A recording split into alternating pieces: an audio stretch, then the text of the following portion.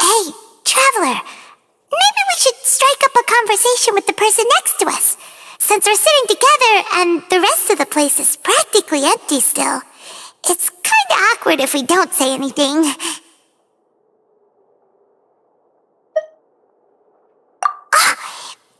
little... Of course you put this on Paimon! Excuse me, I did not realize you felt awkward. I am terribly sorry. I would be perfectly happy to chat with you if that is what you would like. So you heard all of that, did ya? Boy, you sure have good ears. Paimon thought she was keeping her voice down. Wait, that's not it. Paimon's sorry. Paimon's the one who was being rude, talking under her breath like that. So, let's talk, but, what should we talk about? Oh, Paimon's got it. You're also here early and sitting in the front. Are you a friend of Linny's too? A friend, you say? Well, if Mr. Linny would like to be my friend, I would be more than happy to reciprocate. Oh, so you're not friends with Linny then? Oh, this is getting more awkward by the second. Paimon nearly forgot to make her introduction. Nice to meet you. Paimon is Paimon, and this is the Traveler. We just arrived in Fontaine. It is an honor to meet you two. I have heard of your deeds across Tevat. And as required by proper etiquette, I will also introduce myself. I am... Oh, Monsieur Nervillet, what an honor it is to have you here to see my show. Ah, Mr. Linny. I should say it is in fact an honor for me to see your performance in person. Wait, Nervillet? Could he be... I saw you all chatting just now, but it seems you still don't know who Monsieur Nervillet is. Allow me to introduce you to Fontaine's Chief Justice. That seat is always reserved for him. It wouldn't be too much to say that he's the symbol of justice and honesty here in Fontaine. Ooh, sorry for being so rude just now. Paimon had no idea you were such an important person. No offense taken. Being Chief Justice is merely what I do for work. Nearly every person has their usual reserved seat, so I'm not so special, really. And by the way, I should probably let you know, even though I would prefer not to. There's someone sitting up there in the VIP seats that has been striking a pose for quite a while now. I believe she is trying to give you a most elegant and impressive first impression. So I think you should take notice of her sooner rather than later, otherwise she may become flustered.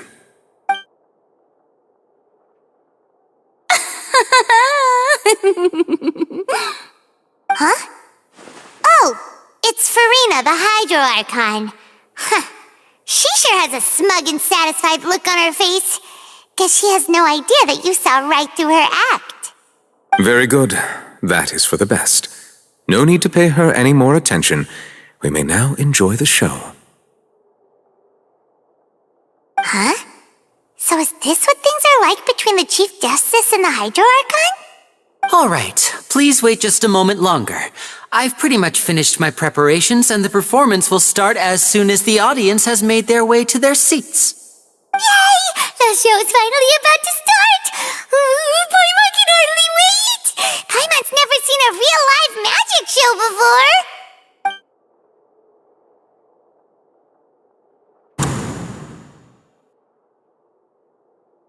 Oh! They're dimming the lights! The show must be starting!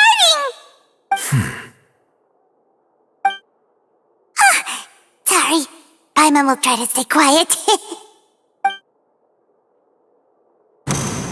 Welcome, one and all, to the Opera Epiclese. I am the star of today's show, Linny. And over here is my sister, Lynette, who will be working as my wonderful assistant. Please, let's give her a warm welcome. Hello, everyone. I know she may seem to be a little sleepy right now, but that's just a sign that she's nervous. Whatever. Now, some of you may be thinking, two vision holders who can freely manipulate elemental powers performing magic is not true magic at all. So, I would like to take a moment to assure you that elemental powers will have nothing to do with what you will witness on the stage today.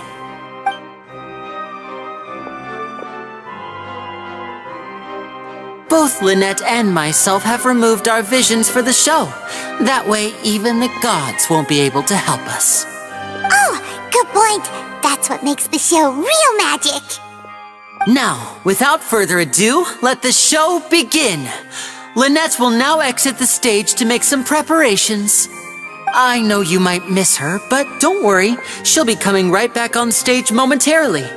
Perhaps in an unexpected way. I'm sure she'll be stealing the spotlight soon enough. Oh, and before I forget, there's one more thing I should say. You never know what can happen in the blink of an eye. A magician's greatest skill is making things disappear or appear. The possibilities are endless.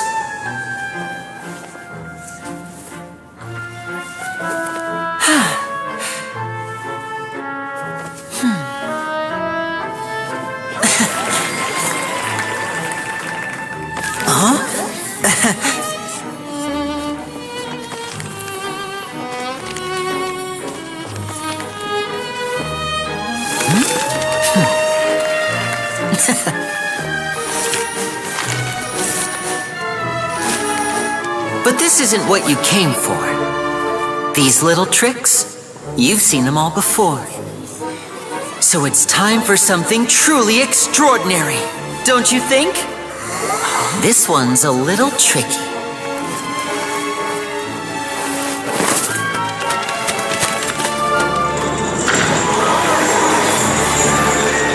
Using this water tank, I shall make my sister vanish completely, right before your very eyes.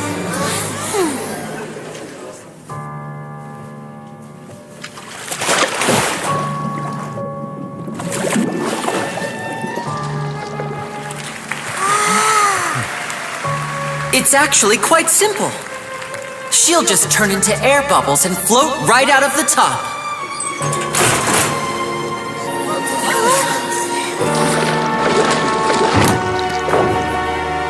Oh no! I told them to check all the props carefully. With the lid on, even air can't escape. An amateur magician would be getting very nervous right around now. Luckily, it's me on stage, so let me show you what a true virtuoso can do.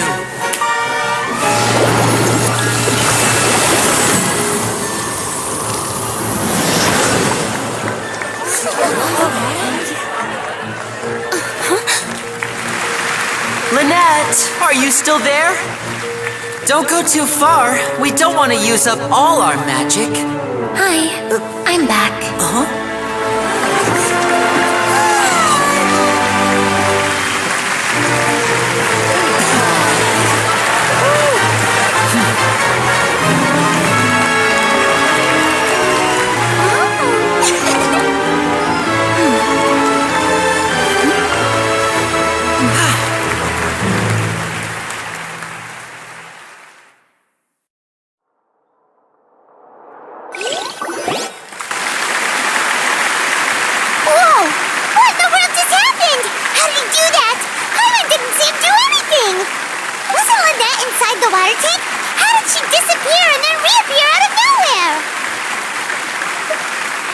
If we could see easily through his tricks, then that would mean that his skills are still lacking.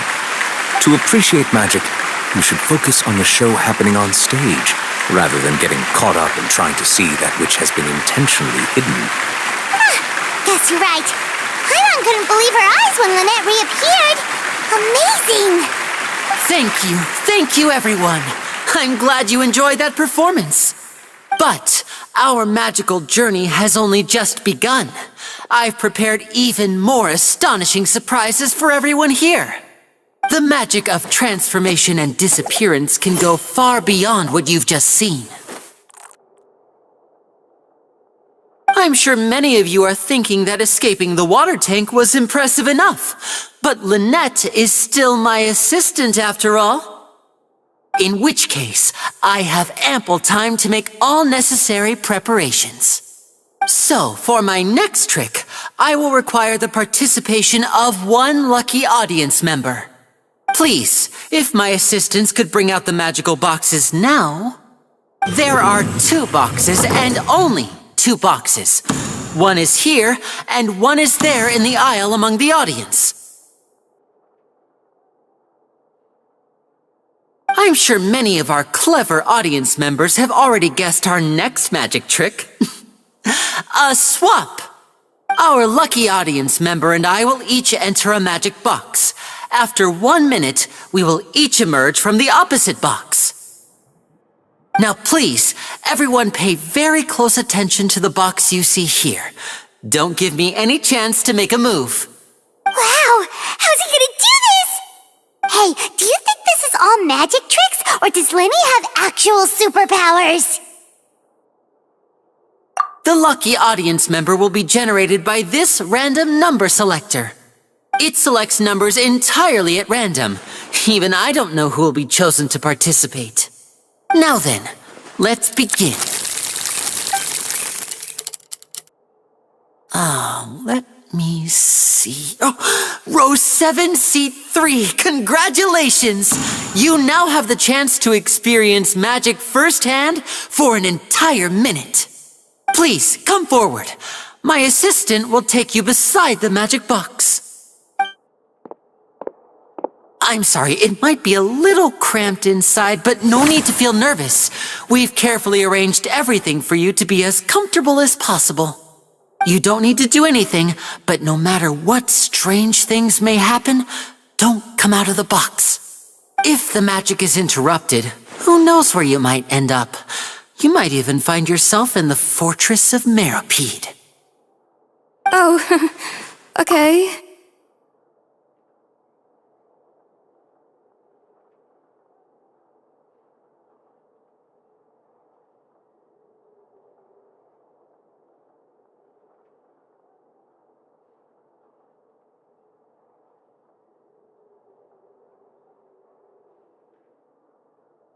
All right. Before I enter the magic box, there is one more thing I need to ask the audience to do.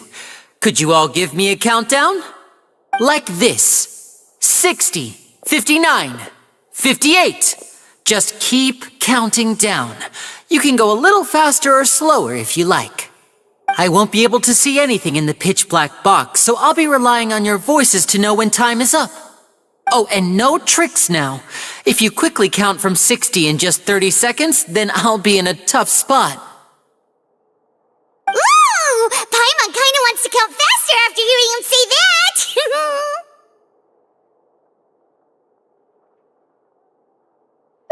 No, that won't do. I can see it in your eyes. You still can't be trusted. Let's practice together. Come on, repeat after me. 60, 59, 58. 60, 59, 58! That's right, perfect. Keep it going. All right, I'll see you all on the other side once you've finished counting.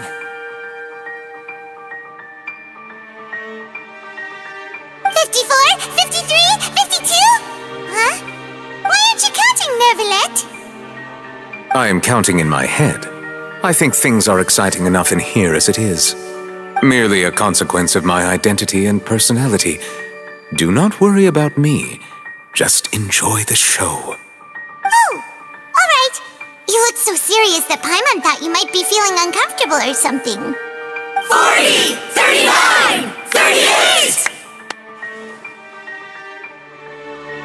Mr. Linney, are you all right in there? Is everything ready? Yes, I'm fine. I'm just double-checking the direction of the magic. It would be a disaster if we get sent to the wrong places. For example, mid-air right above the audience. Even though he's saying that, Lenny doesn't seem nervous at all.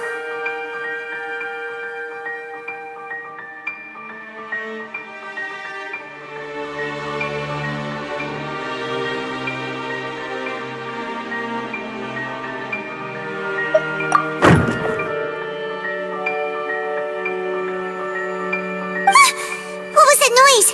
Did you hear it too?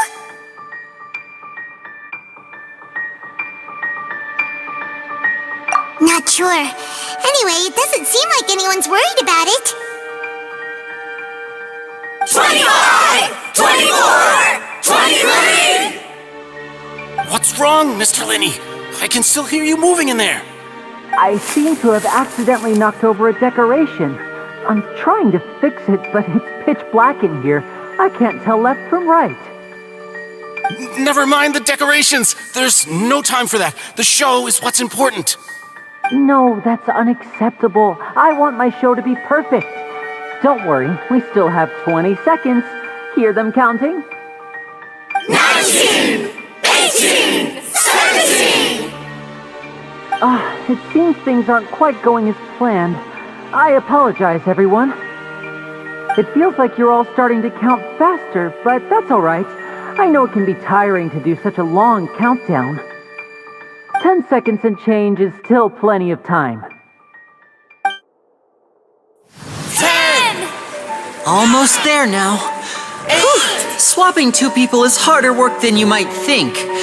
Even a master magician like me can't guarantee I'll get it right the first time. Hey, wait! Is this the back one? I can't tell. They both look the same inside. Huh? No, that's not it. I'll try again. 7, Hey, slow down! Honestly! 5, 4, 3, Whoops! That doesn't count! 0.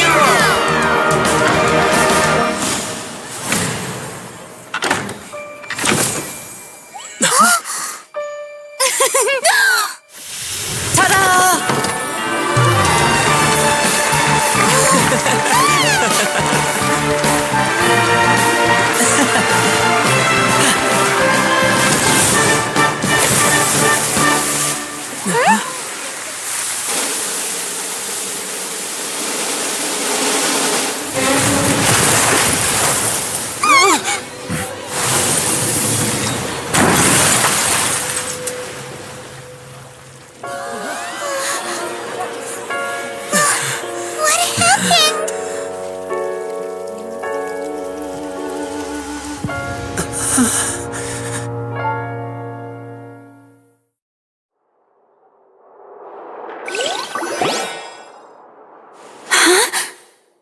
Is this part of the show? Mr. Lenny, you're going to use magic to fix the stage now, right? What happened? Oh no, maybe this isn't part of the show. The girl was still in that box, right? This performance is over. Medical staff with me. Guards, secure the scene and detain all the performers. Seal the exits. No one is allowed in or out at this time. Yes, that's right. If this was just an accident, then we must investigate the cause. But if this was all part of some scheme, then those accountable will not escape the judgment of the God of Justice. No need to be alarmed, you two. We'll get to the bottom of this soon enough.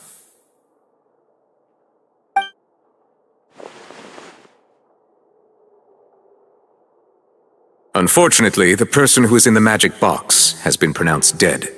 His name was Cowell, one of the assistants in Linny's magic troupe. Apparently, the fireworks on stage ignited the ropes that were suspending the water tank, which then caused the tank to fall onto the stage. As of now, we are still not sure why we found Cowell in the box, rather than the guest from the audience. And after an initial search of the area, the guards have confirmed that the girl is nowhere to be found. It appears that this incident was not merely some mishap with the performance. And there are many indications that it is connected with the case of the serial disappearances of young women. The serial disappearances case? That's the case that Charlotte mentioned before.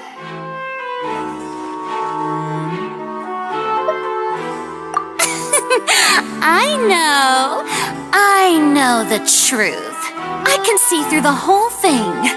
Really, using such a shallow and obvious mystery as his finale, did he really underestimate us that badly? I say that our powerful magician, Mr. Linney, is now the prime suspect for the serial disappearances case.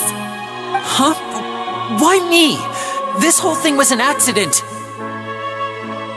No, this all occurred during your magic show, did it not? The missing girl disappeared after being chosen, did she not? The deceased is one of your assistants, is he not? Now that I think about it, that whole speech about magicians making things disappear was nothing more than a provocation, a bald-faced challenge. That can't be right! How can Lenny do this? He was in the box on the stage the entire time! We can even hear his voice! Besides, before the show, he told us that he would like to catch the criminal behind the disappearances! He couldn't possibly mean catching himself! Save discussion for a later time, please. Lady Farina, may I assume that your comments just now constitute an accusation against Mr. Linney and his associates, and that you are pressing charges? I just think that I think it might be a little early to talk about formally pressing charges. But what Lady Farina said just now makes perfect sense. Looks like she's gonna personally deliver justice. A kidnapping and murder carried out under the cover of a magic show. Lady Farina said it all. I mean, of course, my dear people. But what excites me even more than the obvious truth before our eyes is the opponent I'll be facing. That's right. I mean you, Traveler. You'll support Lenny, won't you? After all, he was the one who helped you the first time we met. Then there's no problem at all. You know, the Traveler and I already had a duel the first time we met. But with Lenny's help, our little duel ended in a draw. But draws really are the most boring possible outcome. So, no more draws. Between the two of us, there must be a clear winner and loser. And what better place to hold such a riveting showdown and decide the true victor than here, on the grandest of stages, the Opera Epiclese. It wasn't a draw. She obviously lost last time. I understand. Charges have now been pressed, and as such, a trial is in order. Well, Traveler, seems Lady Farina has set you in her sights. But putting her dramatic rhetoric aside for a moment, I would like to ask you, are you willing to act as Mr. Linney's attorney and defend him in this case? Very well. The trial will be held a day from now in the Opera House. Both sides may investigate the scene to build their cases and search for the truth.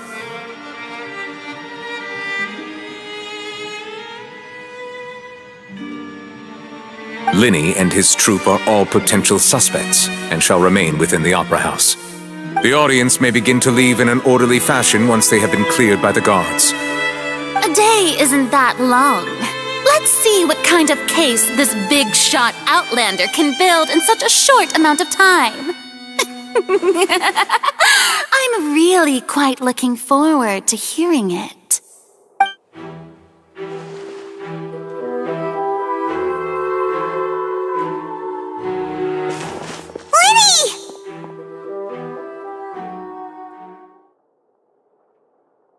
Sorry about everything that happened just now.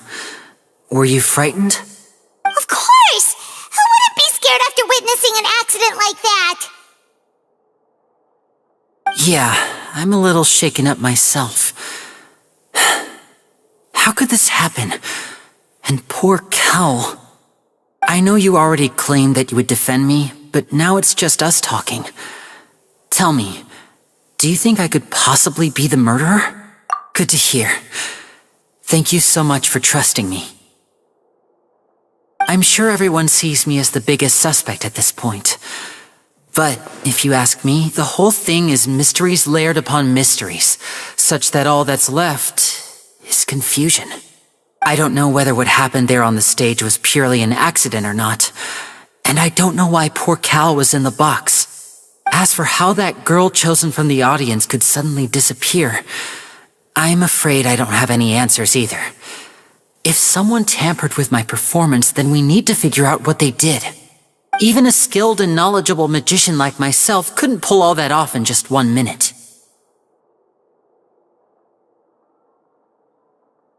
Which is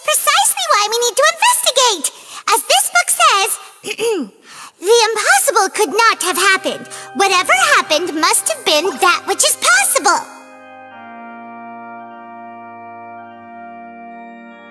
Paimon bought them when we were reading at the bookshop in the city earlier. Pretty cool, huh? Don't worry, Paimon used her own savings to buy them. It wasn't from our travel funds. I think they look cute on you, Paimon. You have good taste, Lynette. That's the right attitude. Feeling depressed isn't going to help me now. I need to get back to my normal self. But with the guards watching our every move, it's going to be especially difficult for Lynette and I to prove our own innocence. Good thing you agreed to be our attorneys. Thanks for that. We'll be counting on you. Yes, thank you so much. Yeah, just leave it to us.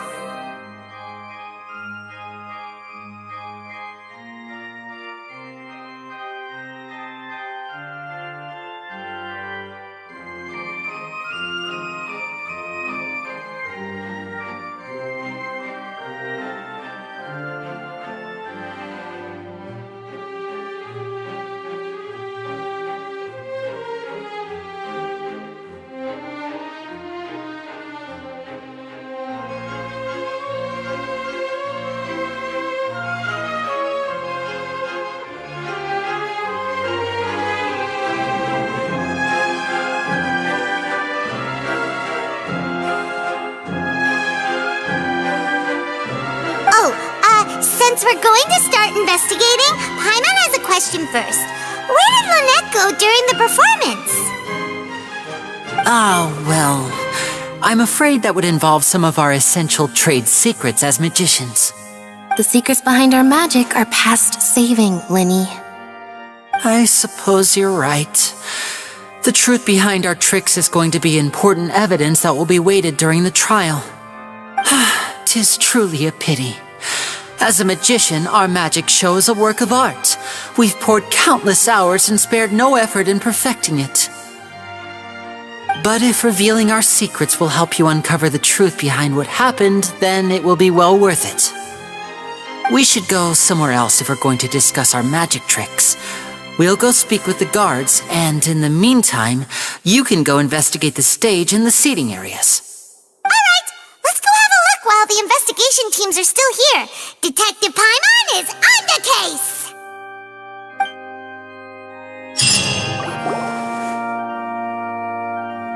Hello, officer. How's the investigation going? I see. You must be the traveler that Lady Farina mentioned. Listen, I'll be perfectly honest with you. I'd avoid getting mixed up in this whirlpool of a mess if I were you. Huh? What do you mean? Come with me and you'll see.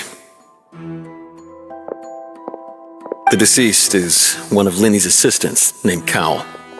Even though he hadn't joined the troupe long, he was hardworking and everyone generally liked him. The assistants are usually in charge of setting up and inspecting the props, as well as assisting with the show and keeping the crowd engaged. As you probably saw when you were in the audience, the water tank suddenly fell and smashed the box with Cowl inside it. This is the real mystery. We've already searched the scene and were unable to find any traces of the girl.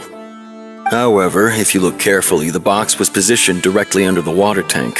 The ropes holding the tank were then burned by the pyrotechnics on stage, causing them to snap. All these factors lining up so perfectly makes it hard to see this as a mere accident. If anything, the more logical explanation is that the whole incident was intentionally planned, and Linny is the most likely person to have access to all these areas. But he doesn't have a motive! Are you both good friends of his? Well, you can't say we're good friends, but we've known each other for a little while. So in just a short time, he was not only able to win your trust, but even convince you to act as his attorneys. I know there's no such thing as magic. The real trick of a magician is holding the audience in the palm of their hand. I've seen a lot of cases, and I can tell you that people are the least reliable kind of evidence. Sorry, I tend to be pretty straightforward. Just know that I'm warning you for your own good. Anyway, you may investigate the scene of the crime yourselves if you're curious. Who knows, maybe you'll be able to come up with some new evidence.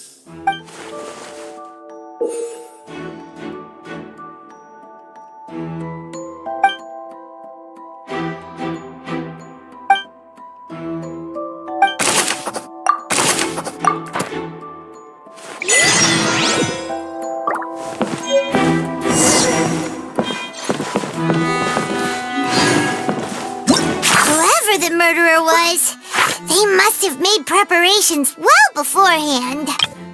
Whoever the murderer was... What?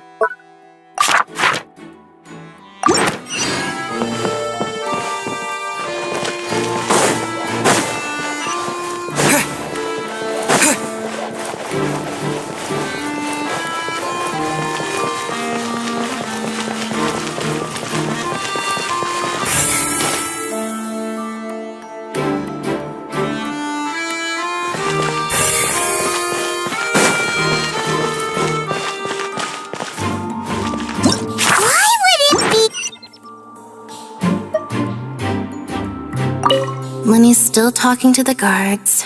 It seems he'll have a lot of explaining to do. I think someone will be assigned to monitor us later, but that's alright.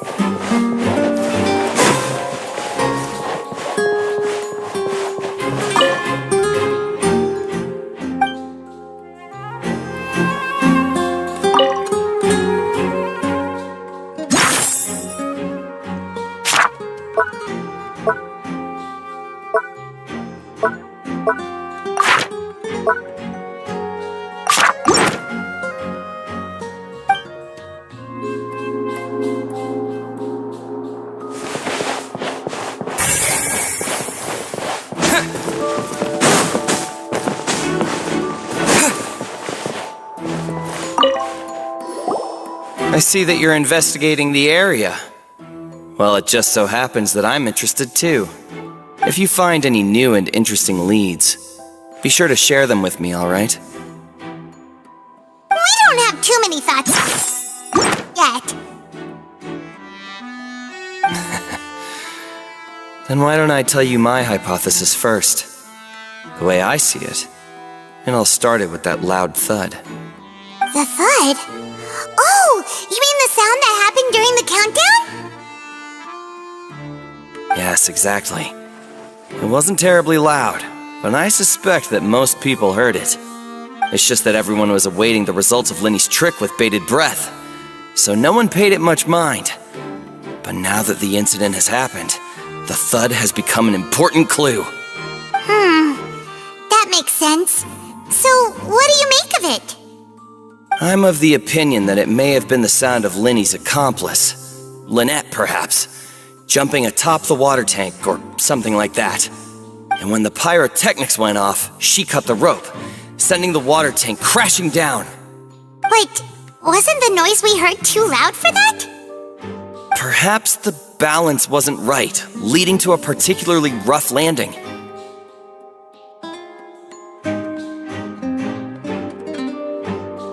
Oh, that's true. I suppose I must reconsider. That does remind Paimon, though. What was with that sound?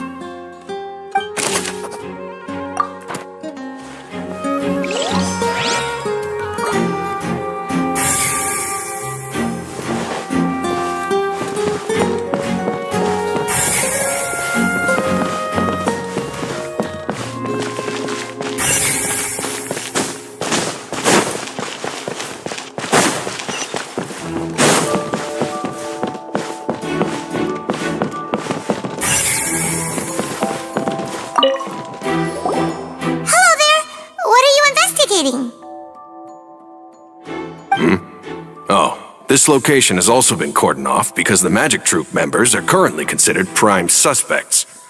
The investigation team is still collecting evidence. The seats were all booked in advance, so we were able to deduce the missing woman's identity by checking the guest list.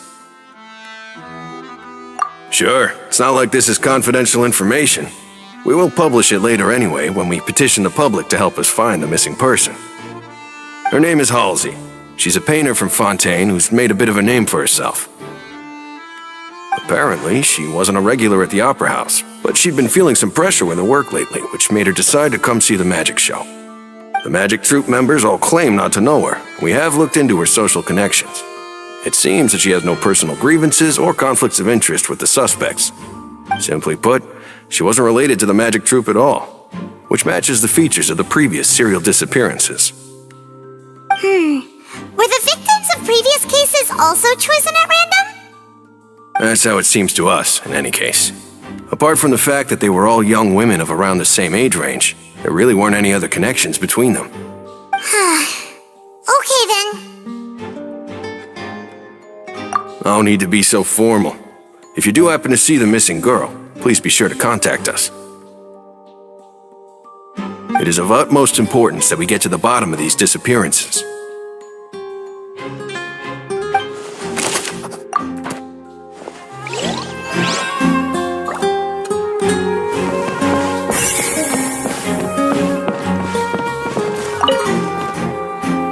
Go ahead, have a look around.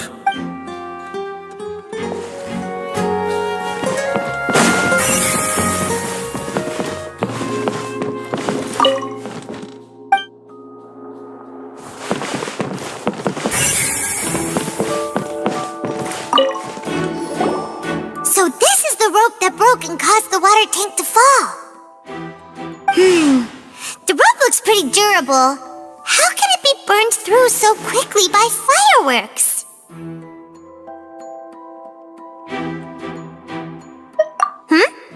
Why are you suddenly so serious, Traveler?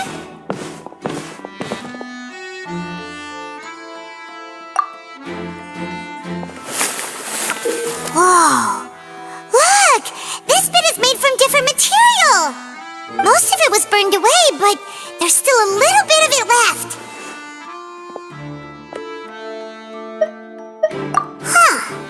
So if a rope meant to hold something was made with that kind of material in it, then that means...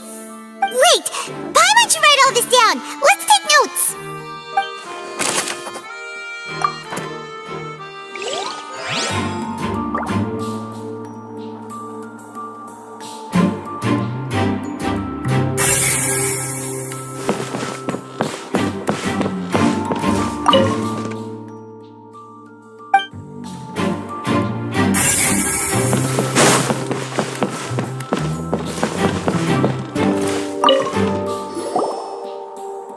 The investigation team has some new findings.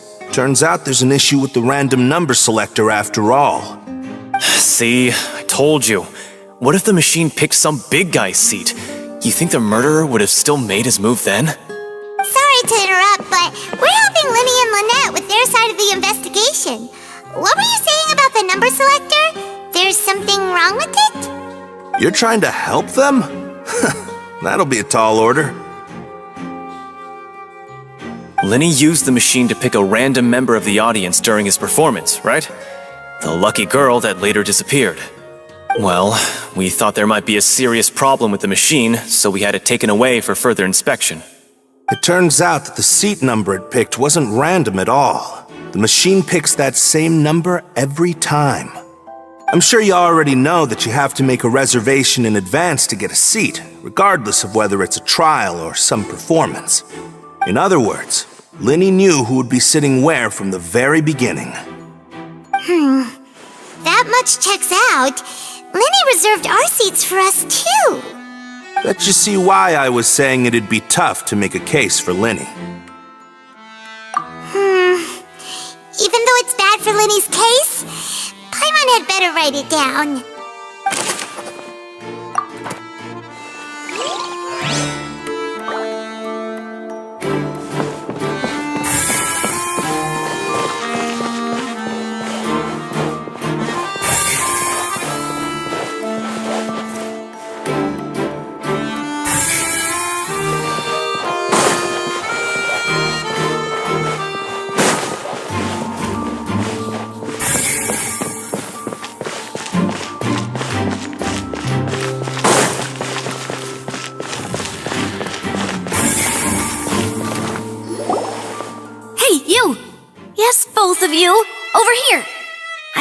keeping an eye on you for a while now. Huh? You mean us? That's right. If I'm not mistaken, you're also among those who wish to cut down the thorns and pursue the truth. No? And by the looks of it, you're not from Fontaine. Well, you're right on the more about that one, but who are you? Have you never heard of the Spina di Rosula? From mediating disputes and providing protection to solving conundrums, you name it, Spina di Rosula does it. And I, Navia, have the honor of being its renowned president. Though those who play by our rules call me boss. I'm Silver, her attendant. Pleased to meet you. And I'm Melus. Demoiselle's various daily needs and affairs are under my purview. Huh? Boss? Demoiselle? What gives with the names? Well, I am the second generation president. Melus and the others are still used to my previous title. My apologies, Demoiselle. Should you prefer, boss, I will endeavor to use that instead. No need. You don't have to call me boss. Just Navia is fine. Okay, if you say so. Not that we're members of Spina di Rosula anyway. All merely trifling details. Never mind. Now, back to the situation at hand. That's right. I've always kept an eye on the serial disappearance cases. My interest stems from a matter back from my father's time. Judging from the look of things, I find Linny an unlikely mastermind. Really? We think so too! That's why we're looking for clues now. But how did you come to that conclusion? Intuition, naturally. My unparalleled intuition. Farina sure was quick to point the finger at Linny without any decisive evidence whatsoever, wasn't she? But that's not uncommon for her. If you remember, the Justice had to interrupt her and ask if she was pressing charges just to keep her from getting carried away. Anyway, a trial begins the moment someone levels charges. And, of course, there was no way Farina was going to back down in that situation. Sounds more like you just don't trust the Hydro Archon. Well, what's your opinion? I must admit that she can be interesting at times, but liking her doesn't mean that I'll blindly agree with her. All right, I've answered your question. Now, it's time you answer mine. Wait a minute, did that answer count? Well, I say it does. But don't worry, you won't hear any pointless questions from me. In your opinion, do you think it's right to treat a trial like it's an opera?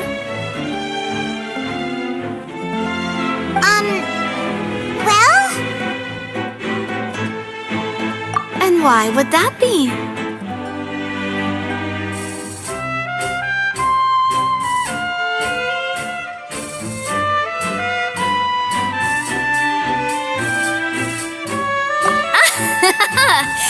See, Silver and Melus? I told you they'd be different. Most astute of you, Demoiselle. I, too, think that the Traveler's response was most excellent.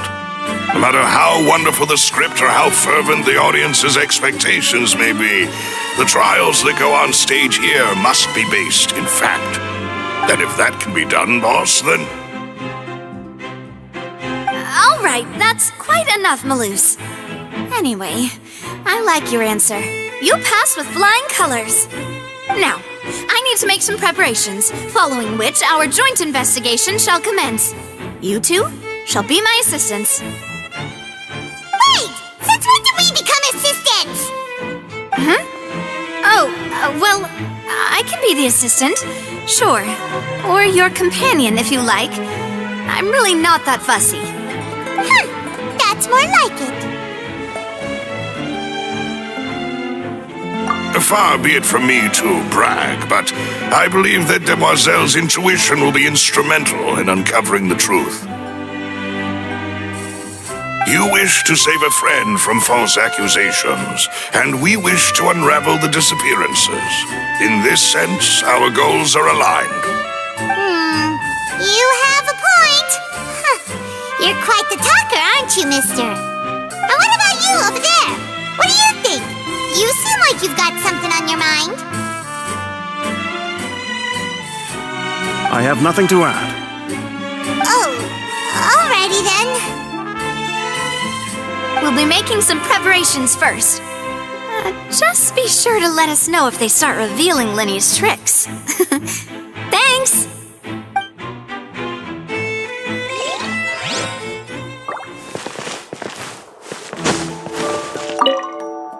Speaking of that, I think magic shows would be very popular in Poisson.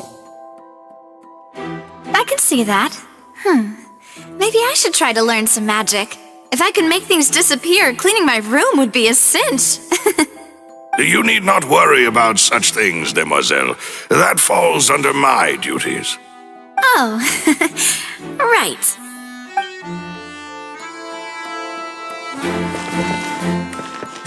Whoever the murderer... Speaking of that, I can see that. Maybe I should try to learn some magic. You need not worry about... Oh.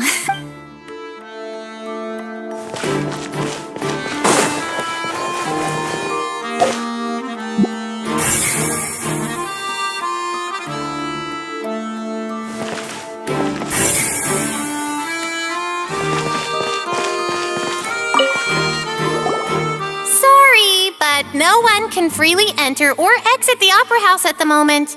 If you wish to leave, you must register your identity with us first. No, we're not leaving. We're representing Linny and Lynette as attorneys, so we're investigating the case. Were you always guarding this entrance?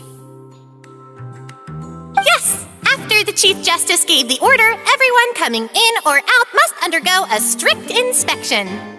So, the missing girl couldn't have left from here. At least, not from that point on. I doubt there was much opportunity then, either. How can you be so sure, Well, because I was in charge of security near the entrance at that time. I couldn't see Linny's performance from here, which was quite a shame. Just my luck. But still, I did not abandon my post, and I stayed put no matter how loud the applause was. If someone had so much as even approached the door, I would have noticed it, let alone if they had tried to leave. We Melusines are good at that sort of thing, you know. So, it's safe to say the girl couldn't have left through here. Alright, thank you for your help. This will be useful info.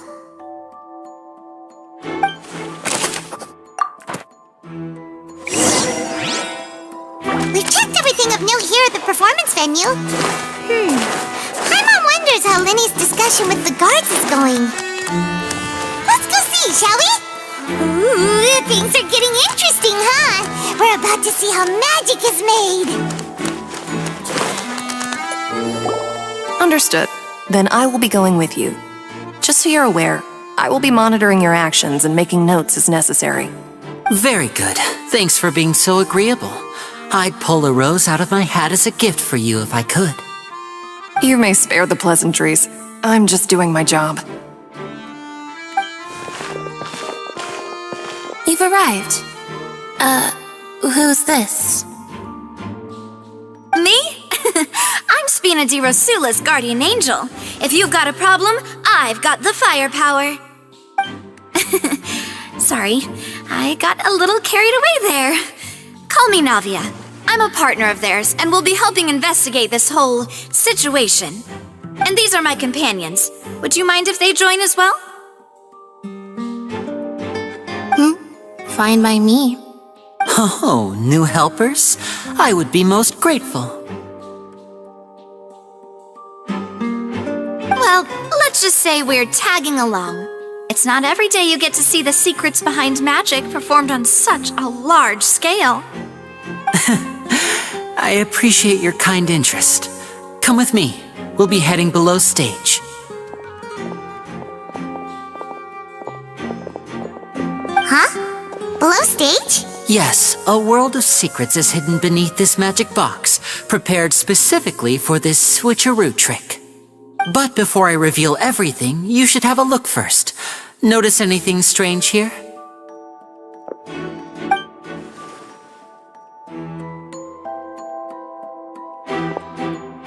I'm not trying to be dramatic. Remembering the details of a trick will help you understand the methods used to perform it more easily. Huh. Weren't there balloons and other decorations here? Where did all that go? Ah, good eye. That said, you're still far from discovering the answer. The back? You mean the inside of the door? What's different about it? Paimon didn't notice anything. Very good indeed. I thought you might not be able to catch that, given that you were sitting in the first row. The back of this door was patterned. Those patterns are now gone, replaced by a smooth wooden board. So, if you put 2 and 2 together, what do you get? Exactly. All right, let's go. I'll tell you how it works as we head down.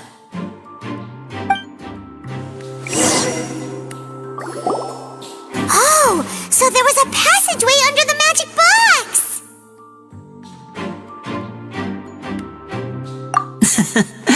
I knew you'd figure out most of it as soon as you saw this place.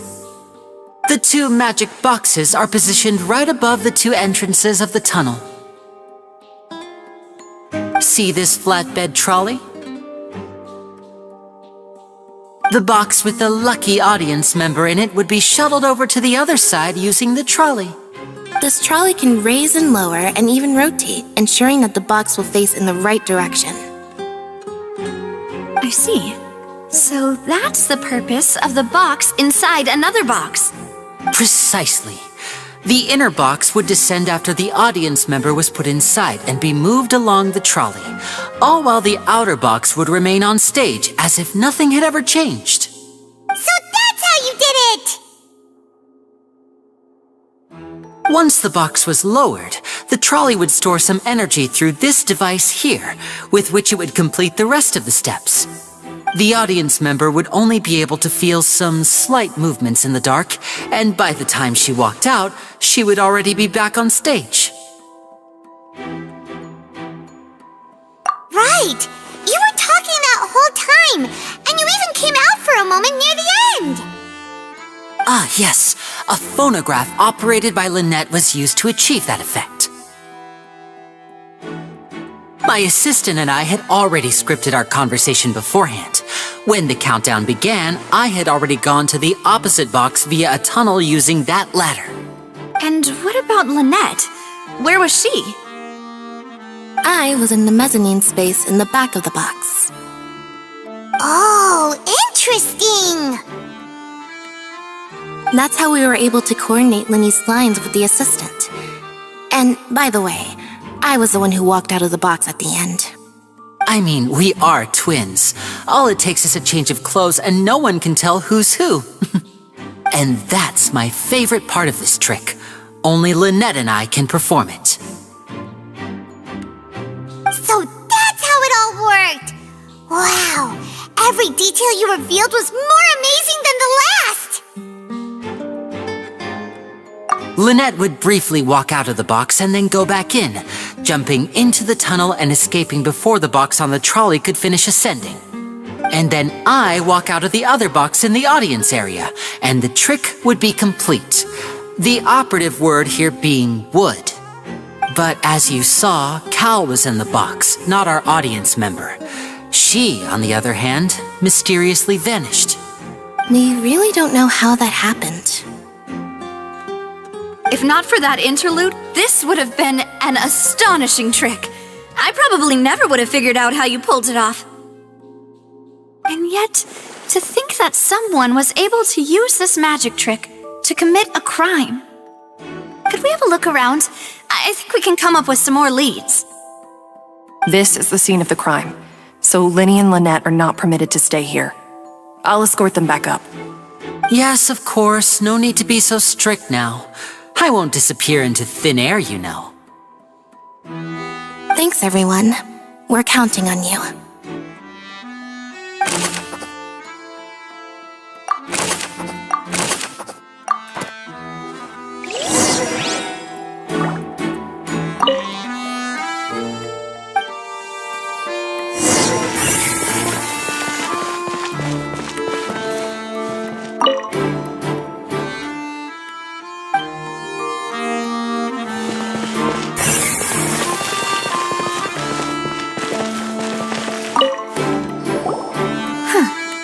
What's this? Looks like a hook tied to the end of a rope. Huh? There's all kinds of odds and ends here. Perhaps it was a prop for a different trick. But why would it have been left here? Whatever it is, let's make a note of it first.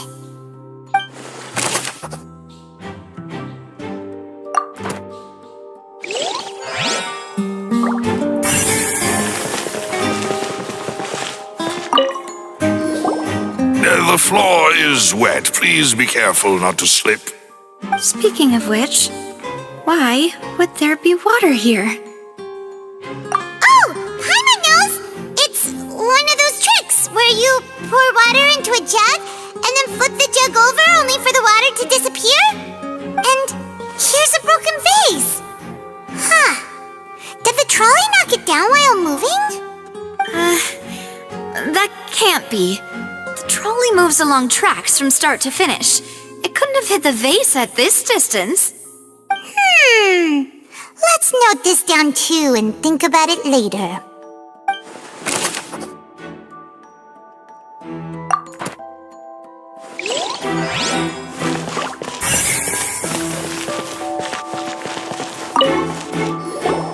Oh, these are the clothes that the lady chosen from the audience was wearing, right? Her clothes are here, but she's nowhere to be found. Right! And do you really need to do that if you're kidnapping them? Ugh, this is so confusing. Paimon doesn't want to be a detective anymore.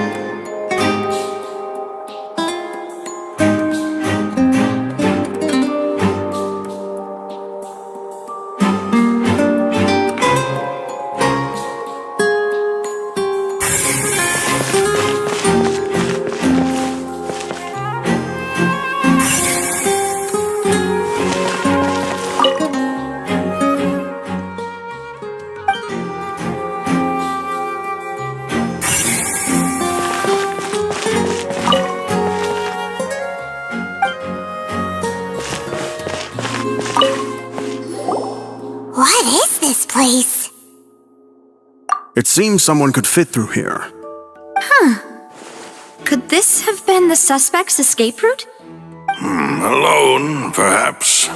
But if they had to pull another person with them, the space would be too narrow. But there are no other ways in or out of here.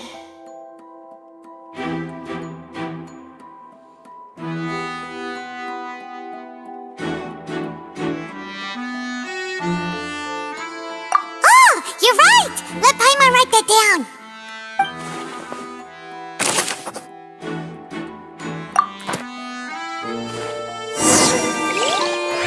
Seems we're just about done investigating down here. Yes, let's head back up.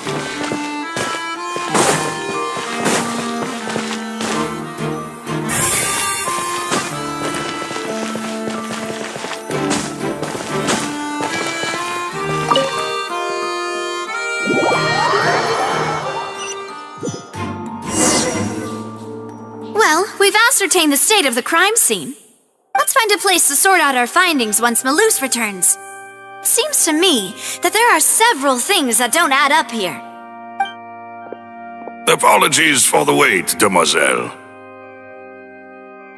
So, what did the guards say? Did the criminal escape through the vent? They believe the odds of that are very low, since the vent leads to the Opera House's basement. The guards have checked the area carefully.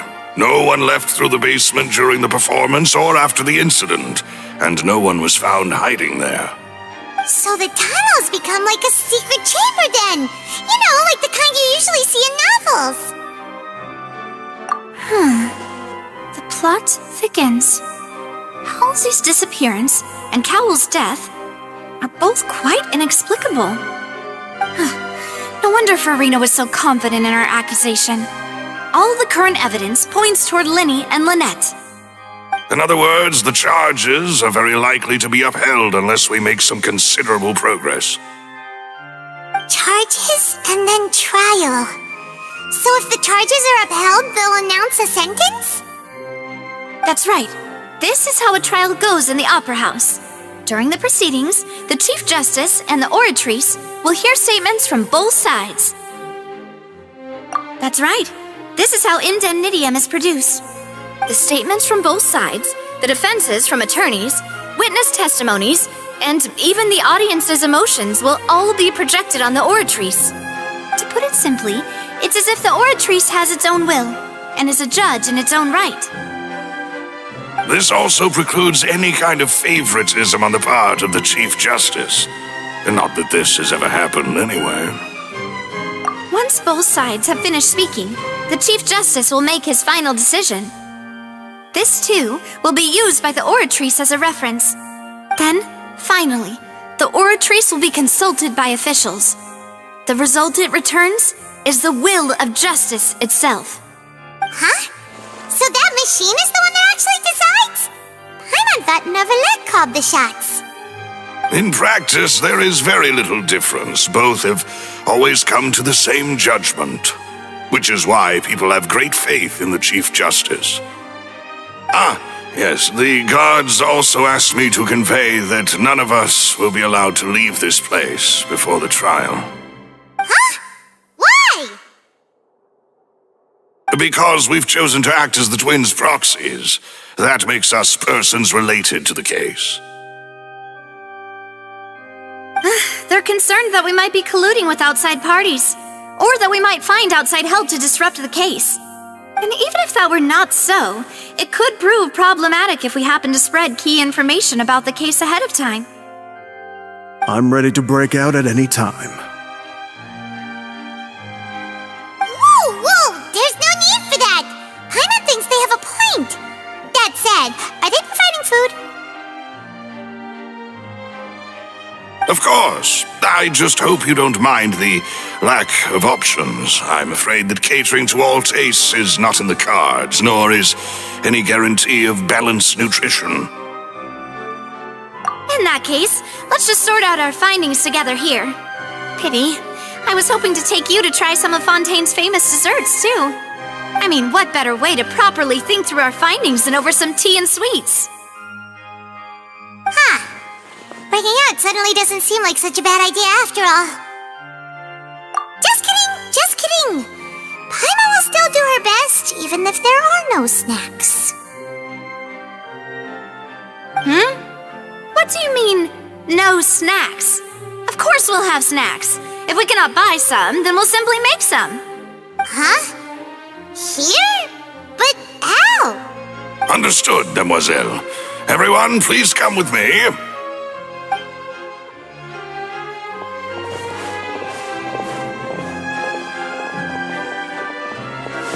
Wait, you're carrying a portable stove with you? Yes, I must be prepared to meet the demoiselle's baking needs whenever the fancy strikes her. I have eggs, sugar, and almonds at the ready.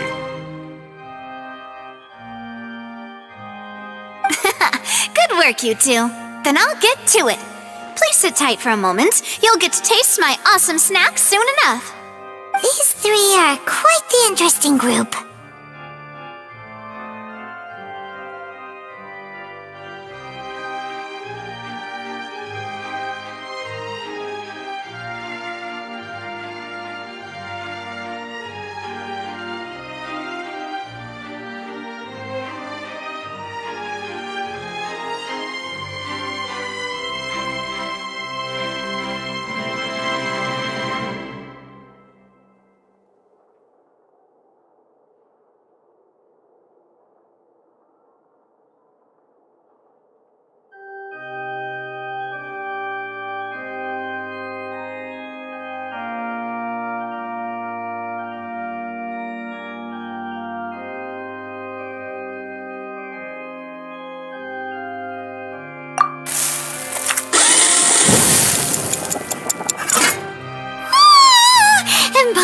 it smelled good while it was still in the oven! Oh, it's even better now. Paimon can't stop drooling. From the way you had these two guys carrying all that stuff around, Paimon thought you'd have them do more during the baking process.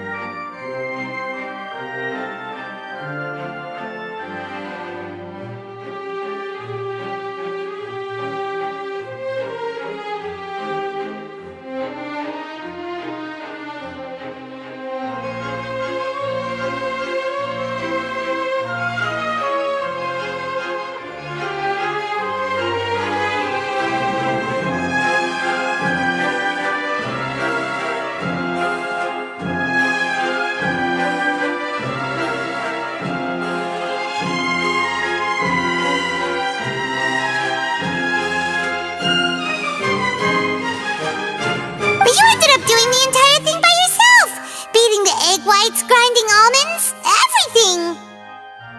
I was applauding. And I was giving encouraging smiles. Paimon was just thinking, aren't you worried about getting your fancy dress dirty beating egg whites and baking like this? Well, I don't think it's carved in stone anywhere that fancy ladies can only read books, sip tea, ride horses, and play the piano. I just really enjoy making snacks. Don't underestimate beating egg whites, by the way. It's a real arm workout. You also need to beat them to just the right consistency, or your macarons will crack. Anyway, give these a try, fresh out of the oven. There's 3 for each of us. Only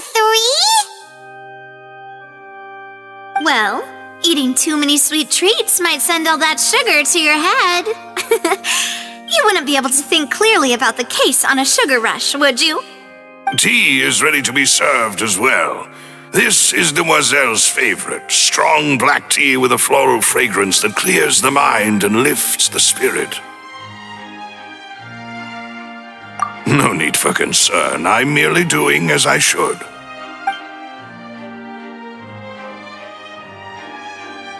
All right then. Down to business. As Paimon mentioned previously, the tunnel seems to be something of a secret chamber. However, we can assume that Linny and Lynette were not alone within it. Some criminal also occupied its sealed confines. The magician twins could have committed the crimes, of course, but they lack any logical motive. Exactly! Why would they do such a thing right when everyone was watching? The flower vase and the thud we heard during the performance could indicate some altercation between Halsey and the criminal in the tunnel, resulting in the shattering of the vase, the discarding of her clothes, and her abduction. Perhaps the criminal thought that since she was chosen from the crowd, she would be too easy to identify if she was still wearing the same clothes. Paimon thinks that makes sense, but the real trouble is...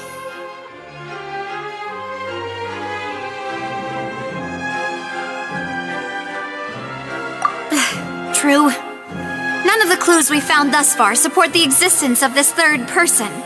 But the only people left to consider are both technically victims, whether it's the missing girl, Halsey, or poor Cowell. Huh. Could Halsey have secretly made modifications to the magic props in order to murder Cowell before making her escape? That's right. And even if she had tampered with the setup, she would need to understand the entire trick to pull it off. Nor does she have any motive. The guard said that she has never had any dealings with the Magic Troop's members. Were we not thorough enough in our search? From the sound of things, this is turning into an impossible case. Your macarons are amazing though, Navia. They smell great! They're nice and crisp and super sweet. They are my specialty after all. And I see you've already had 5 of them. What? 5? Oh, that can't be right. Paimon only counted 3, honest. Please don't worry about it. At my age, a few less sweets might actually be a good thing. No. Being greedy is one thing, but Paimon knows how to count. Besides, Paimon knows that if she ate too many, then others wouldn't have enough.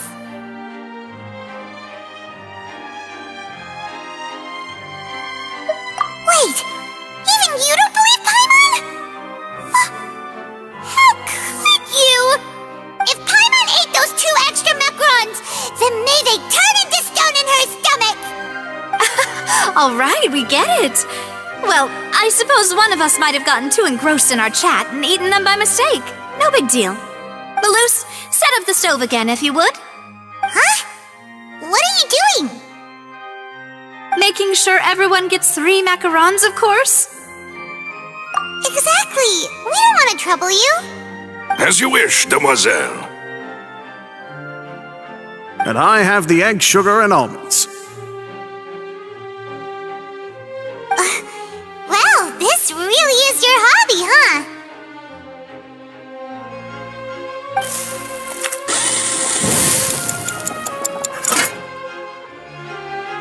Well, that's it for snack time. I'm going to have another look around the area. I don't know what we're looking for yet, but we've still got some time. As attorneys, I suggest the 2 of you think the case over again. It would be awkward if you got all tongue-tied on stage during the trial. All right, thanks for your help and for the snacks. It was nothing. A small task for the Spina di Rosula. Silver, Maloose, it's time to go. I'll be back if I find anything new.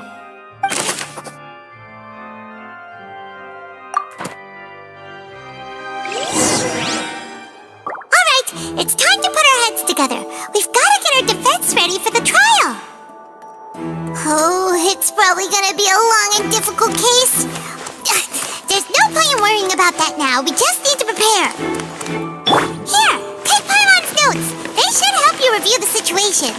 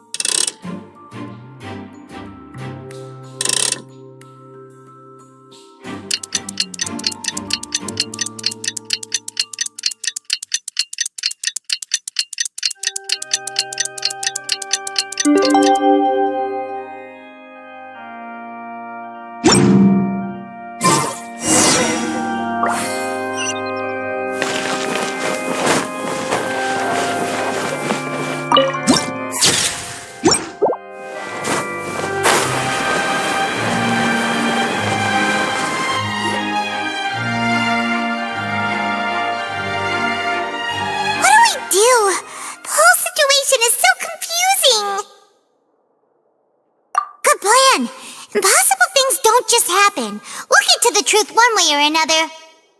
Just relax. Even if everyone else suspects Lenny and Lynette, at least we will be supporting them from the stands. Besides, I doubt Farina understands any more about what happened than we do. Thanks, Navia. Well, we'll be going then. Best of luck to you.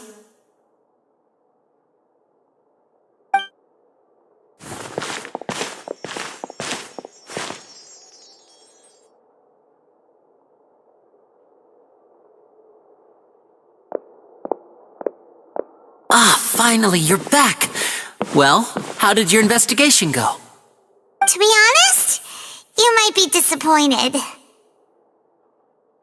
No. We're already very grateful that you were willing to help. Well now, don't you all look disappointed. Don't tell me that your investigation came up empty-handed. That was to be expected, of course. The guilty can never produce proof of their innocence. But don't let that stop you. I shall be terribly disappointed should you, my most anticipated foe, concede so easily. Since both parties are present, I declare that the trial regarding the magic show incident is now in session. Firstly, in order for the audience to understand the causes and results of the incident, could we please have Mr. Linney explain the trick? Yes, of course. I will explain while Lynette demonstrates on stage. All the necessary items have been prepared.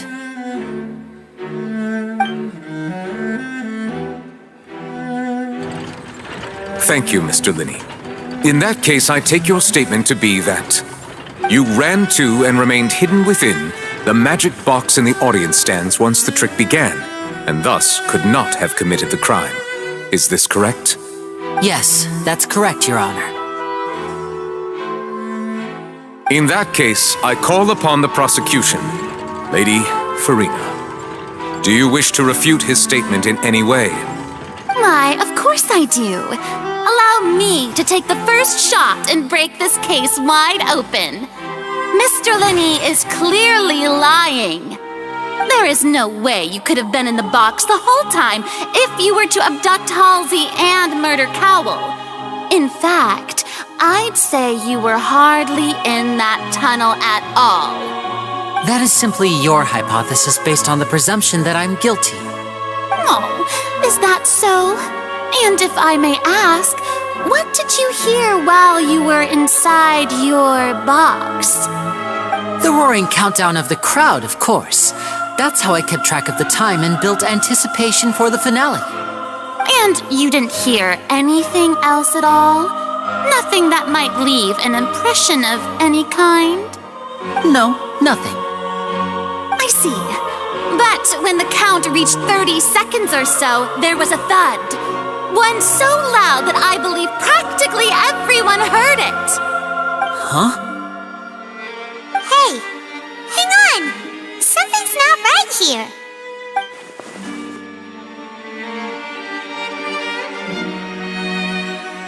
Yeah, I'm sure he could have heard a noise that loud from inside the box. I was right by the box and I definitely heard the thud. Look at those scales. Could those mean... Well then, ladies and gentlemen, allow me to use the words of the magician himself. You never know what can happen in the blink of an eye. Indeed, it seems his alibi can also collapse in the blink of an eye. Of course, I have armed myself to do far more than smash your alibi. Confidence cannot go unfounded, and my foundations are rock solid. Tell me, aren't you and Lynette actually from the House of the Hearth? The House of the Hearth?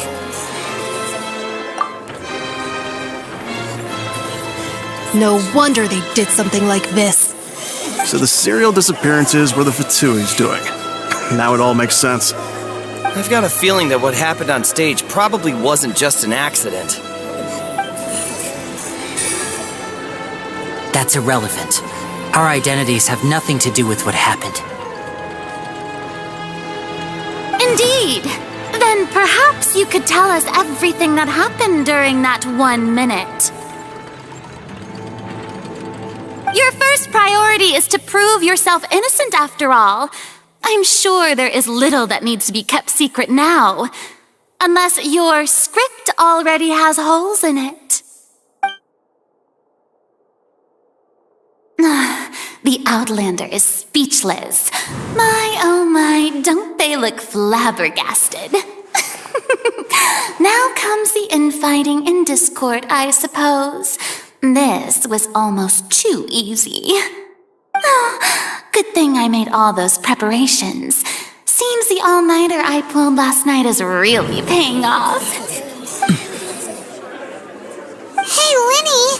Why didn't you tell us this before?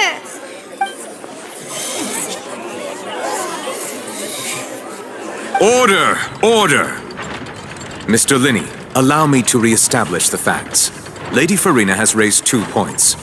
First, when the thud was heard in the Opera House, you were neither in the box nor the tunnel. Second, you and Ms. Lynette are both members of the House of the Hearth. Are these claims true?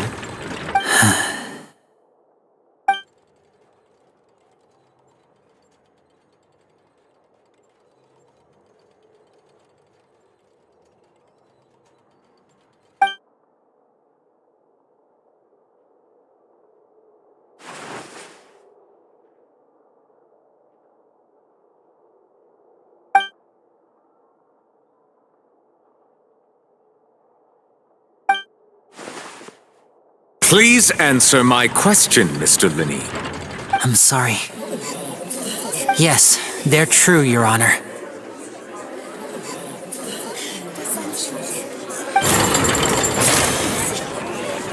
I knew it! Well, that's it. We might as well move on to the sentencing already. What should we do now? Granted.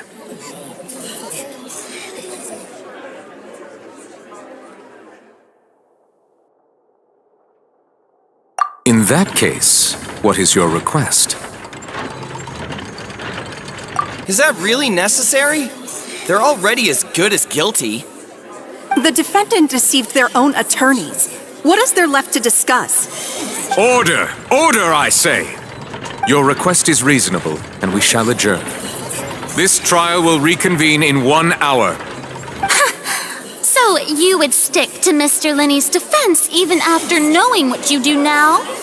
You certainly have more professionalism than I thought.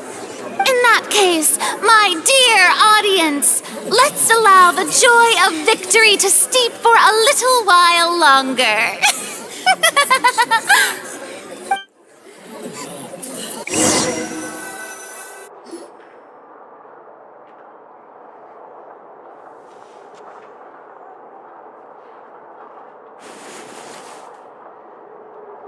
Well, this is awkward. I didn't think the Hydro Archon would dig all that up. I'm sorry, Traveler and Paimon. Yeah, sorry. Paimon doesn't know where to start. We trusted you two. We based our entire reasoning on the assumption that you weren't bad guys. Not to set the wrong tone or anything, but Paimon's really mad! I'm very sorry. I know you're angry, and reasonably so, but please, let me explain. I know you've clashed with the Vitui several times before. I wouldn't be surprised if just hearing the word is enough to make you upset. But our organization is very, very large, and the Harbingers have very different personalities and goals. Right now, we want to save people. As many as we can. That's right. I'm sure we're on the same page when it comes to this nation and the disaster that its people might face. I knew if it weren't for our respective identities, we could become good friends. That's why I didn't wish to flat out lie to you, but chose to hide some details instead. The truth is very important, but being completely transparent about everything would see us spending more effort than we need to. Right. So, you be the judge. Heck, if I were you, I fear that I'd even struggle to trust me at this point. You met a Fatus who works as a magician, a trickster by trade. All by coincidence, too. But still, I'm asking you to trust me. I am no criminal. At least, not in this case. Sorry. Please forgive us. Well, you both say that, but...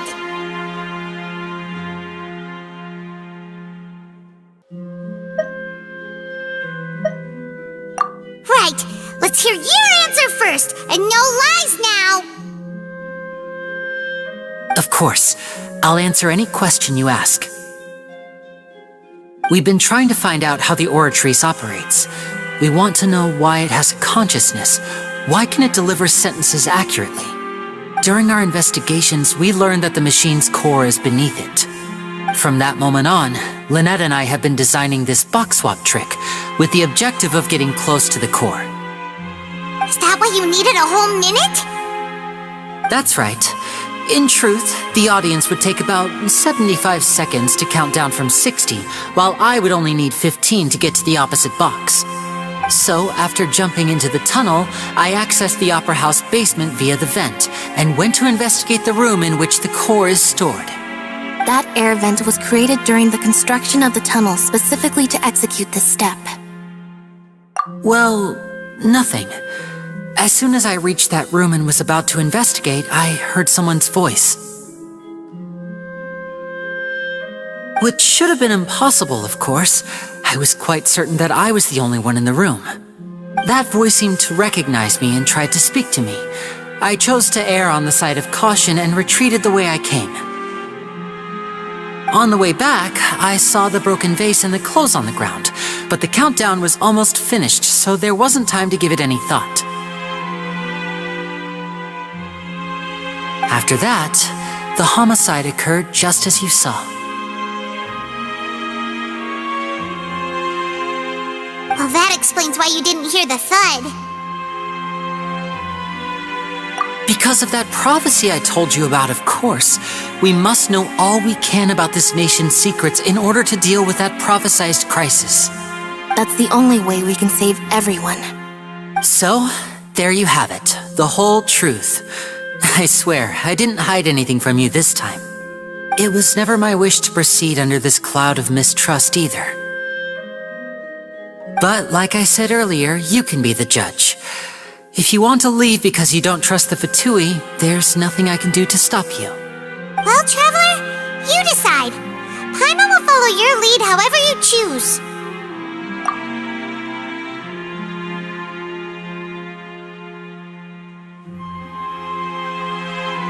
Okay, thank you. Thanks for giving us a chance. The current problem is that the scales are tipped pretty badly against you two. If we want to refute the Hydro Archon's accusations, we're gonna need a seriously watertight defense. Huh?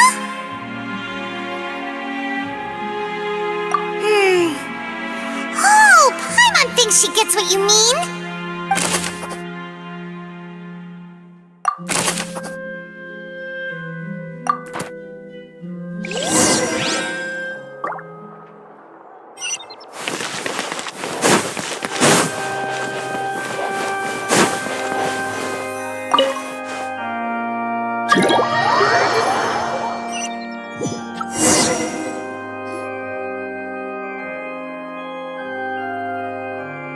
Both parties have returned to their positions. Let us continue the trial. When last we left off, Mr. Linney acknowledged the new evidence presented by Lady Farina as fact. Therefore, Lady Farina may continue stating her reconstruction of the events. That took long enough.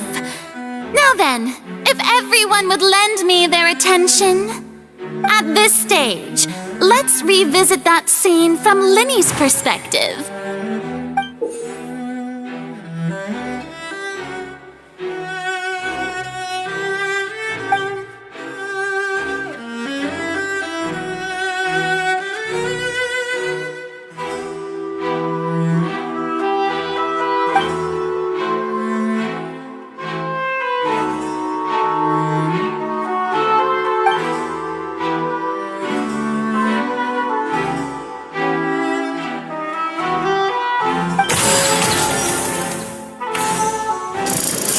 Countdown began, he entered the tunnel.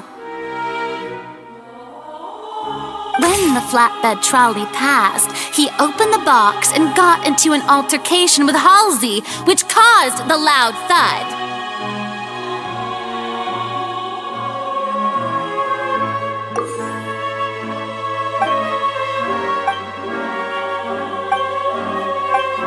He did not realize that this sound could be heard by everyone in the opera house, which is why he claimed earlier that he could not hear the sound. Finally, he used the vase to knock her out, before making her change clothes to prevent others from recognizing her. At this time, Cowell arrived in the tunnel, having heard that strange noise, and caught Linny red-handed. So Linny proceeded to knock him out too before stuffing him into that box. Afterward, Linny passed the unconscious Halsey to his accomplice through the magic box in the audience stands, before operating the devices such that Cowell's death would be ruled an accident. And there you have it. That's the truth behind what happened. Does the defendant's side have any objections to Lady Farina's description of the events? The key to refuting Lady Farina is the order of events, what Linny experienced, and what he saw.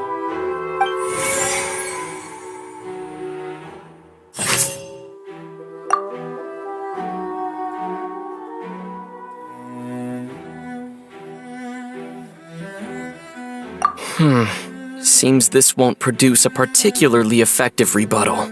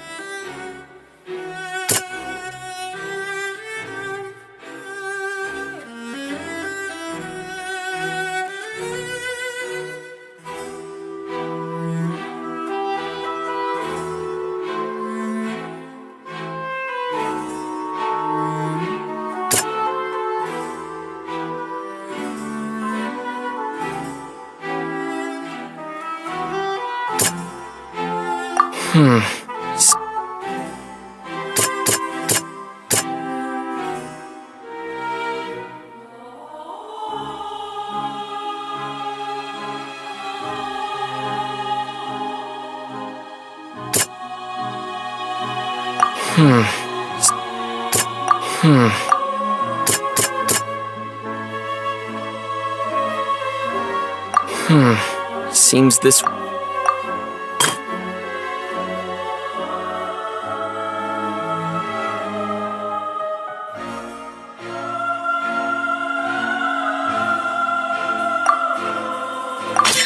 According to Linny, he left via the vent after entering the tunnel. He couldn't have had that altercation with Halsey.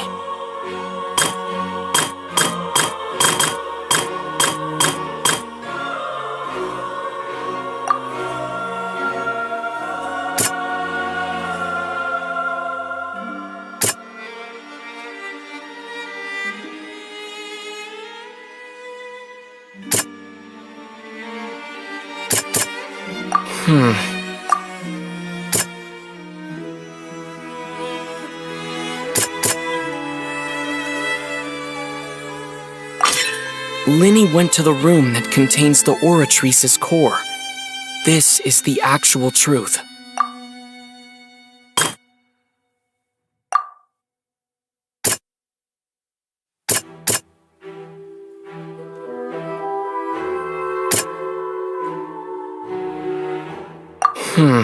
Seems this won't produce... Linny did not take part in the underground altercation. He only witnessed traces of the aftermath. Attention! Ace Detective Paimon has something to say!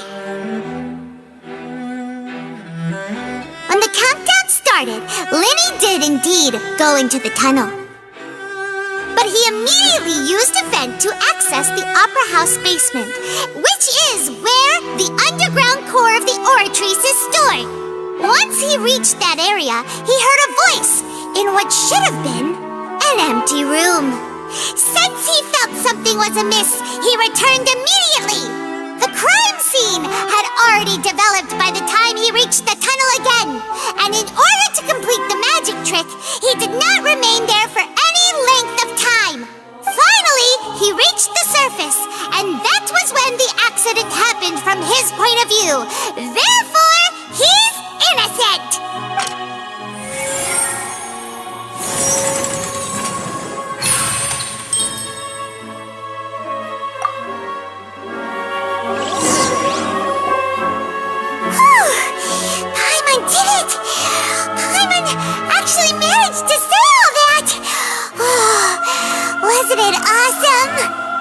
other words, you believe that he knew nothing of the incident? That's right!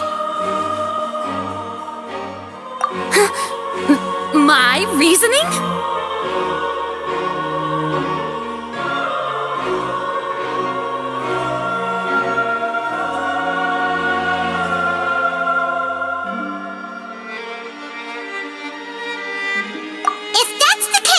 Then if Cowell hadn't entered the tunnel, who was the entire setup meant to kill? Assuming that what you say is true, Linny only needed to kidnap the young girl to cause a new disappearance case. What would the point of killing someone on stage be? Oh, they have a point. That's right, you tell them! And that's why they're partners of mine. They've managed to turn things around. Well, your denial is very strident, I'll give you that. But what proof do you have to back your claims?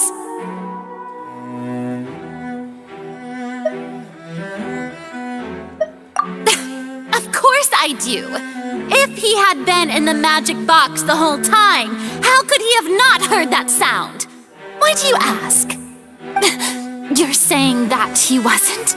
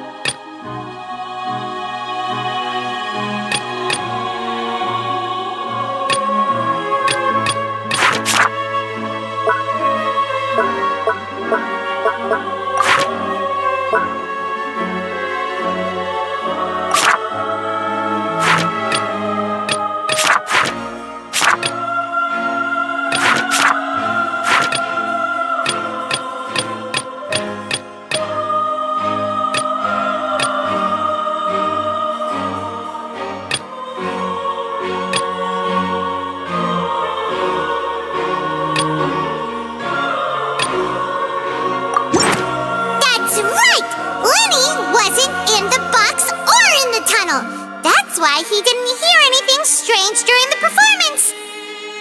This means that when the crime happened, Linny had already entered the basement via the vent. The same clue you used to disprove his alibi has now become the best proof! How do you like that? Well played. To think you'd use such logic. Well then, if it wasn't Linny who committed the crimes, then who was it?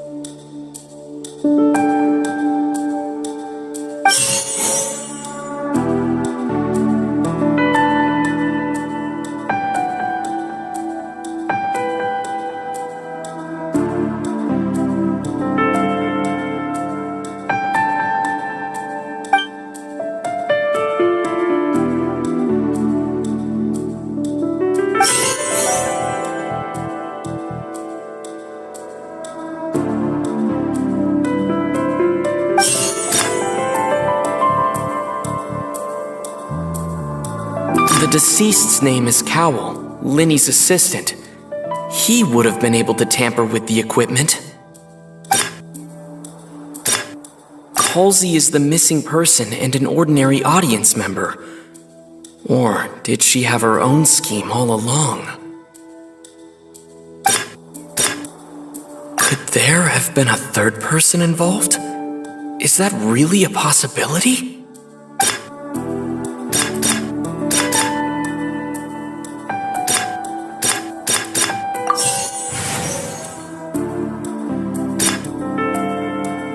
The deceased's name is Cowell.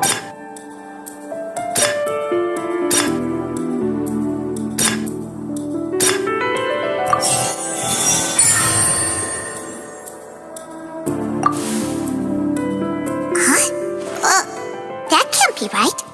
Are you serious? The killer was, in fact, Cowell, the deceased! Oh, is that so? How interesting! Let's hear your reasoning then. What I must do next is recreate the truth. What Cowell did, and how he went from would-be perpetrator to victim. No one entered or left the Opera House through its entrances, so where would the criminal have wanted to take Halsey? The deceased's name is Cowell, Linny's assistant. He would have been able to tamper with the equipment.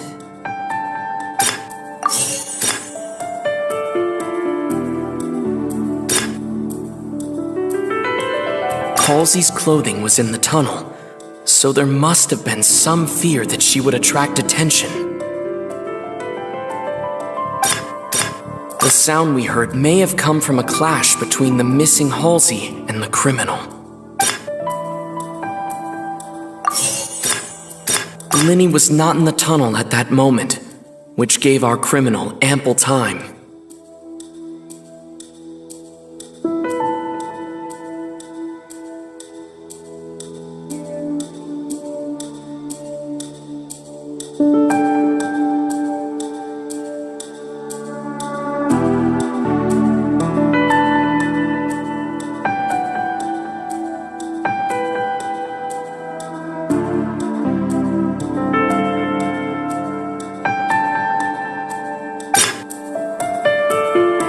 It would have been tough for both people to fit into that vent.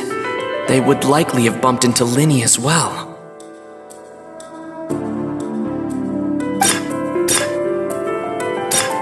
Linny was not in the tunnel at that moment. It would have been tough for both people to fit into that vent.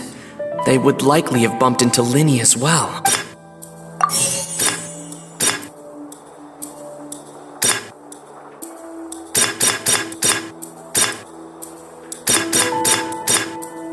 Linny was not in the tunnel.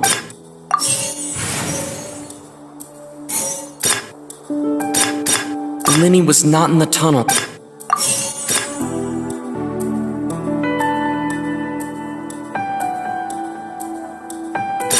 The deceased's name is Cowell. It would have been tough for both people to fit into that vent. They would likely have bumped into Linny as well.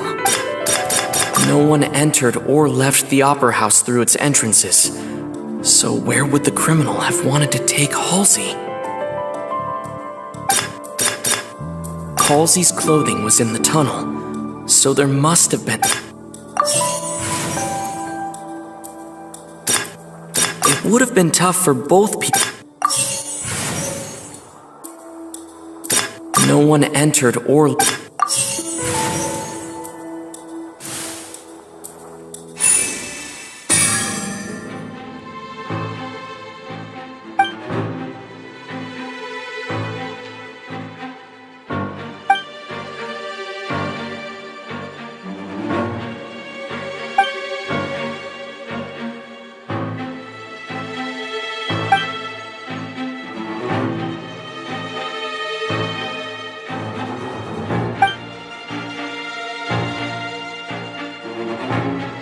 What's wrong, Traveler?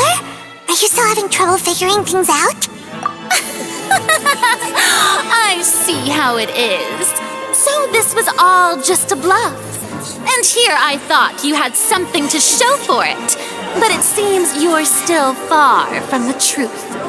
Look, since we're at a dead end, why not consider a different track? Just like the trick as it transpired, the end result must have been utterly different from the magician's initial design. If only we knew how Halsey disappeared. Well, that would be nice, but the tunnel only has 3 exits, and none of them seem very likely. And it's not like this is a magic trick where you can just make a real live person disappear.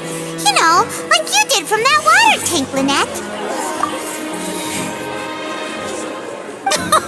Excuse my interruption, dear opponents, but do you not see that the crowd is growing impatient?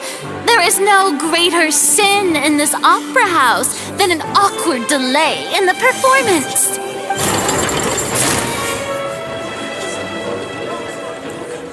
If the defense is unable to make further effective arguments, we will move on to the next stage of the trial.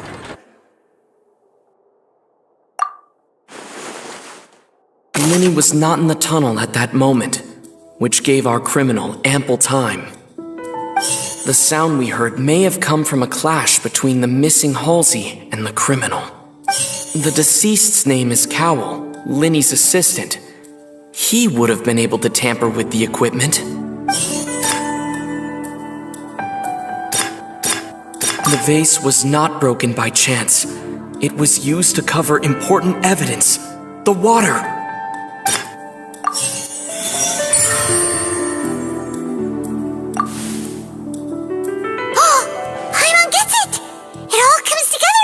Disappeared instead of being kidnapped?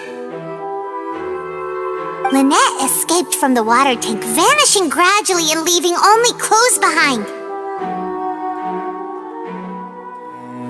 If there's a similar method where a person could be transformed into water... Just a moment, please. I do hope you know how preposterous you sound at the moment. How could a person ever be transformed into water? This is reality we're talking about here, not some magic trick.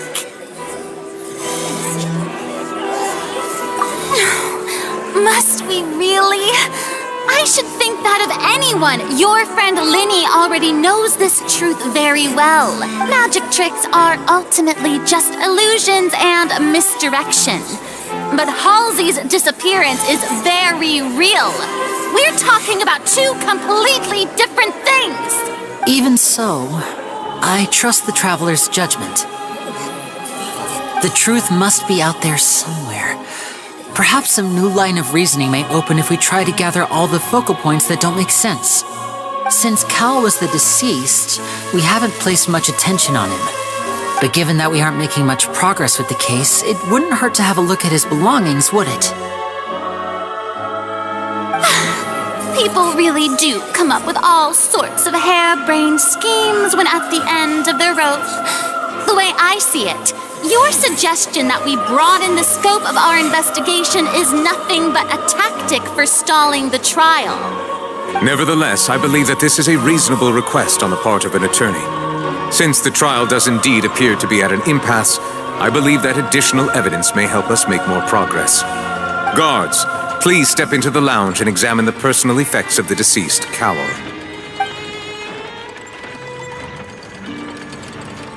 We are still examining the items, but we have already made critical progress that we feel must be shared with everyone post-haste. We discovered several test tubes of fluid within Cowell's baggage, each labeled separately. The notebook in his backpack claims that these fluids are water from the primordial sea. The primordial sea? The note's contents also indicate that Cowell belonged to an organization that sells illegal drugs and that he had an accomplice. The notebook has many entries concerning safe usage of these fluids, in which the keyword dissolve appears many times. One of these tubes was labeled Opera Epiclese, along with yesterday's date. It is empty. The notes also state that these dissolution properties work exclusively on people from Fontaine. It's likely that Halsey was chosen as some sort of test subject. As such, we believe that the defense's hypothesis is, in fact, supported by sufficient evidence. You've gotta be kidding! People dissolving into water? Could something so ridiculous actually be true? Wait a moment. This reminds me of a certain prophecy, but it's just a coincidence, isn't it? If people can become water, does that mean that the water tank's real use was as a means to hide water stains? And if Cowl was targeting that girl... Wait just a minute. Could that mean... You two, with me, quick! Demoiselle, wait! What about your partners? Let's go. Just trust me. Order! Order! It is undeniable that further examination of the deceased's personal effects has yielded some surprising results, but we cannot yet verify the veracity of these clues. Still, let us assume that these clues are indeed authentic, albeit with the understanding that Ms. Halsey has yet to be found. Guards, please continue examining the items along these lines. Mr. Linney, it appears your hypothesis is supported by the evidence, so please continue speaking. Of course. Thank you, Your Honor. If we uphold this hypothesis, I believe that many of this case's seemingly unrelated clues can be connected together. Right! Like the metal hook! That one didn't make sense at all. Let's think about this. Cowell's methods must have something to do with that water from the primordial sea.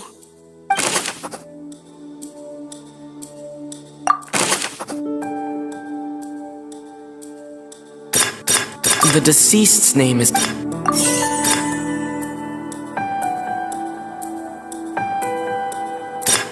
Lynette was in the magic box on stage the entire time. Did she have something to do with this? I remember there was something else within the inner layer of that box.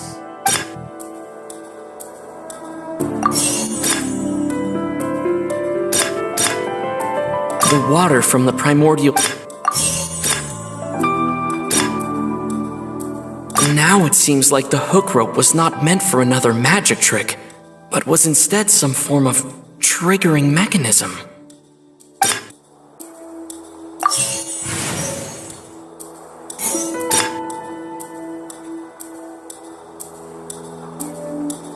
The rope that held the water tank up was lit by the fireworks and snapped. As such, the focus here is on the water and not the tank.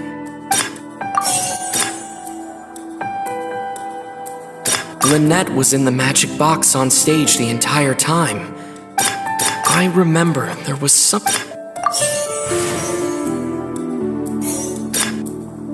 Now it seems like the hook...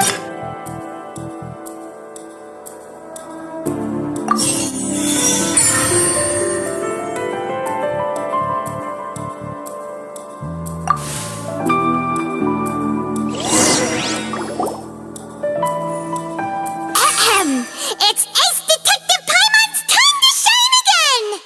In the original plan, Cowell would tamper with the water tank rope and the number selector securing his target.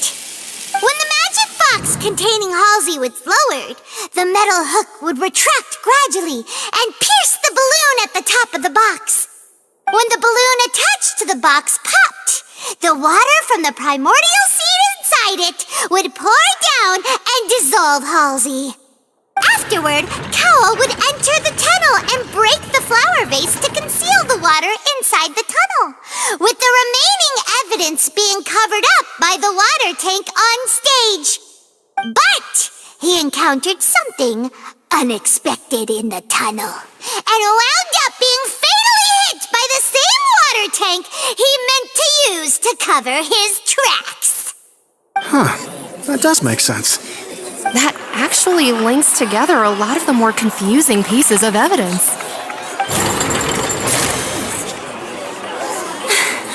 Oh dear, what do I do? Even I think they sound convincing now. Have I falsely accused an innocent person? What a humiliation. Now, it seems like the only point of contention remaining is the exact circumstances that led to Cal's death. His notes mentioned he had an accomplice who could be related to the situation. On that note, the guards have just contacted me indicating that they uncovered new evidence. I shall now invite him on stage to share it with us. Thank you, Your Honor. We were just inspecting the luggage of the other people involved in this case. And we found an identical sample of the water from the primordial sea among Linny's personal effects. What? That can't be. Oh, I see. Well, how wonderfully comedic to have your own counterattack only to come back and wound you. Does this not clear all doubt? My dear citizens, my loyal audience, allow me to present my reasoning and bring this performance to a swift close. Linny did not need to take part in the dissolution of the young woman at all. Indeed, he did leave the scene via the vent. Having made modifications to the props beforehand, his accomplice Cowell then caused Halsey to vanish using the water from the primordial sea. But upon his return, in cruel avarice, Linny desired sole credit and prepared to do away with his partner in crime. Ultimately, he knocked Cowell out, and the tool meant to cover the crime up also became a murder weapon. Now, as much as I regret having come to such a viciously straightforward conclusion, it does seem that the famed Fatui is quite the cold-blooded and ruthless organization.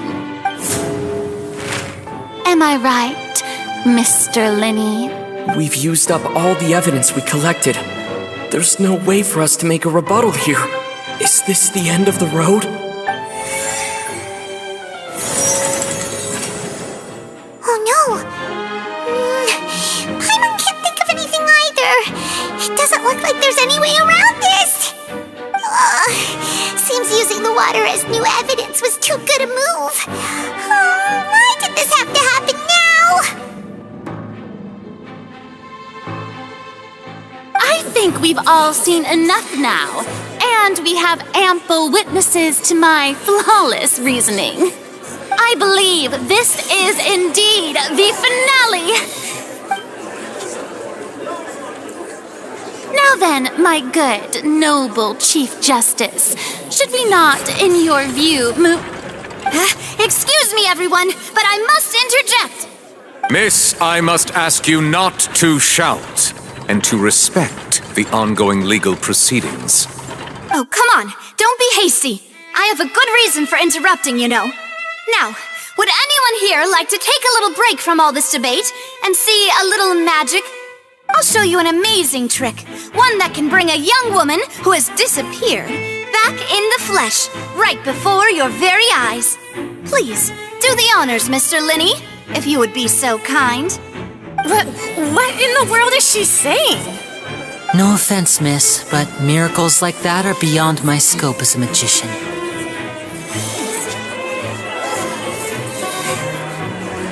Come on now, don't be silly. Magic is all about misdirection, isn't it? It often conceals the truth while presenting a fascinating illusion. But once everyone believes the illusion, can't magic reveal the truth to them once again? And wouldn't such a trick be the most marvelous finale to today's performance? Come on, Linny and Lynette, give it another go. Don't worry, Spina di Rasula has made the necessary arrangements on your behalf. But as the magic makers and stars of the show, I think I should leave the final performance to you. I understand.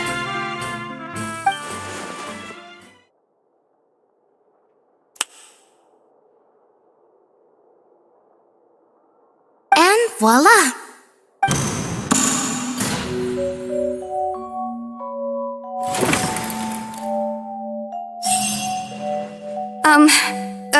Sorry for the interruption. Wait, isn't that Halsey?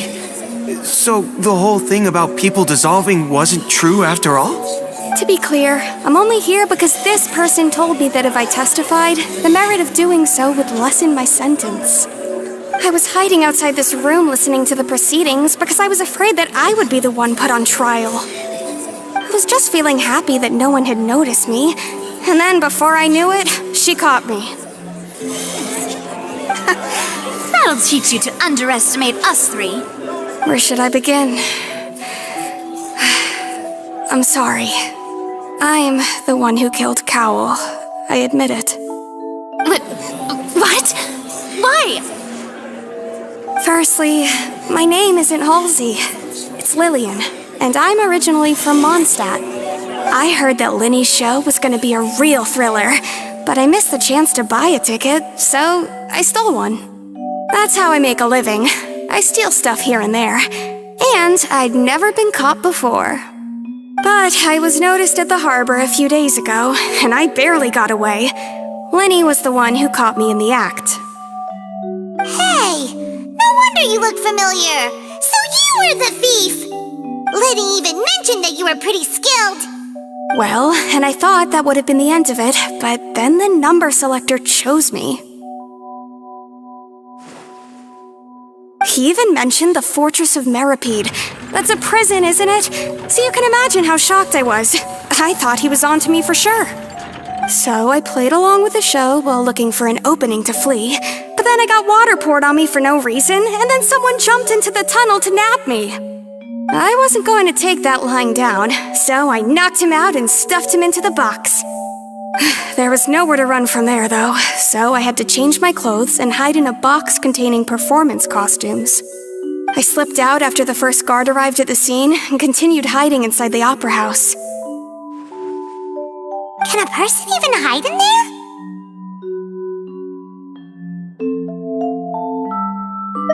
But I swear I didn't know that the water tank would fall down. Really, I swear it.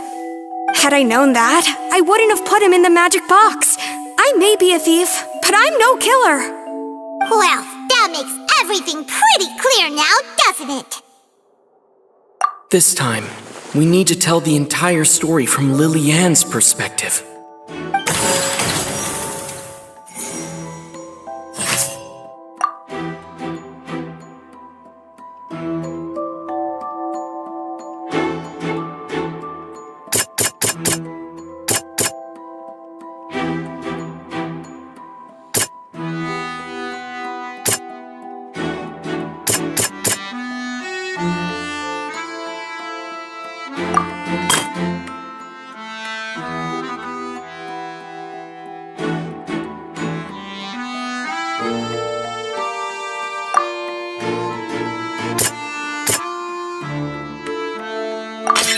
The strange sound wasn't from a fight. It was Lily-Ann's attempt to break out when she was frightened.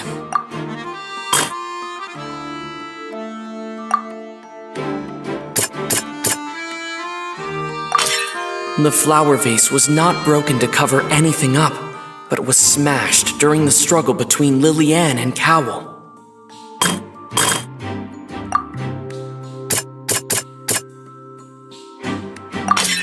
Lily-Ann was afraid that she would be recognized if she left, so she changed clothes and hid, biding her time.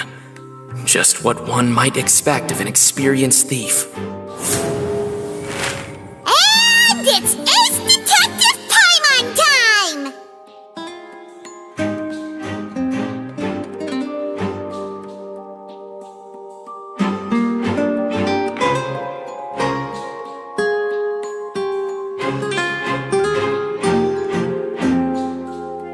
Having been selected out of the blue, Lily-Ann panicked.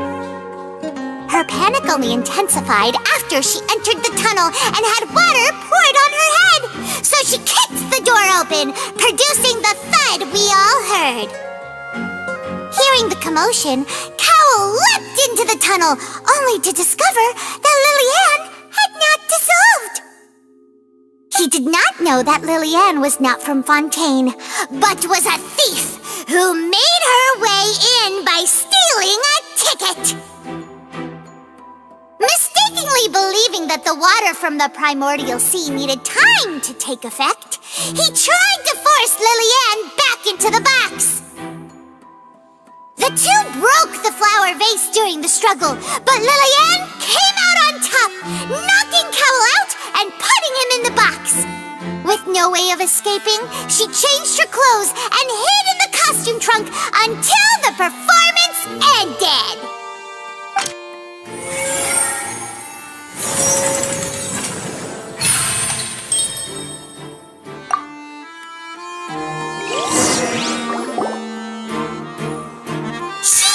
That she would have to go through guard inspection if she tried to leave afterward. So, she has been trapped in the Opera House these last 2 days.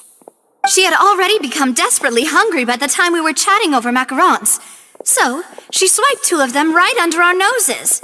Talk about a sneaky thief. At this point, all the events that happened in the tunnel have now come to light. Ah, so that's the whole story. Bravo! Bravo! Now then, Lady Farina, do you wish to speak against the defense's statements? Please answer the question, Lady Farina. Also, if I may add, the trial has not yet ended. As such, I request that the prosecution not leave the room before the proceedings have concluded. What, are you reading my mind now? No, I have no further arguments. I admit defeat. But really, could you at least have left me with some dignity? Wow, look at that! She's like a deflated balloon now. If there are no objections, then as the Chief Justice of Fontaine, I shall once again repeat the full sequence of events. The actual perpetrator of the serial disappearances, Cowell, selected his next victim from the audience reservation list. With some modifications to the selector, he could ensure that the pre-selected young woman would be chosen. To cover up any evidence while committing the deed, Cowell thought of allowing the water tank to fall, which would conceal the water left behind after the young woman was dissolved. He also tampered with the rope suspending the water tank, using the fireworks at the end of the performance to cause the tank to drop and hide the watermarks. He poured the water from the primordial sea into a balloon during the preparation of the magic box and stuck it to the box's lid. Finally, he passed the prepared hook on a rope through the gap in the magic box's door when bringing the young woman to said box. When the magic trick officially began, the box containing the woman was lowered into the tunnel, tightening the hook rope and bursting the balloon containing the water. If all had gone to plan, the young woman would be dissolved at this time. However, Lillian was not from Fontaine and thus fled the box with a loud noise. Realizing that there was trouble, Cowell entered the tunnel and met Lillian. Thinking that the waters had not yet taken effect, he decided to proceed. However, his opponent was more capable than he thought, and he was overcome, knocked unconscious, and placed into the magic box, and thus became his own final victim. Lillian, according to her own statements, then changed clothes and hid until the performance ended, before hiding in other parts of the opera house. As for Linny, he was in the underground structures within the opera house, and was thus ignorant of these happenings. From this reconstruction of events, we can conclude that Linny, the accused, is in fact innocent.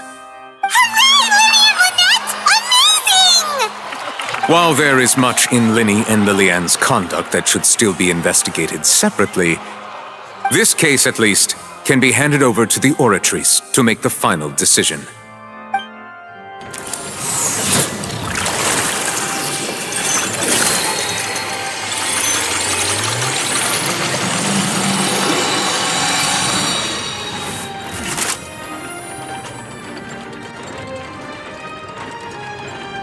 As such, Linny and Lynette are officially declared not guilty.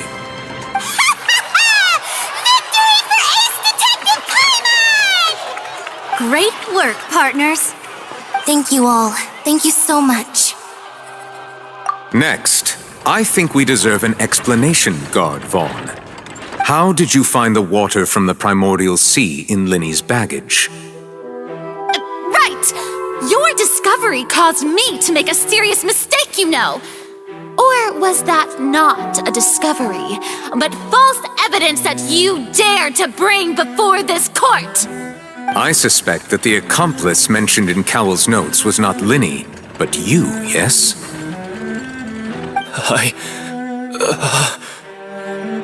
I'm sure you know what you must do to lessen your sentence. Speak quickly! Unless you want to earn yourself a one-way ticket to Coupon Town. I was just following orders. We were supposed to place blame for the serial disappearances onto Linny, and thus cause suspicion to fall on the Fatui. The higher-ups said this was the best opportunity to do so. And now that your plan has fallen through, and the secrets of the water have been revealed, you have become a liability to said higher-ups, yes? Therefore, you would be wise to tell everything you know, and seek the protection of the guards. Yes, I'll tell you everything I know. Our boss discovered that the water can cause people to dissolve.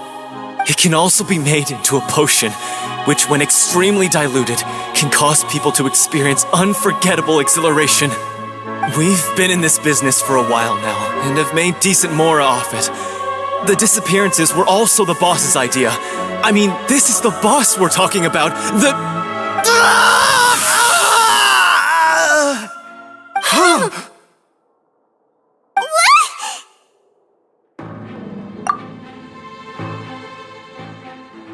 And now he can no longer talk.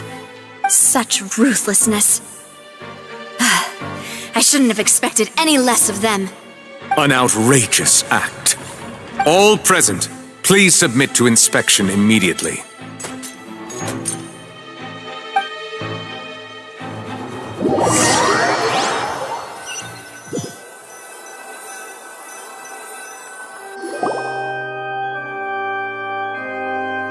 So, we're just going back now?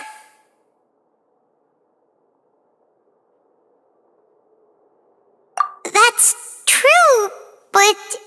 Traveler, Paimon, please wait. Lenny... I know you may not want to speak to me right now. Maybe you don't even want to look at me. But still, let me thank you again for defending me to the end, even after you learned that I'm a member of the Fatui.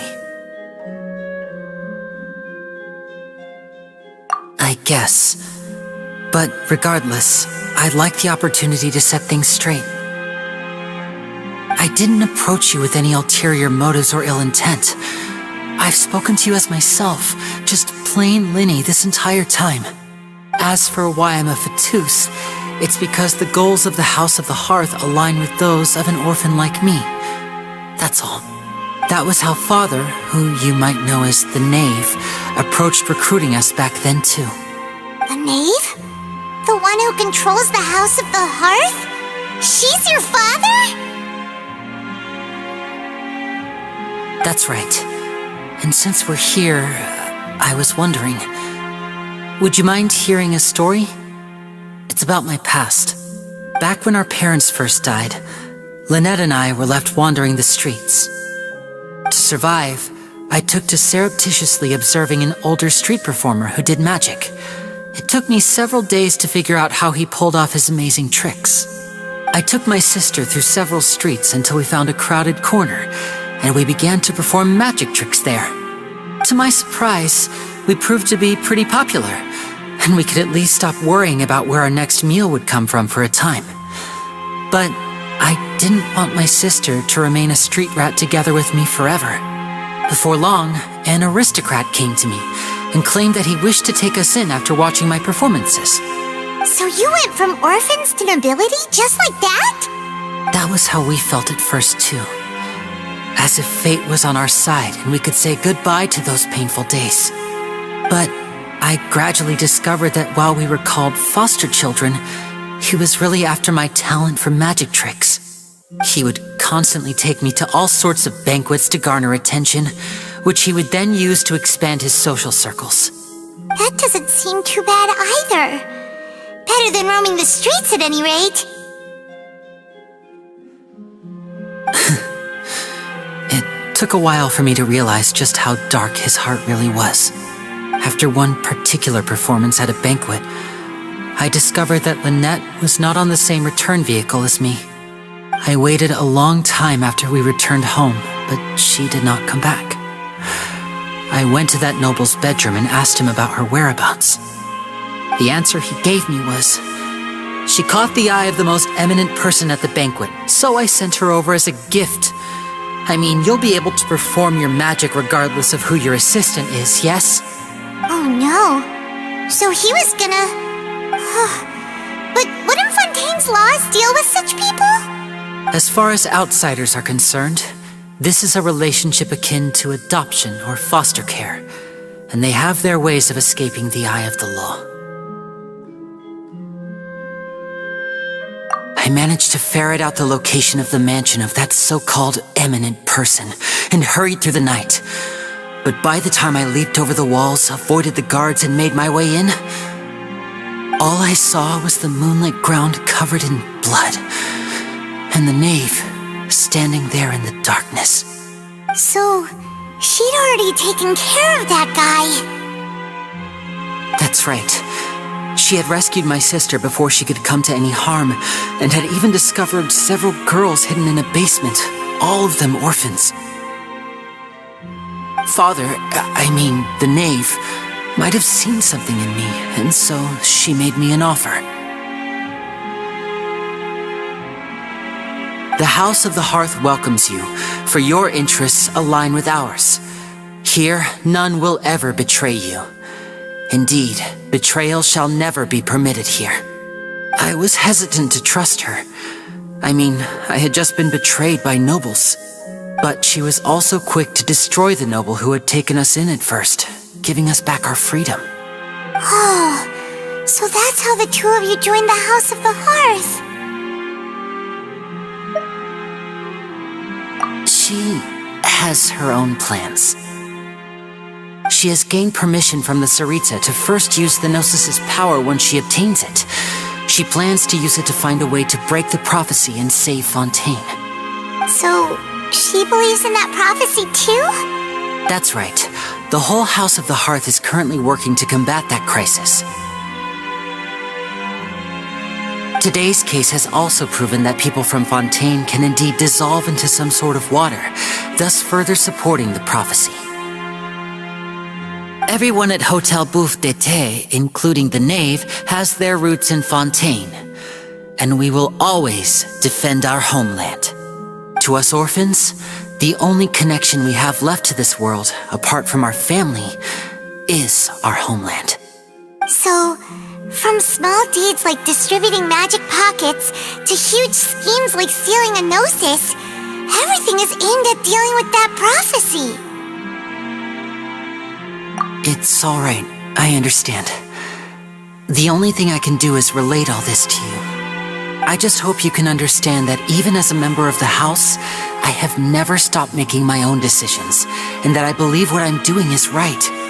If you should need anything at all in the future, feel free to find me. I will do my best to help you, as plain Linny.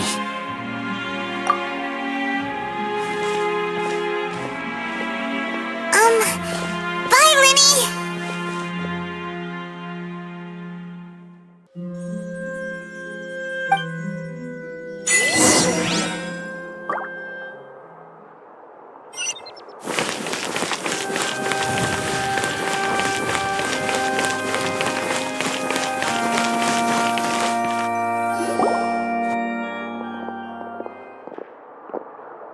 Hey there!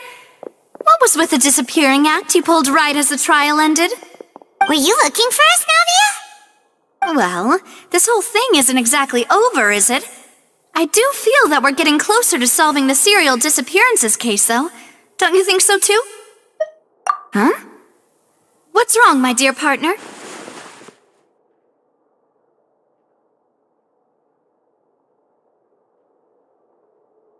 Besides, are you sure we're the ones who can crack a case that's been cold for decades now? And given that there's new evidence from the trial, there should be a trail of breadcrumbs for the Hydro Archon's people to follow now, right? I see. Well, I won't lie. I'm a little shocked to hear that from you. But I suppose you are just travelers who have only arrived in Fontaine after all. Sorry, I might have been too presumptuous. Don't say that, Navia. Ah, and we were having so much fun investigating with you, too. It was like having new waters flowing into a stagnant mire, causing new hope to spring forth, and the reflection in the murk to become clearer. Sorry about that. I'm a bit prone to nostalgia. Don't mind me. Wait, shall we have a farewell meal? You know, to commemorate our time as partners? Huh? Do we really need to get that formal? Well, guess you really did treat us as partners, huh? Well, I'd just like to have a proper ending to every important memory. That way there are no regrets later. Anyway, it would just be a meal, so it shouldn't take up too much of your time. You don't have to twist Paimon's arm. If Boss Navia's treating, count Paimon in! Oh, wonderful! In that case, why don't we return to the court of Fontaine and head to the Hotel de Boer? I believe we'll make it just in time for dinner. All right then, let's have our farewell meal!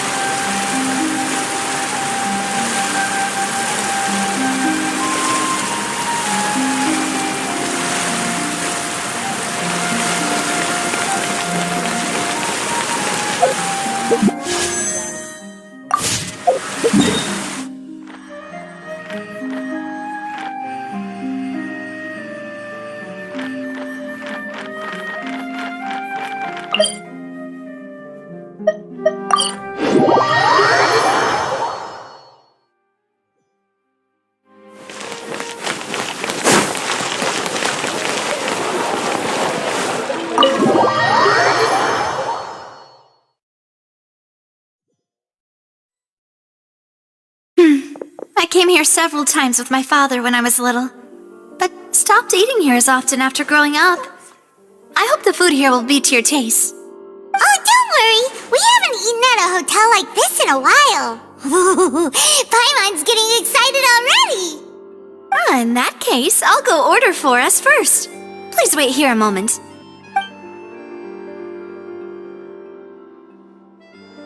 Ooh, everything looks so good. People in Fontaine sure know how to enjoy life. Why, of course. Go ahead, try whatever you like. If the food's good, I'll make a group reservation for the rest of Spina di Rosula next time. And if it's not? Well, then I'll still bring everyone. Albeit with only one dish per table. You, sure have your own way of doing things. Oh, we called this a farewell meal, but we could also treat it like a victory feast, right? We did just win that case after all. Oh, true. Very true. In that case, boss, we'll have another 2 dishes. Huh? Paimon didn't mean that you had to order even more food.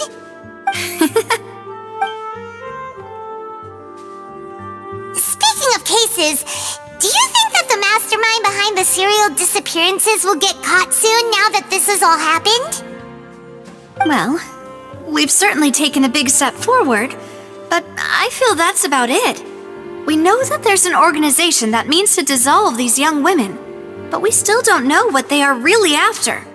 If it hadn't happened right in front of us, Paimon wouldn't have ever believed that a person could be dissolved like that. Right? Yet it was because this was such a preposterous notion that the investigation could never really move forward before. Ugh. If only that guy could have finished speaking! We were so close to hearing who was behind it. In such investigations, even the smallest step can seem like a yawning chasm if the trail of clues is cut off. To be honest, I don't have high hopes for any follow-up that the authorities might conduct. It's not that I don't have faith in their ability, it's just that a different perspective is required in some matters. It's easy to guard against and deceive a single narrow perspective. A shift in thinking is required at such times in order to produce a breakthrough, which is exactly why the Spina di Rosula exist. Those highfalutin folk are not all-knowing. That's why we exist, to seep into the cracks where filth falls through, where their watch fails them. That's the kind of problems we solve. Seems Paimon thought things were simpler than they actually are. It's all right. Well, this was supposed to be a farewell meal, so I doubt you have further interest in this business, right? Let's talk about something else. Like, what are your future plans?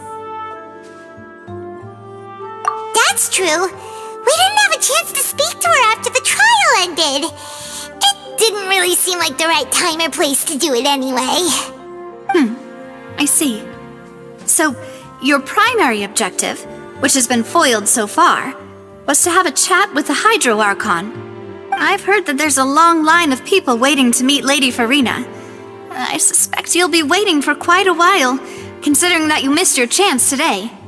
Yeah, we've heard that she's super popular here in Fontaine, and that it'll be tough getting any of her time. Well, would you consider some more, unique ways? Perhaps even methods of, let's say, questionable legality? Guess that's Spina di Rosula's boss for you. Chock full of sketchy ideas. Well, what did you have in mind? Well, one way would be to infiltrate a performance troupe at the Opera House, only to abandon your act at the play's climax and ask to speak to her after the performance. I'm sure Lady Farina would be eager to see the ending, and would agree in order to finish watching the play, don't you think? Could you suggest something a little more practical? This plan seems pretty hard to pull off. We'd have to go learn how to act, and acting's really hard. All right, here's another. Find a way to conceal yourselves under her bed, then wake her up in the dead of night and demand answers. Don't let her go back to sleep until she answers all your questions. I can personally testify that this one works. When I'm sleepy, I'll do anything as long as I can finally get some sleep. That might work, but that's not really the problem. The problem is we don't want to get ourselves arrested. Valid point. I overlooked that part. I was just thinking about leveraging a person's desire for sleep.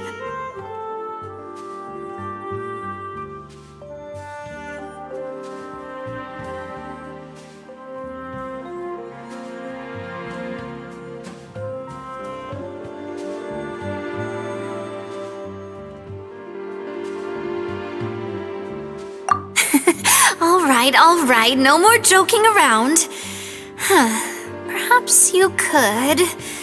Oh, I don't know. Cut the line when she's on a break.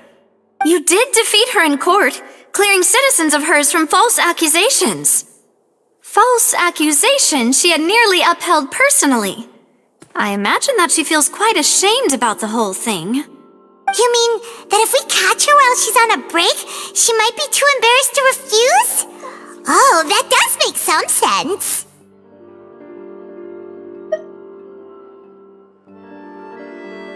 Why don't we give it a try after this meal? You know, strike while the iron is hot and all. Huh? Paimon, did you drink my Fanta? Was this your drink?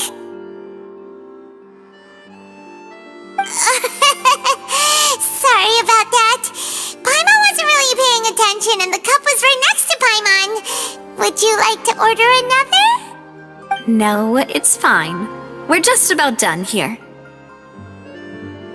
Alright. Honestly, Paimon wouldn't recommend Fonta anyway. It tastes kind of salty and icky. Is that so? Huh. Well, in that case, we'll have to blacklist the Fonta here then. If we're all finished eating, then I'll go pay. Yeah, we're stuffed. Thanks for the treat, Navia.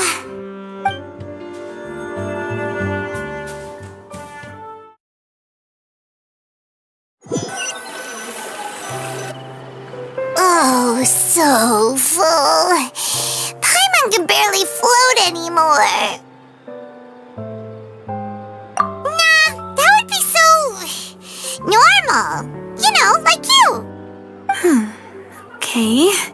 As for expenses this month, we're left with... Hey, Navia! What are you doing over there? Oh, nothing. It was just a meal, you know? Nothing the Spina di Rosula can't cover. Let's get ready to try to meet the Hydro Archon again. Bye, Navia! So this is goodbye, huh? Well, if you do encounter any other trouble in Fontaine, you're always welcome to contact the Spina di Rosula. I'll give your request the highest priority. In any case, I wish you smooth sailing. I'll see you again, partner. See ya!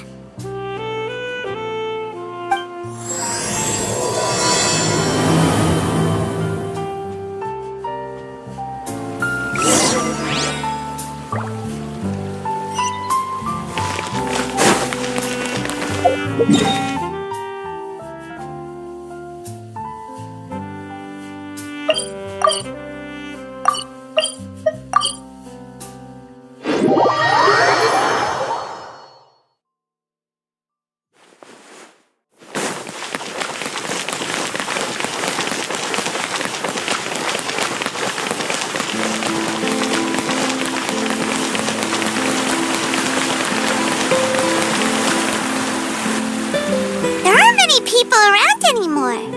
Looks like that boat we took to Araneas might have been the last one. Vache! Looks like we're back here again. Huh? Traveler? Are you hearing voices again?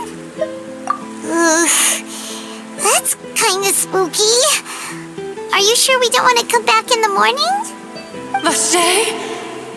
Vache! Hey, why are you still walking towards it? There might be something nasty in the water. Huh? Hang on. Paimon can kinda hear a voice. It's calling for Vache, right?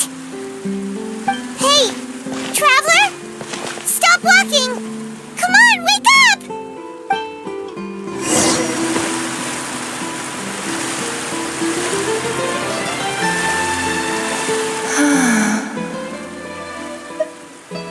Vache! Are you... my dear Vache? No, wait. You seem to be someone else. Do you know Vache? Do you know where my love is? Wait. Who am I? I'm very sorry. I fear I do not know.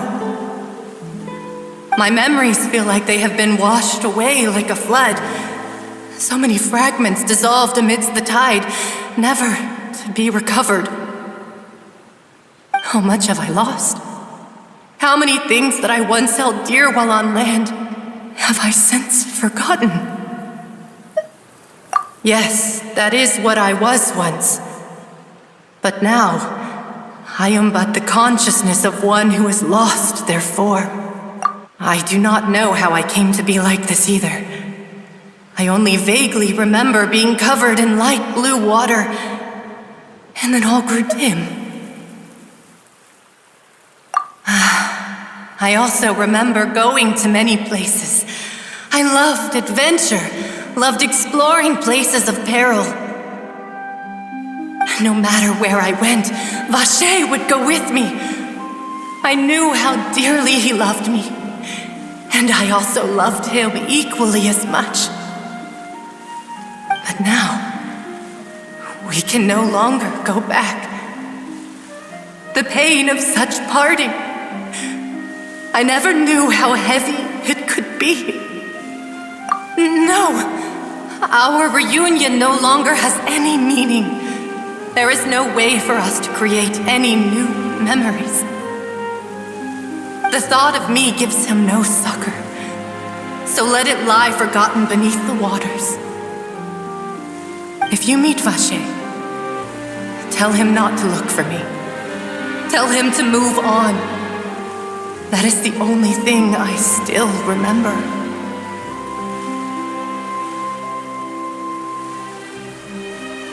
Perhaps that is so. As I was submerged in the waters, losing consciousness, I saw Vacher above the surface. His eyes were filled with such sorrow, such longing. If only I could have comforted him, told him that I did not suffer.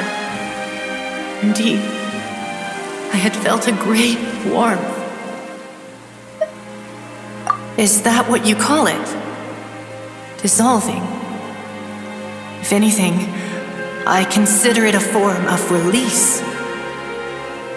It was a state of neither fear nor frenzy, with only an endless peace, like the water's still surface.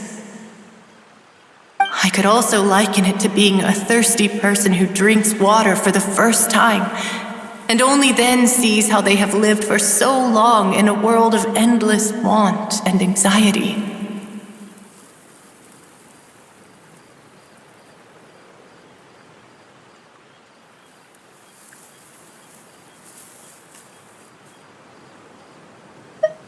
I think I hear your companion.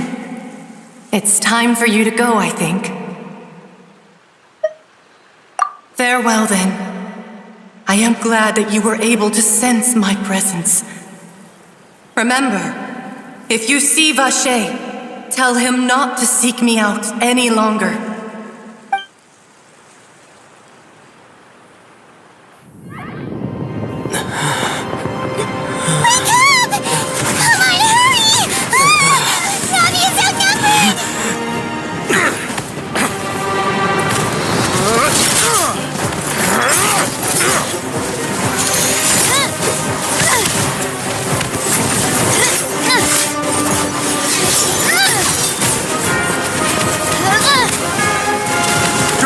Look out!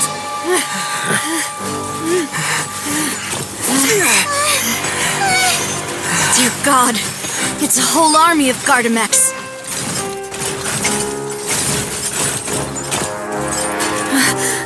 Chlorand?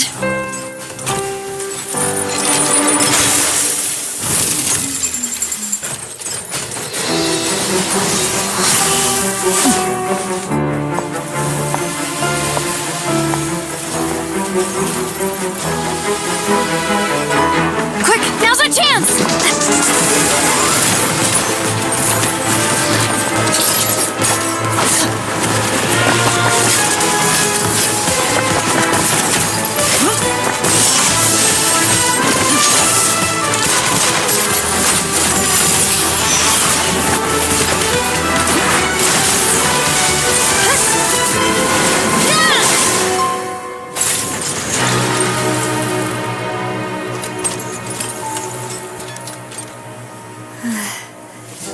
I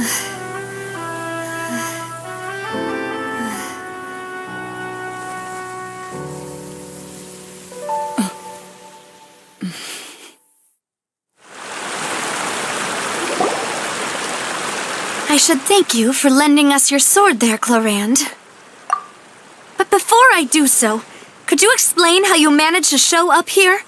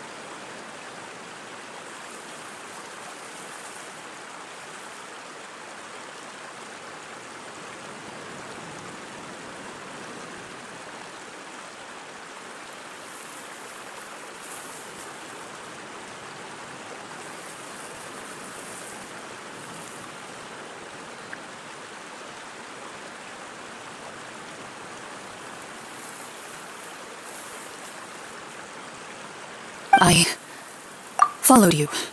It seemed to me that danger has followed you more closely as of late. I believe that following someone without their knowledge is actually called stalking, is it not?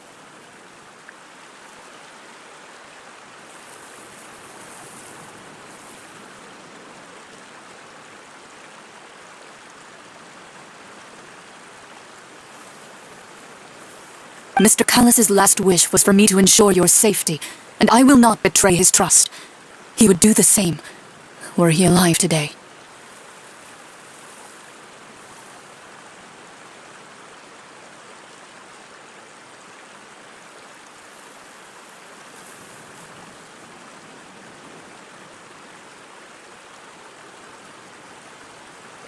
Do not speak of my father!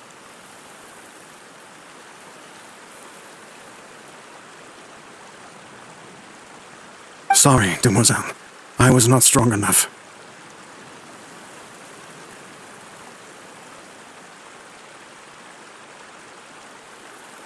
Thank you for your aid, Miss Clorand, but do keep an eye out for your manner of speech. I believe we all wish to avoid unnecessary emotional harm.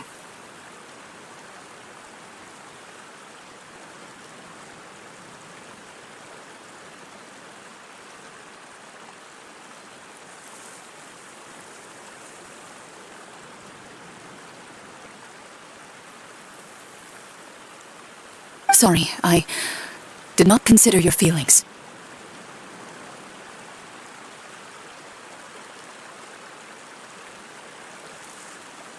Whatever. What else do you know? How did you come to the conclusion that I'd be in grave danger? I doubt I know much more than you, but I believe that the mastermind behind the serial disappearances is very powerful. Your performance tonight will almost certainly attract their attention.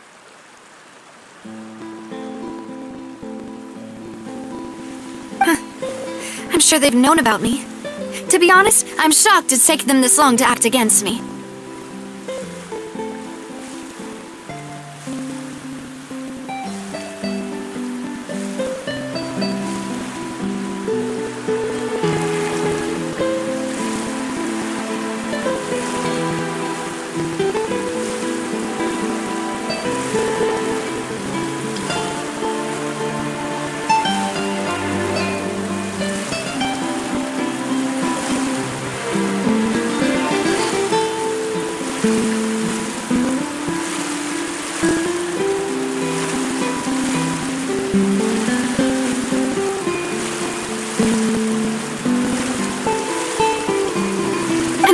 What about these Gardamex?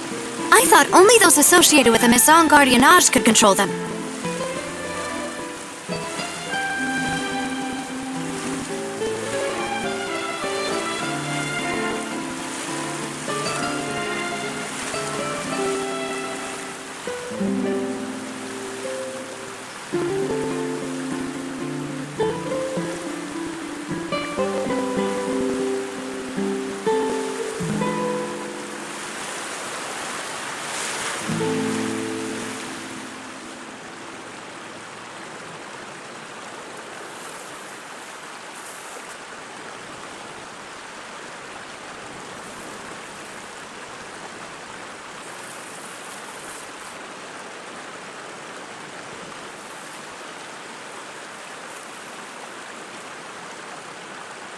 None of these mecha have serial numbers. I was sure to check a moment ago. They are not the ones used by the authorities to enforce the law. I can only conclude that some powerful or wealthy party must have obtained them via illegal means, deploying them as a private force of sorts.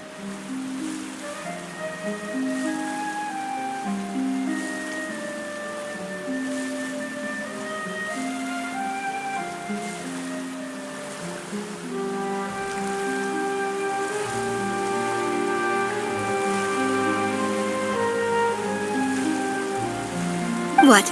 Your point being that they're out of Spina di Rosula's league, then?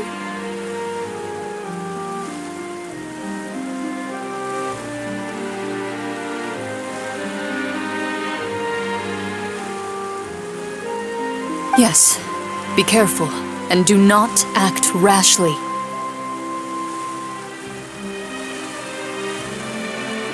I will continue investigating no matter what.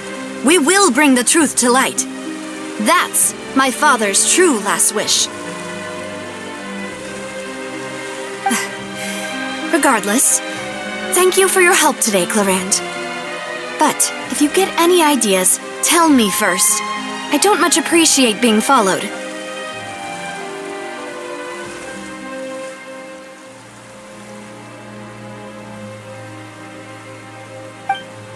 I do not think that they'll strike again anytime soon. So I shall stop following you. Good day, all.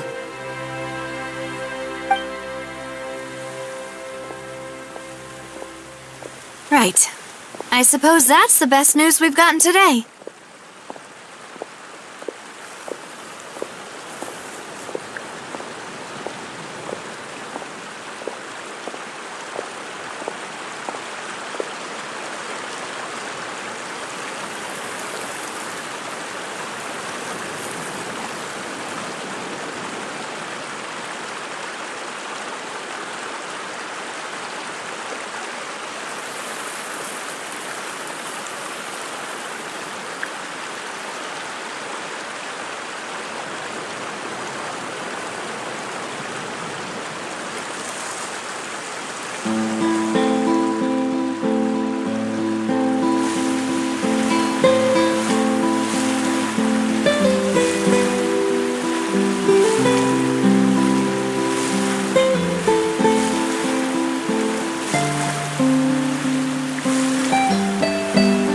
Mademoiselle, I believe that Miss Clorand was being sincere with you.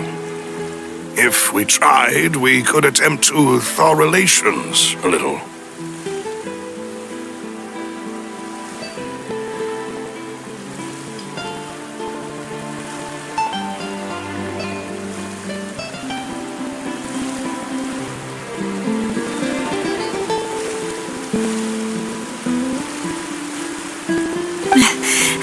I know, she's...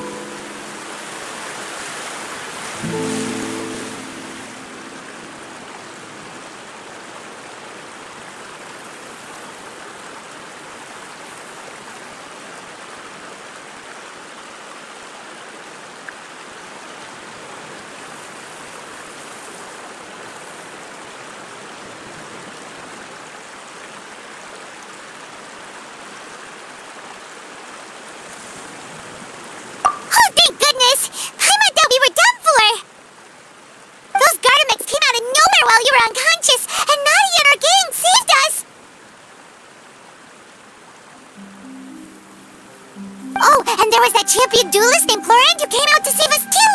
We got lucky there. Paimon probably couldn't have fought them off otherwise. Oh, come now. Forget all that polite talk. That wasn't really a farewell meal we had back there. Not for me, anyway. In truth, I hope that every meal we have together shall be a victory feast. As such, we're still partners. There's no need to thank me. It will take 50 years for me to match Demoiselle's magnanimity. If it were me, I would have joined the Spina di Rosula on account of her goodwill long ago. All right, you two. That's enough. Actually, Navia, how did you know that we were in danger? You sure did show up in the nick of time. Well, to be honest, you're the one who tipped us off, Paimon. Huh? Really? Paimon contributed somehow? Ooh, Paimon's even more amazing than she thought! Yes, all thanks to you grabbing my drink by mistake. How did that help? After we parted ways, I was on the way back to one of our bases when I suddenly thought of what you said. That the Fonta tasted kind of salty and icky. Fonta only comes in sweet flavors, so how could it have tasted salty? The color of the drink, if I recall, had also been a bit off. So the Fonta had been spiked with water from the primordial sea? Yes, so if you hadn't drunk that cup for me... Spina di Rosula is preparing the grandest of awards for you as we speak for saving the boss. Huh? Really? I sent people to Hotel de Boer to investigate, but whoever did this left no trace at all. That's when I figured out that you might be in danger, and hurried here as quickly as I could. But why would they go after us too? All we did was defend Lenny in court and help clear his name. Ugh, now we're caught up in this mess too, aren't we? Well, you did foil a plan that they were probably pretty proud of, and almost got their name in the process. Speaking of which, did anything strange happen when you drank the primordial seawater?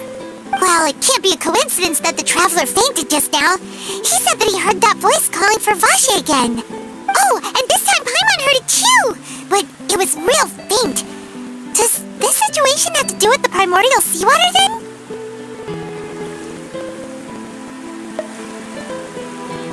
Does that mean the primordial seawater raises someone's sensitivity to hydro when it's used on people who are not from Fontaine? That doesn't sound like too much of a bad thing, to be honest. New intel? While you were out cold? Well, let's hear it, shall we? Oh, that is important. Vache. That name doesn't ring a bell. I suppose he hasn't stepped forward as a witness in court lately. Since he saw that young woman dissolve, he was at least at the crime scene. But he never gave testimony or any information regarding people dissolving in the primordial seawater. Could he have been threatened?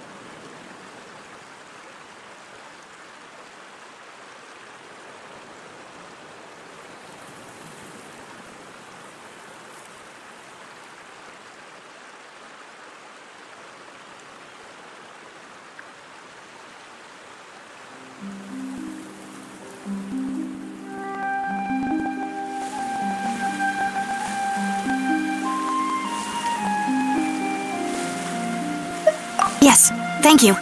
This is very important information indeed. We will continue to investigate.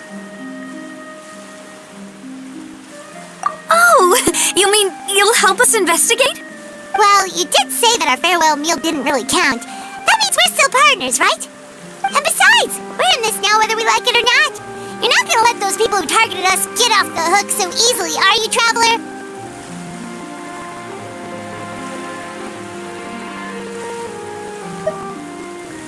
Demoiselle, do try not to look quite so pleased. You are the face of Spina di Rosula, after all. You talk too much. Well, in that case, let's head back to one of our bases, shall we? I'll arrange accommodations for you.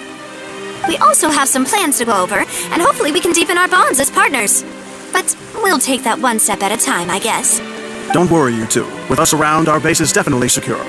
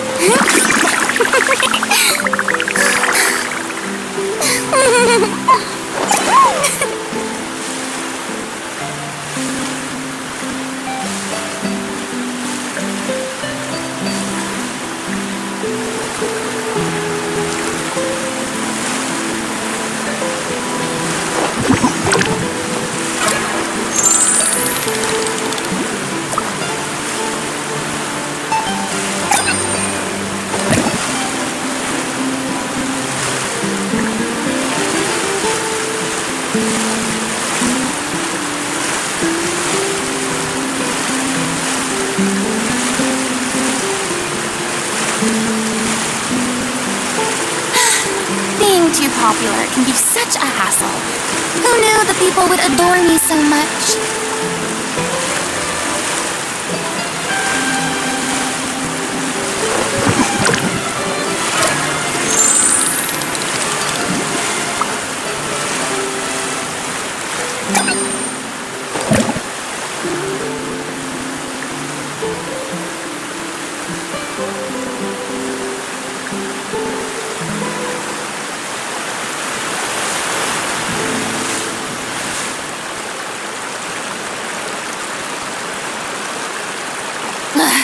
Boring! Isn't there anything else more interesting to do?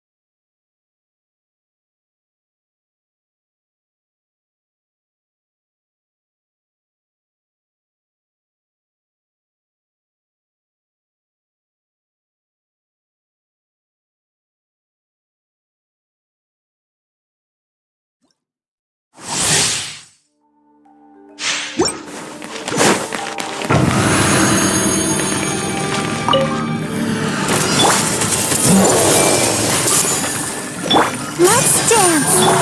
Shine down.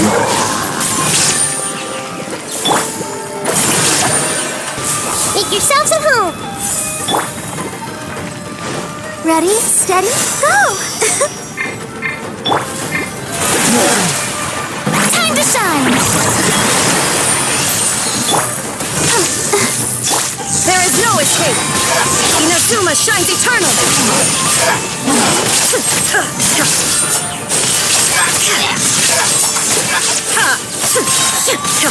Shine down. This way through a little. The show begin. Let the show begin. Grow, grow, grow. Now you shall perish.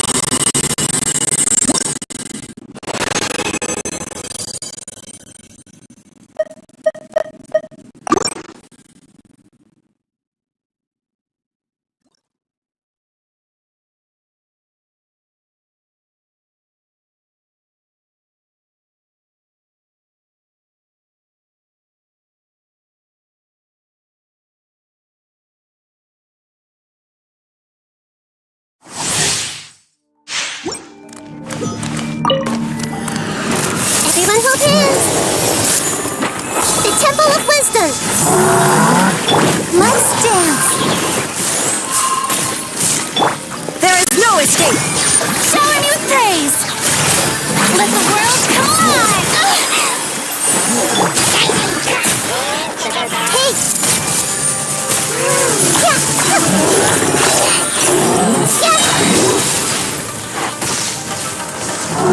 Share my knowledge. Grow, grow, grow. Torn to oblivion.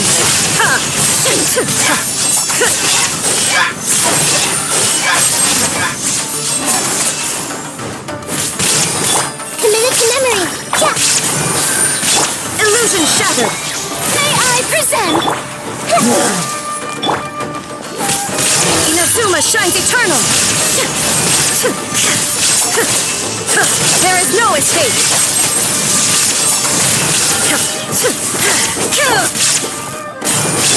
Grow, grow, grow. The show begins. Time to shine.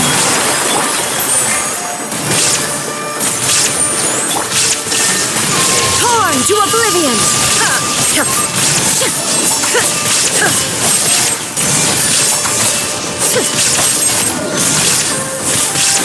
Illusion shattered.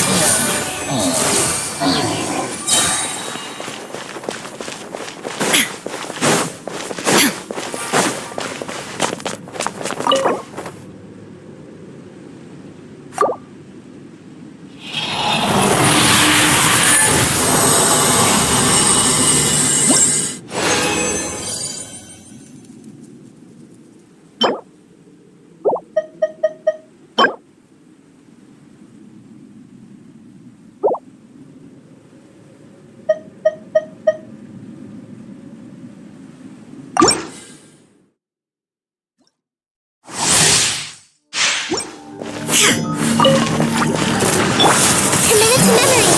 The Temple of Wisdom. I see everything.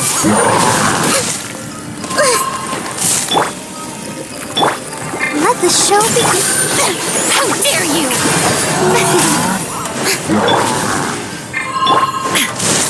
Shine down. Everyone hold hands.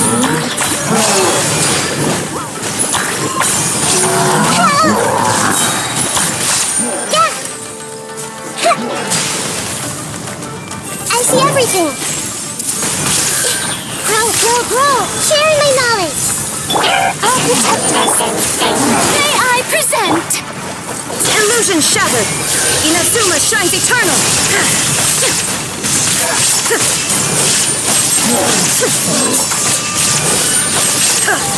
Shine down. Committed to memory. Make yourself a rule.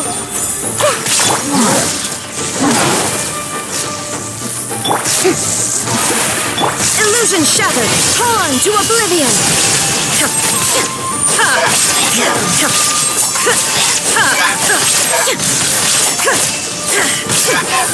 There is no escape. Grow, grow, grow.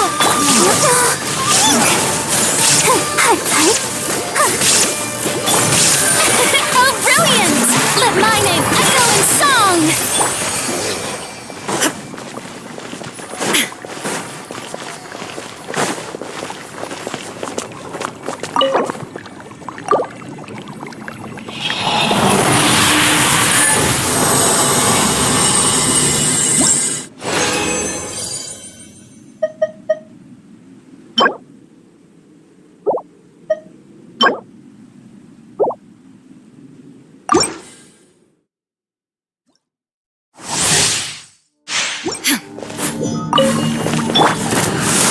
Everyone hold hands.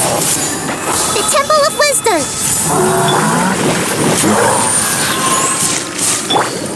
Yoo-hoo! Illusion shattered. Now you shall perish.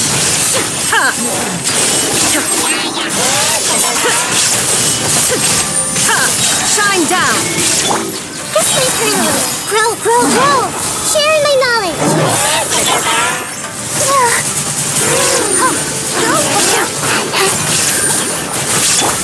The show begins! Time to shine! There is no escape. Inazuma shines eternal.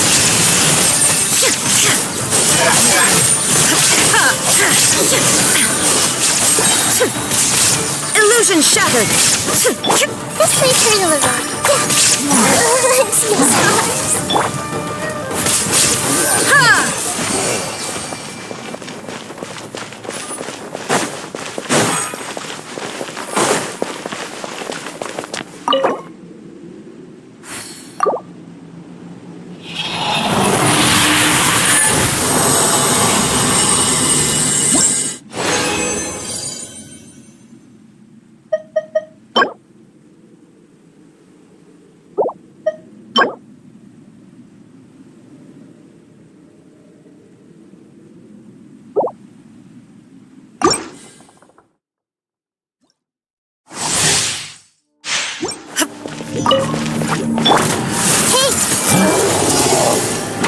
The Temple of Wisdom. I'll protect her. I can't stop now. They need me. Come on. We can do it. Strike a pose! Let my name echo in song! There is no escape. Torn to oblivion.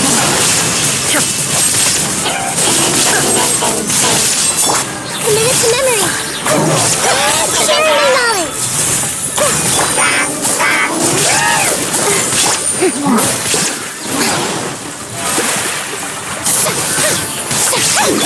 This way, Colonel. Illusion shattered. Inazuma shines eternal.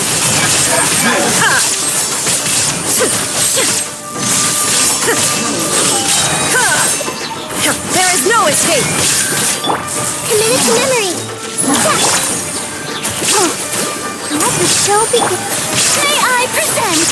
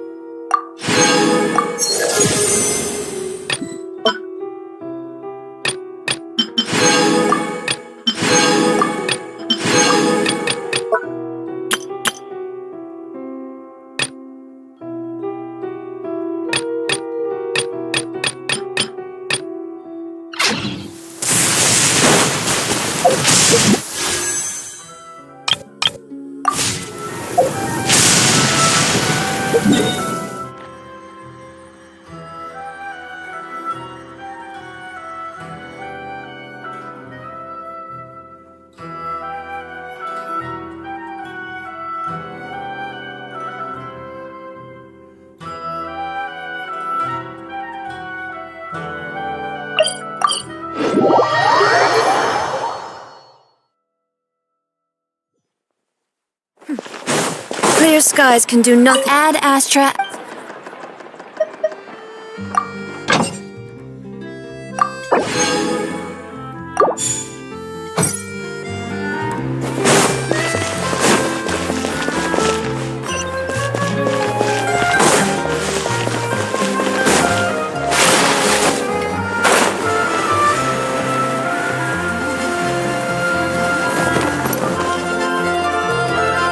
It's right up ahead, but let's make sure we weren't followed first. I've been keeping watch, demoiselle. I haven't spotted anyone suspicious thus far. Very good. But let's not let our guard down for now. I shall find rooms for our respected guests. Thank you, Malus. Now, let's continue, traveler.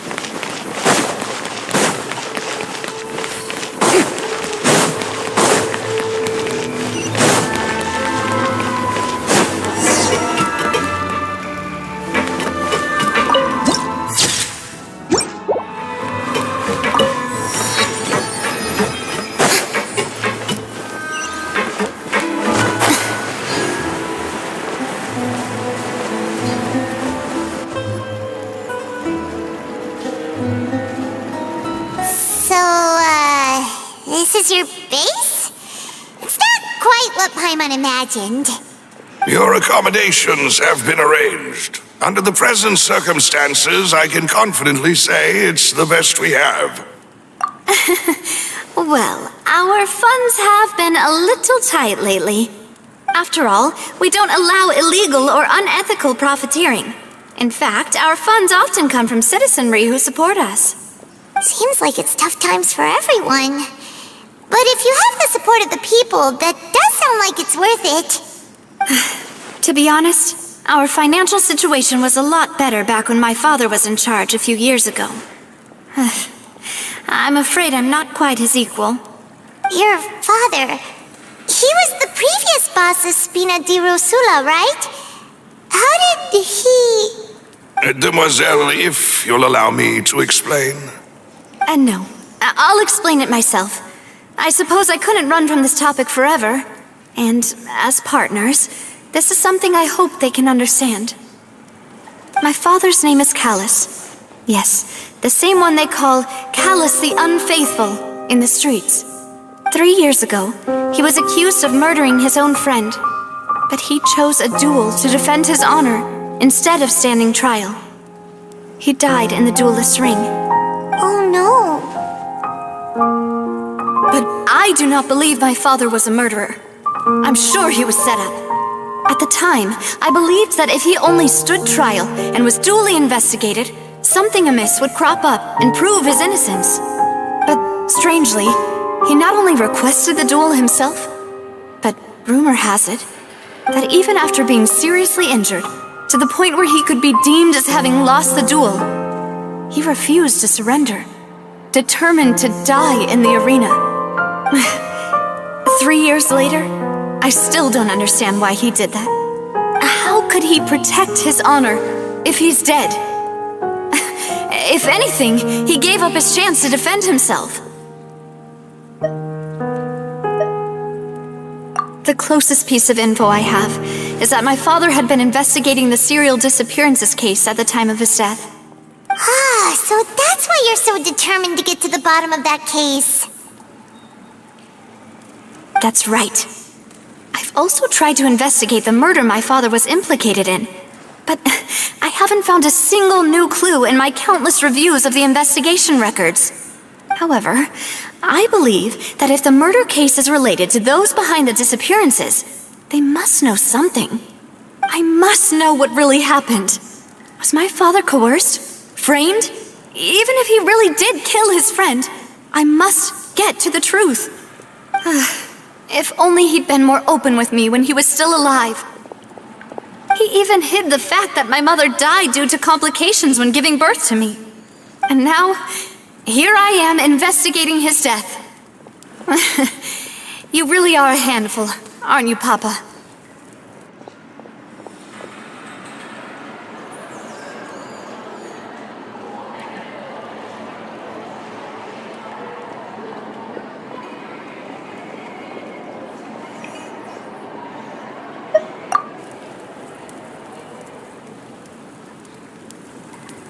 Demoiselle, please, if there is anything I can do, anything at all. I also will never believe that Master Callus murdered anyone. There are none whom I respect more than the two of you, Demoiselle. Master Callus did so much good in life, yet all it took was one murder case for him to be dubbed Callus the Unfaithful. Even our supporters decreased greatly due to that incident, hence our strained finances at present. Wait, if Callus was such a good man, wouldn't people at least be a little suspicious when he was accused? No. Perhaps people just revel in that kind of drama. It's not something exclusive to people from Fontaine, really. Everyone's like that. People love watching the evil turn over a new leaf, but they also enjoy watching good people fall into an abyss from one slip-up just as much. But how could... never mind. If Callus was really falsely accused, we have to find the truth. He didn't deserve to have that happen to him. There is one other thing. Master Callus's opponent in the duel was Ms. Clorand. Oh, her?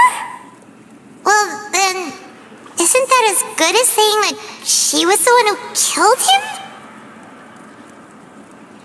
Yeah, that's not the sort of thing that you can just let go and move on from.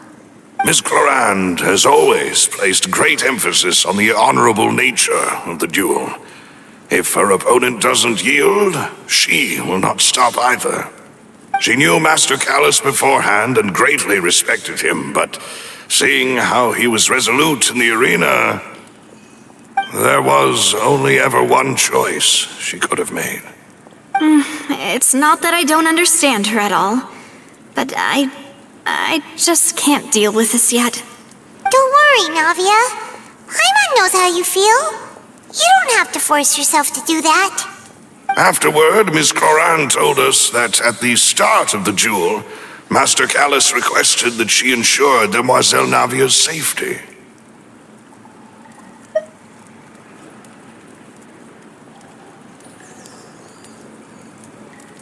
Yes, that is our understanding as well.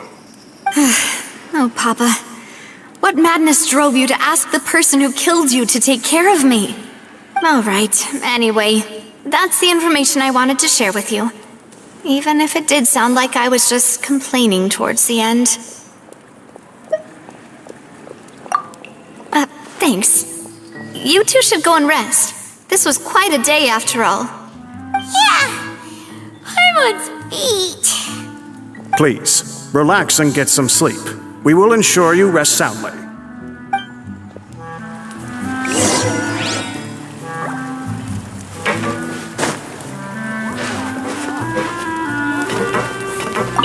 Whether it be responsibility for Spina di Rosula or Master Callus's death, it all landed on Demoiselle's shoulders so suddenly. This won't do. I must become stronger.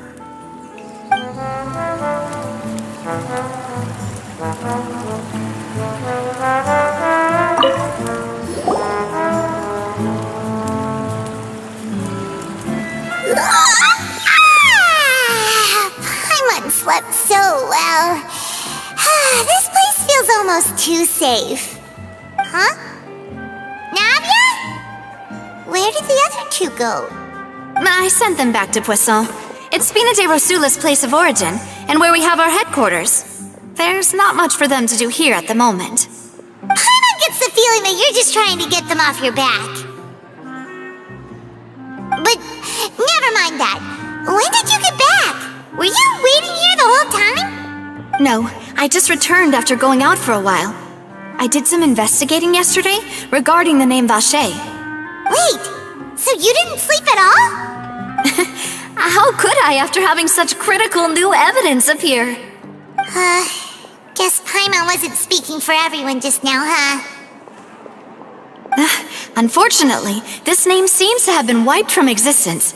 It doesn't seem to have a match anywhere. I suspect that those behind this have already taken steps to hinder an investigation from this angle. But that does prove that this Vacher person is a key witness in the incident. Does that mean we're too late, though? No. There is one ray of hope. One place in Fontaine that they would find almost impossible to threaten, no matter how much they wanted to. And that is the archives kept by Chief Justice Neuvillette, a place where detailed files on all the cases in recent years are kept. If the Oceanette you met is one of the young women who went missing recently, we should be able to find some related information there. So Neuvillette maintains an archive of case files? Whew, guess that's the hard-working Chief Justice for you. In that case, let's go talk to him, shall we? Aren't you coming along, Navia? Did you get tired? No, it's nothing. Let's go see the Honorable Chief Justice.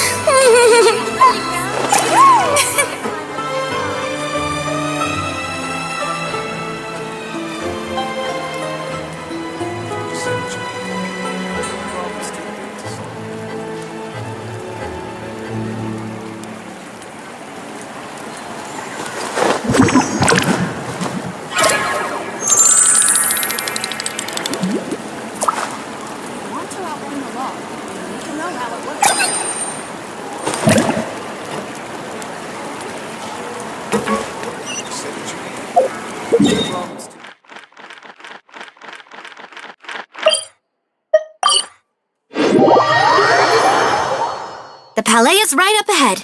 Come on.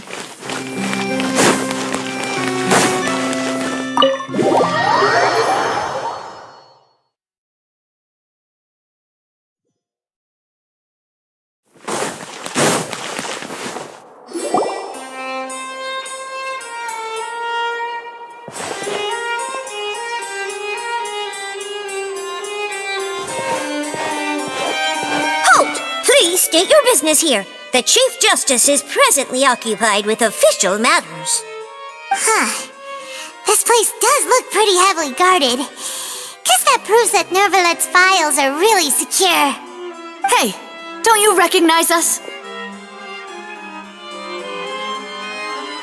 Huh? Who are you? Just to be clear, I don't care who you are or who you might be related to. Our rules make no exceptions. See? They've got great discipline, too. Yep.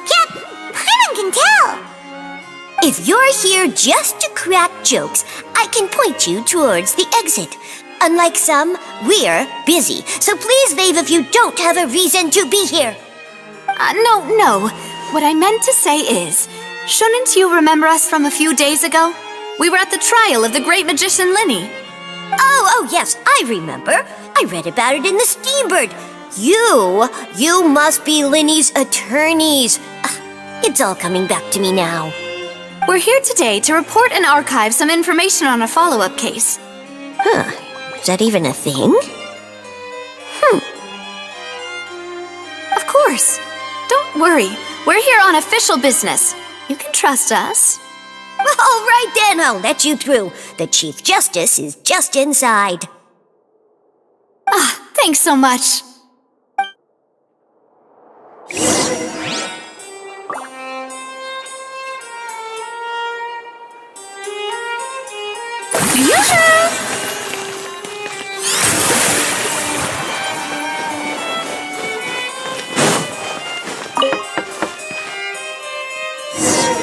Please come in.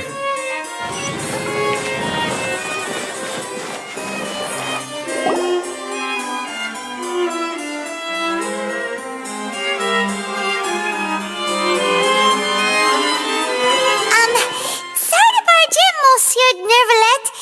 We only lied to get in because we didn't know any other way. It's all right. Please let me know how I may be of assistance to you. So you're not mad at us? We're looking for a man called Vacher. He may have been an eyewitness in the serial disappearances case. If we can find him, we may be able to unearth some key information on the case. I see. In that case, please wait here a moment while I browse through the files.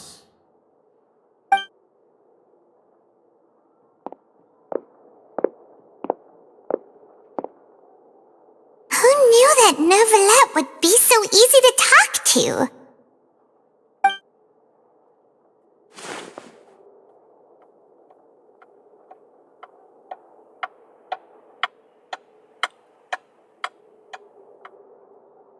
Unfortunately, I'm quite certain that no one by the name of Vacher has been involved in any case, criminal or civil, in the past several years.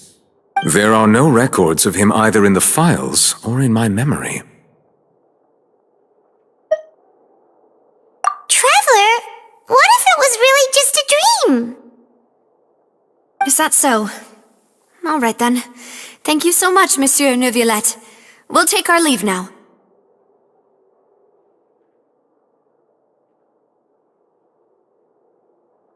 Ahem.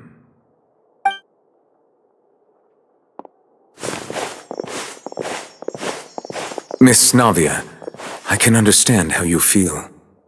Your father, Callus, was a truly exceptional man. We deeply regret his passing.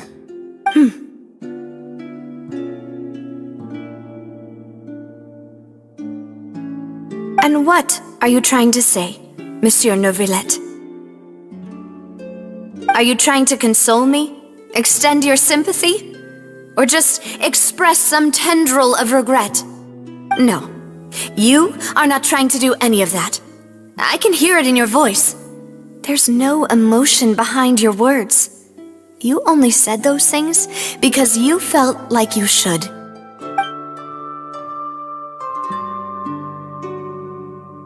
It's just like last time. After my father took his place in the duelist ring, I pushed through the guards to talk to you as a last resort. You even told me then that you thought there was something fishy with the case, yet you still allowed the duel to go ahead. In your eyes, the value of a human life is nothing compared to those cold laws you hold so dear. If you truly regret my father's death, then why didn't you call a stop to the duel? Why didn't you give me the power to stop him from throwing his life away? Why did you just let him die, despised and hated by all? Everything was hanging on a thread at that moment. Just the tiniest effort could have changed everything. There are still so many things I never got to tell him. So many questions he still owes me answers to. If you really have no heart, Then just look me in the eyes. I, Navia, will show you the true meaning of regret.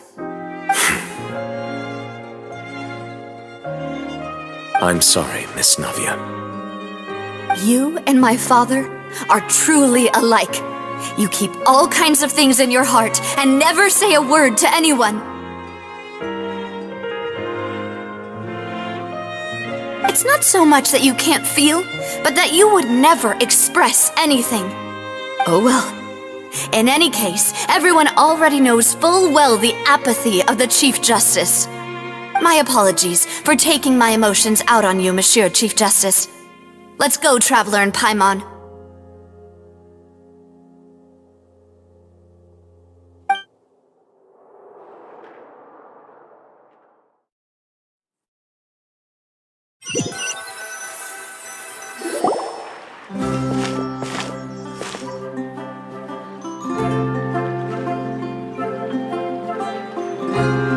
Navia, are you okay? I'm fine. Rain. It's raining. You're right. Wasn't it still sunny when we went into the building?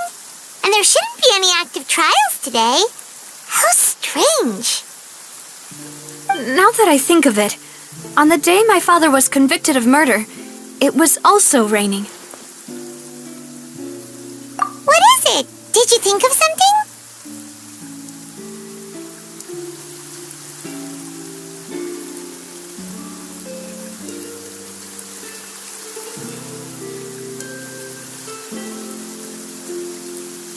Yeah, he was outside. It was uncovered and the rain could fall there. Why? Do you think the rain could have affected the crime scene? That thought has occurred to us before. We've even expanded the search area to try to account for that, but didn't find anything of value. Oh? Wait. You don't mean... So you're saying that the true murderer could have been turned into water and then got washed away with the rain? Yeah, and if that's what had happened, then no one would have believed your dad, even if he explained what he saw to the authorities. I really think I found a true genius for a partner. You're completely right. How did I not connect the dots earlier? All right, let's go to Poisson. With this new lead in mind, we'll get to the bottom of my father's case for sure. Yeah, we're gonna make progress for sure this time. Do you want to go with me now? Or do you want to head over by yourself later?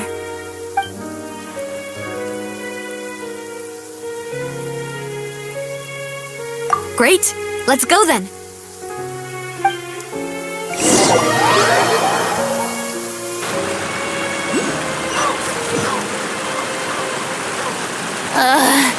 The sun feels almost as hot as those studio lights I'm in front of all the time.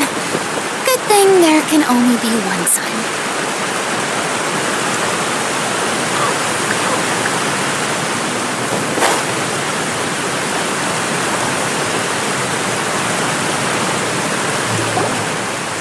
Whoa, what a huge ship!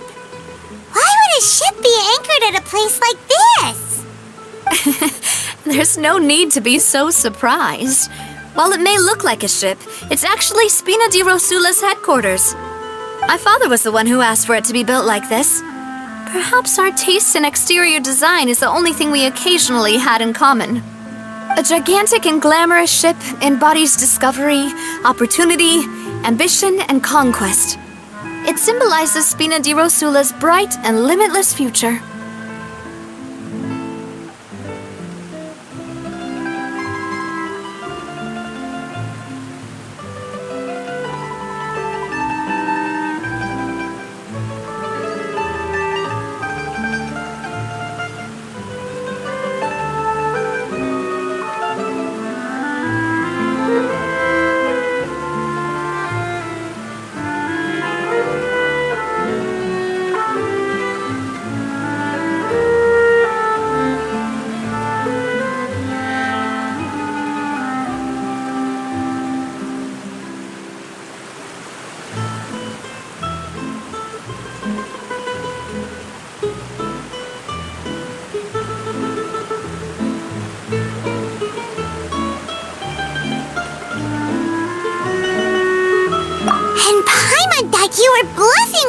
that Spina di Rosula had a glorious past. Paimon was confused why a group with such a history would live in the sewers. But now that Paimon has seen this ship for herself, she's been convinced. Well, Poisson is where Spina di Rosula began, after all. It's our main base, our home.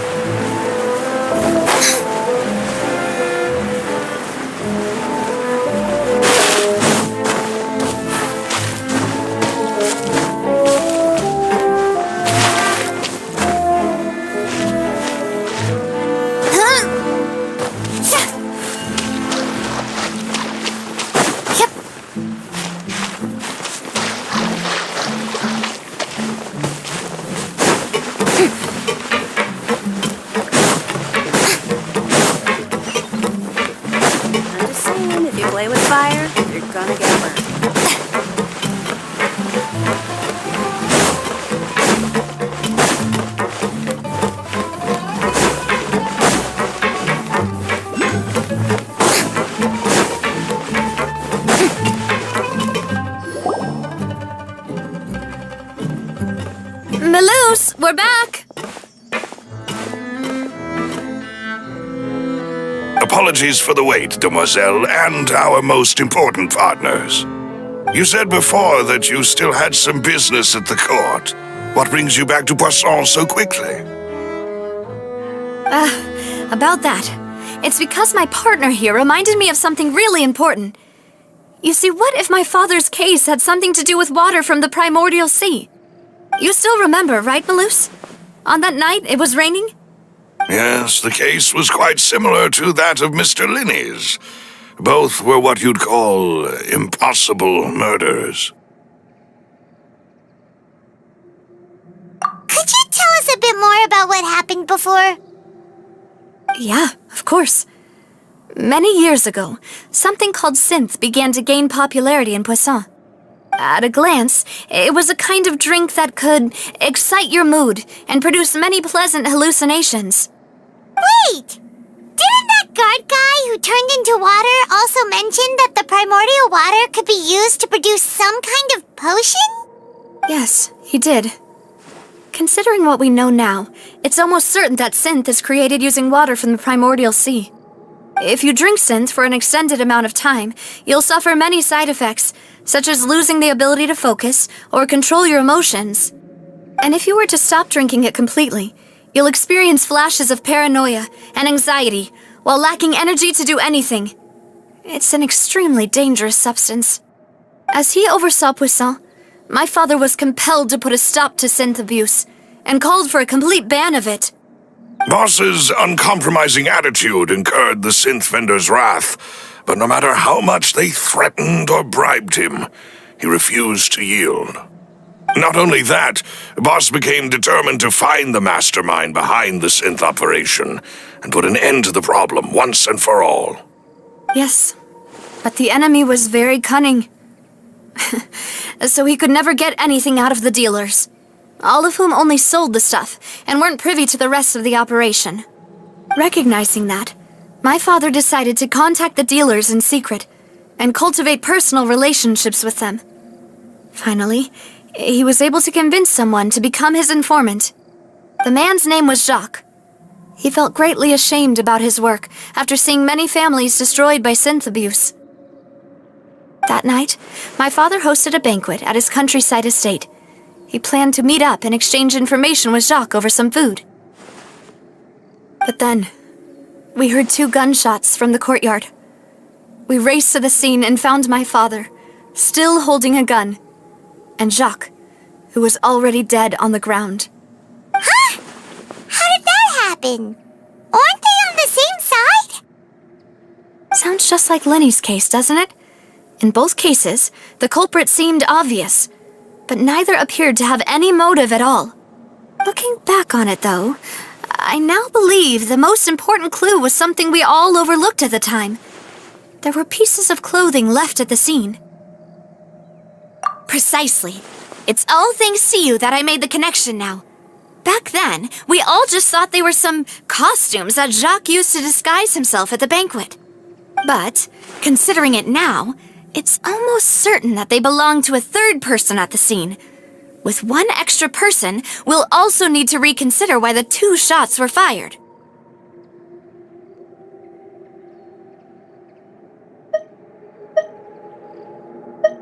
You're right. We still don't know what happened. But my intuition tells me that we're on the right track to figuring it all out. I'm finally headed towards the truth. Jacques was an empathetic man who was infinitely remorseful for his past actions. It's unlikely that he turned on Boss with 0 warning. I think this third person is probably the key to the full truth. On that note, however, even though this will not please you, demoiselle, as your and your father's butler, I must still offer a word of warning. Our opponent is insidious and cruel. They are extremely difficult to deal with, and Boss has already lost his life trying to bring them to justice. Even though Spina de Rosula has lost most of its former glory, Poisson has welcomed a new time of peace, and we have been allowed to live out our lives.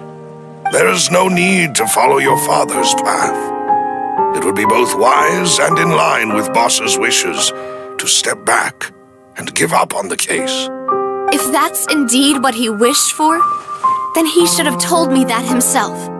Was I not the closest person to him? And yet, I was the one most kept in the dark. What was the point of him dying without sharing any of the secrets he knew? Did he manage to protect anything in the end? Synth is still here. Callus the Unfaithful is still his epithet. And Spina di Rosula is barely getting by. Nothing has changed. Did he think I'd just accept his meaningless death and live out my life just as meaninglessly? I've never accepted that, ever.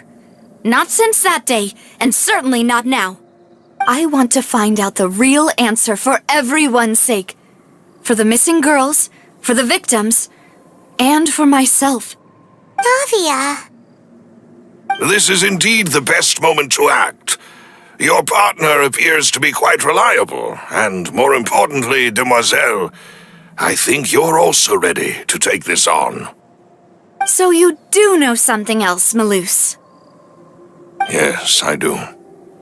In fact, even before that banquet, Boss already knew of the connection between Synth and the serial disappearances case.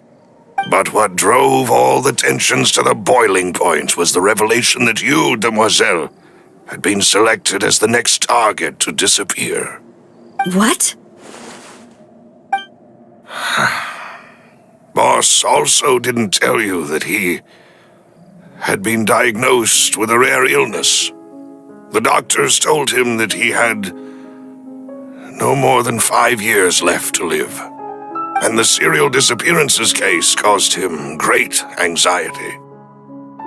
5 years was nowhere near enough time to resolve this long-standing conflict, but once he passed away, all the danger would pass on to you.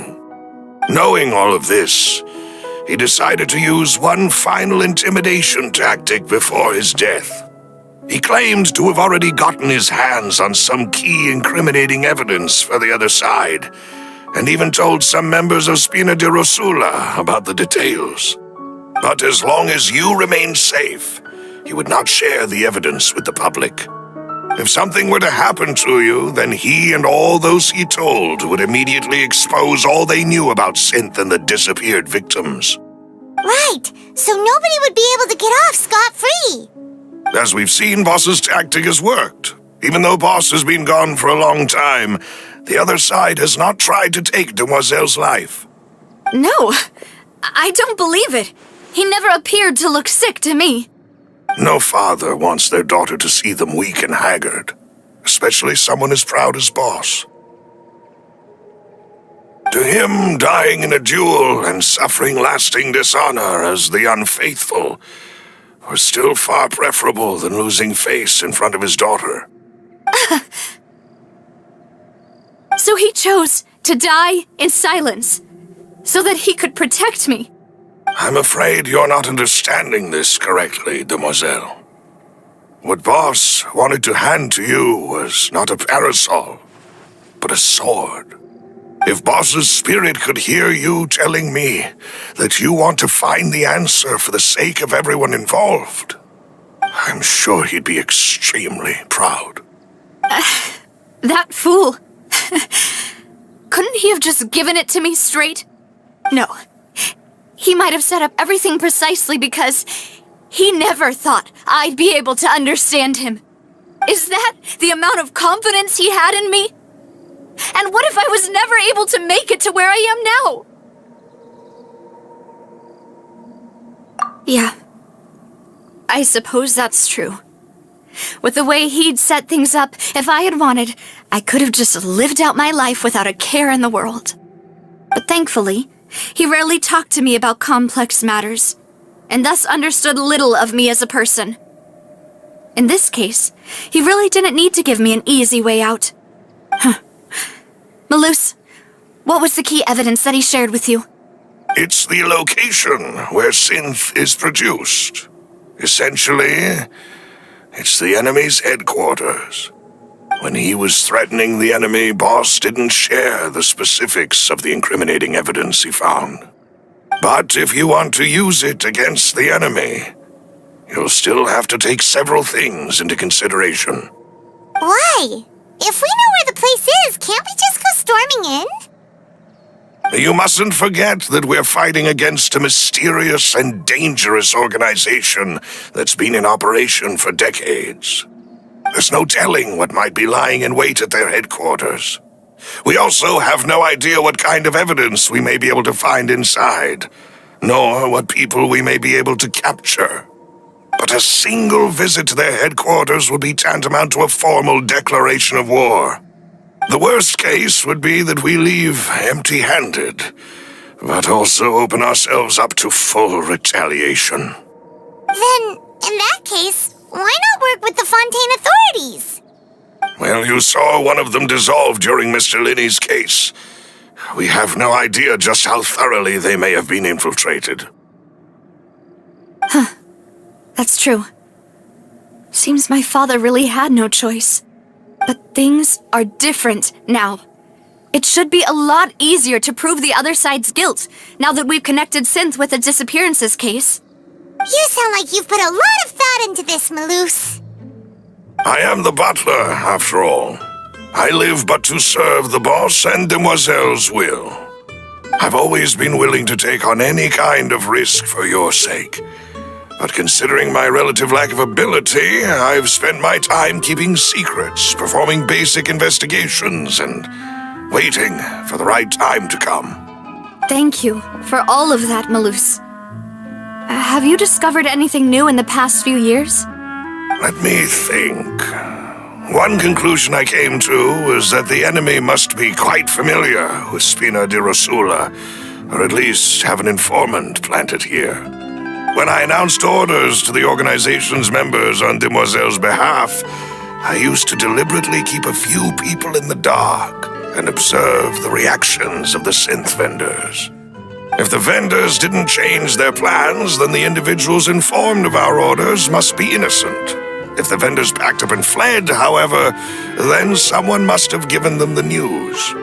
After several rounds of testing and investigative tracing, I've narrowed the suspect list down to 3 people. The first is Florent, Spina di Rosula's senior advisor. Huh? Florent? Yes, surprising, isn't it? He was one of the people Boss trusted the most. which also means that he was someone who understood Boss really well. Thanks to his position within Boss's innermost circle, he always knew our upcoming plans and could thus avoid capture this whole time. There's someone else like him too. Marcel, the head of Confrérie of Cabrières. Uncle Marcel.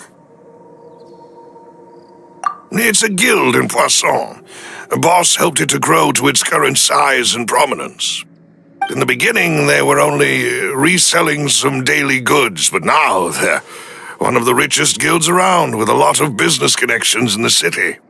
So, they're like a sister organization of Spina di Rosula? Yes, you can say that. When we were fighting against the synth dealers, they provided us with plenty of support. It's a bit difficult to imagine someone using their own money to hunt down themselves. The final suspect is Thierry, the man responsible for coordinating information between Spina di Rosula and the guards. Although the guards mostly leave us to our own devices, there are still many activities we have to report to the local authorities. Since Thierry is always in the know about our current activities, he could theoretically always plan one step ahead. I see. These are all people who I communicate with quite regularly. To think that the enemy we've been fighting against has been right next to me all along, among those I trust the most. It's almost too hard to believe. If you want to investigate them, please take every precaution to not alert the quarry. Judging from our experience, the enemy is extremely cautious. Of course. And thank you, Malus. You've provided us with a lot of great information. You're too kind, my lady. I'm just doing my duty. And before I forget, proving Boss's innocence would also mean clearing him of blame in Jacques' death. After that incident, Jacques' wife and daughter were taken into the Spina's care. They still live in Poisson today. If it might help, you could also pay them a visit. I can make the necessary arrangements. Oh, thank you so much, Malus. You really are the best. A new case awaits, my dear partner. I hope we can work together to uncover the truth and end this case once and for all.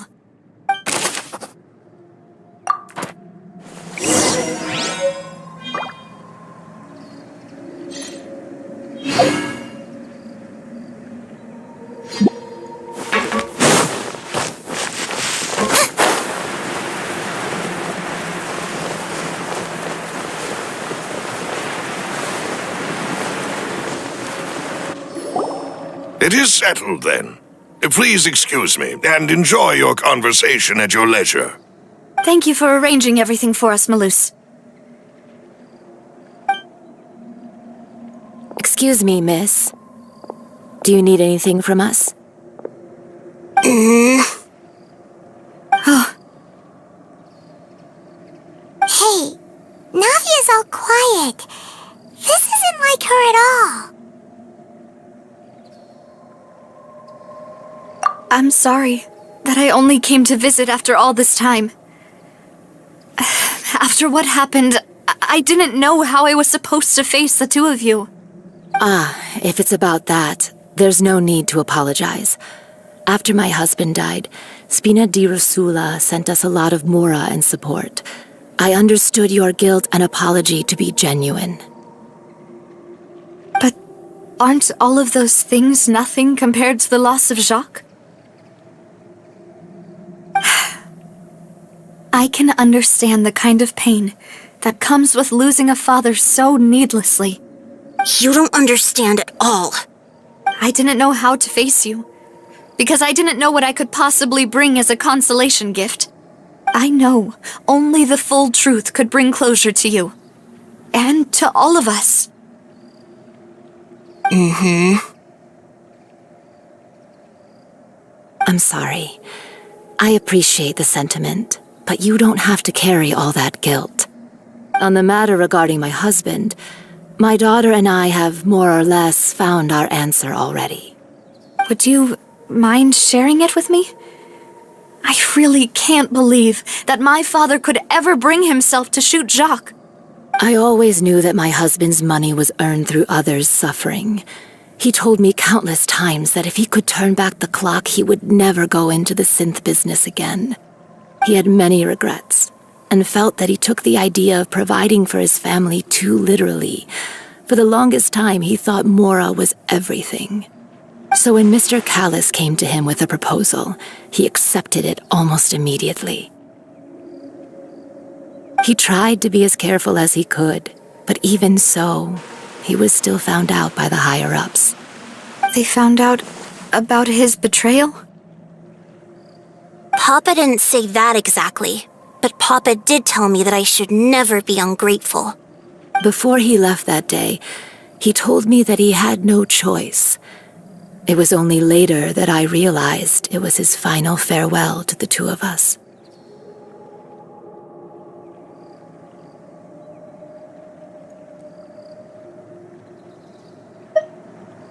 I don't know that for sure, but you could say that's the conclusion I eventually came to. Which is why I'm the one who should feel guilty. Callis had always taken great care of us, both when he was still alive and after he passed away. Even if he fired the shot that killed my husband, it was likely in self-defense. It is impossible for me to hate him for what he had done. But Mama, why is Papa still the bad guy if he did the right thing? Papa always wanted to be a good man, so why did he have to do a bad thing in the end? Well, things aren't always as they seem.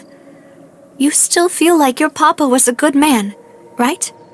Yeah, Papa was a really good man. The best in the whole world. Then you should hold on to that. If a good man had to do a bad thing, then he must have had his reasons. Regardless of whether he left you a parasol or a sword. He must have done so to give you a better life. Oh. Thank you for everything you've told me. I will definitely find the truth. The current state of things is not something I'm willing to just sit back and accept. Thank you. I'm very grateful to hear this from you. Even though your personality is quite different from your father's, your determination when you speak is really similar. You really think so? That's the first time anyone said that to me.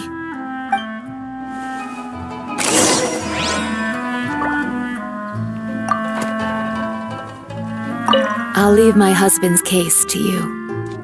Thank you, Miss Spina, and Miss Spina's friend.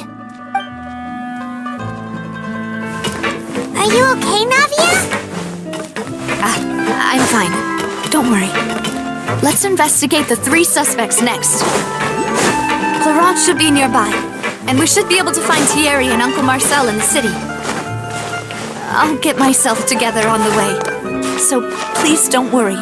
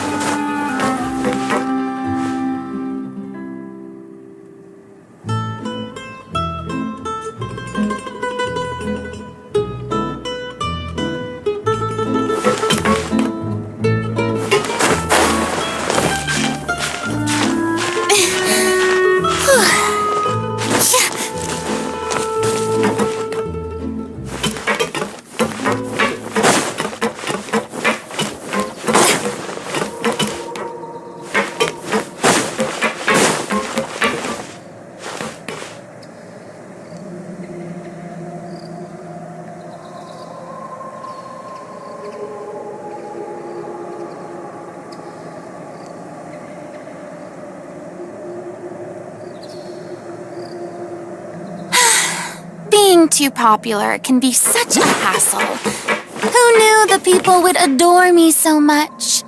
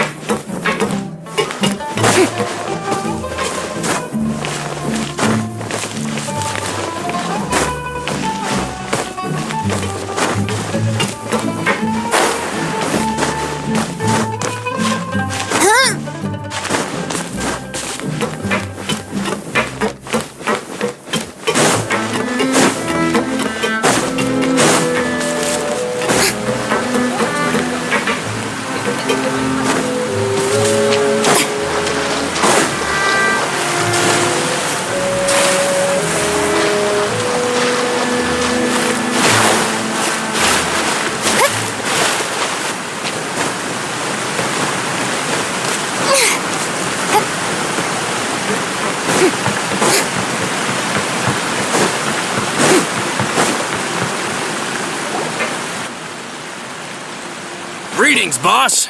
How may I be of assistance today? I'm sure you've heard about what happened at the Opera House. Someone got turned into water right in front of us. Yeah, I've heard. With something that dramatic, I'm sure journalists will milk it for all it's worth. And it'll be all the talk for the next several weeks. It also reminded me, on the day that the incident happened with my father, it was raining outside, and we found some clothes left at the scene. After my partner here put the dots together for me, I feel like we should try to reopen his case. Can you do me a favor and try to recall what happened that night? Let me think. Mr. Callus was feeling pretty upbeat that day. So he was drinking and bantering away with us at the table. After that, he told us that he wanted to go get some fresh air. So we let him go without thinking much of it. Who knew that we would hear 2 gunshots ring out right after? My first reaction was that Mr. Callus's life was in danger. So I grabbed my holster and made a mad dash toward the scene. But when I got there, it was already too late. Mr. Callus was standing over a dead body with a gun in his hands. All we could do was look back and forth at each other, not knowing what to say. So you also remember 2 gunshots then? Indeed. The guard said that the first shot didn't hit anyone, while the second killed Jacques. But I've never really bought that explanation. Reason being, Mr. Callus had left his gun on the table. I even made sure to confirm that before running to the scene. But according to the guards, that doesn't mean he couldn't have had other guns on his person. About the clothes left at the scene that you mentioned, do you think there was a third person there who was turned into water? At least from our perspective, my father had no reason to kill, so he would also have no reason to bring an extra gun with him. The gun he was holding probably belonged to Jacques, or a third person on the scene. Yeah, that makes a lot of sense. So you're saying Mr. Callus ended up with the gun because he seized it from one of the other guys? But hold on. If that's what had happened, then why didn't he share the truth with any of us? He didn't even want to face the Oratrice machine, and chose instead to prove his honor in a duel. Did he lose all faith in the courts after seeing someone dissolve right in front of his eyes? About that, Malus told me a thing or two, so I think I can understand why he committed to the duel. I'll tell you everything once the whole truth has been revealed. I understand. Then I'll leave Mr. Callus's honor in your hands, boss. And if I may just say one more thing, the whole Callus the Unfaithful epithet has been a thorn in my side since the day it was invented. Many people have laughed at me for still calling him Mr. Callus, even after so many years have passed. But it was Mr. Callus's trust that allowed me to rise through the ranks of Spina di Rosula and live the life I lead today. No matter what others might say, he'll always be the man I respect the most. And he'll always be my boss. Don't worry. I will definitely find the truth. You and all our other comrades at the Spina deserve to know the truth as well.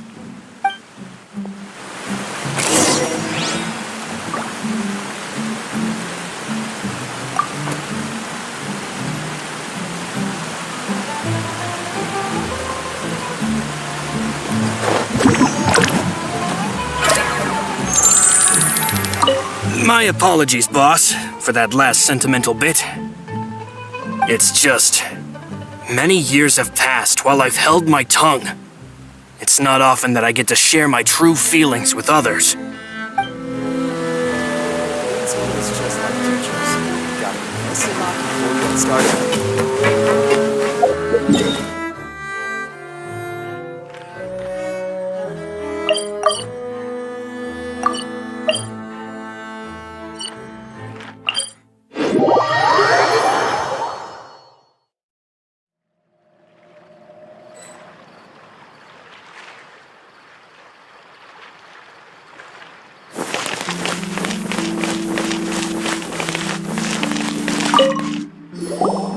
Hey, Thierry! It's me! Oh, now, what brings you here, Miss Navia? I've heard that you made quite the name for yourself at the Opera House. Oh, so you've caught news of that already. Oh, okay. Hey, I'm also a member of the Guards, you know. The way you make it sound, people would think I was sent off to Poisson because I had done something wrong. Are you sure there isn't a little bit of truth in that? Under normal circumstances, shouldn't you have been called back to the city already? I mean, where I work is really up to me. Let's just say I enjoy the ambiance of Poisson. Callis did a fantastic job running the town, building Spina di Rosula from the ground up and clearing many obstructions in my way. It would be next to impossible for me to find a similarly easy but high-paying job in the city. Anyway, enough chit-chat. Are these two friends of yours? You, here for some formal business? Yes. These two are my partners. What happened at the Opera House made us realize that Linny's case and my father's may be related. We're trying to reinvestigate the details of my father's old case. Ah, I get it. You think there might be more to the case now that we know people can be dissolved into water, right? I was also flabbergasted when I first heard of it. If you want to go through the original files from your father's case, I can help you look for them. That'd be much appreciated. Thank you. Actually, I have another question. Do you have the authority to dispatch Gardamex? Of course. Without them, I couldn't possibly handle Poisson on my own. Why do you ask? We definitely can't use them to forcefully get more evidence for your father's case. Well, you see, just recently, we were attacked by a horde of unnumbered Gardamex in the city. So, if you hypothetically wanted to do something against me, all you would need to do is get rid of the mecha serial numbers and send them after me. Then you think too highly of my abilities. Dispatching mecha is very different from controlling them. If I had to make an analogy, when you order a dish, the chef will make it for you. You can ask the chef to cook, but not to massage your shoulders or carry your baggage. If you try to make unreasonable demands, the chef would just think you're out of your mind and ignore you completely. The same goes for me and my Gardamex. Removing a serial number is also not as easy as you might think. There are a lot of complex steps to it, and it's almost impossible to keep it a secret. So I can promise you, those mecha were definitely private units. They're certainly not cheap.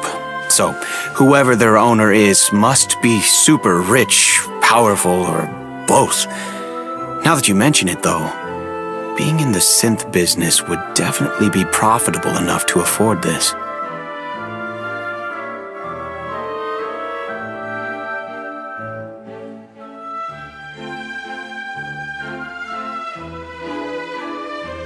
Oh, then you're officially in the clear, Thierry. Oh, thank you for the vote of confidence, Navia. Jokes aside, I'd like to wish you all the best with your investigation. I'll be staying in the city for a little while, so just come find me if you need any support from the guards.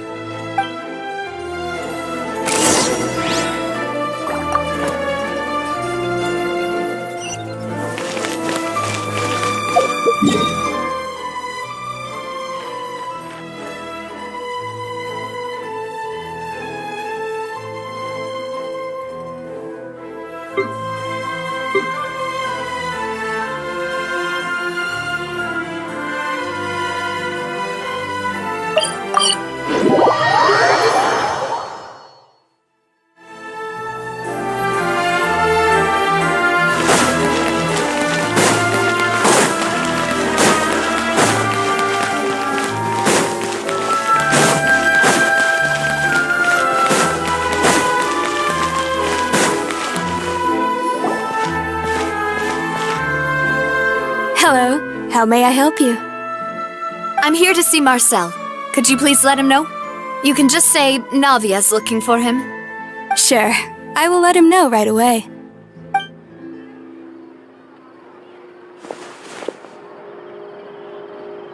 Navia, hello. Sorry to keep you waiting.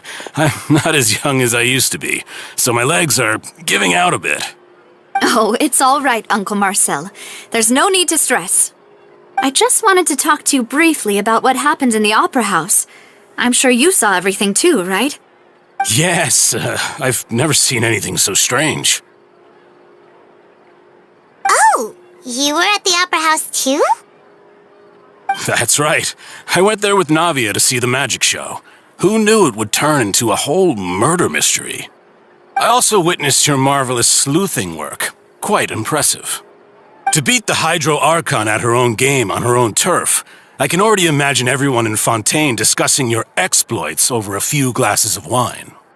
Oh, Paimon doesn't want to become the talk of drunkards. Apologies. It's just how Fontaine is as a nation. Everyone loves drama and theatrics. Uncle Marcel, you've also noticed that other thing, right? The fact that humans can dissolve in water? Yes, I was reminded of your father's case right away. Is that what you're investigating now? Exactly. I still don't have much solid proof, but I can sense that the other side has already begun to act. Oh, and what makes you say that? We were attacked on Araneus by some unnumbered Gardamex.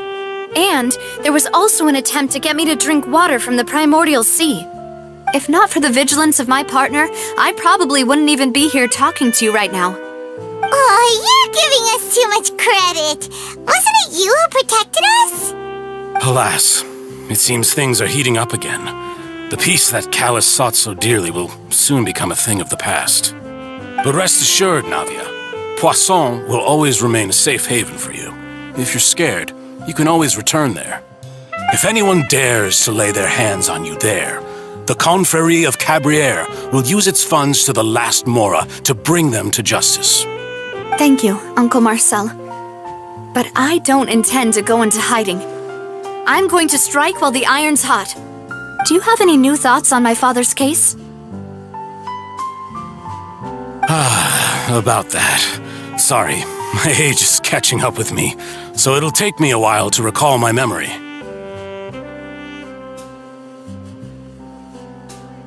The Confrérie was responsible for that banquet, so I was out and about the whole time making sure things were running smoothly.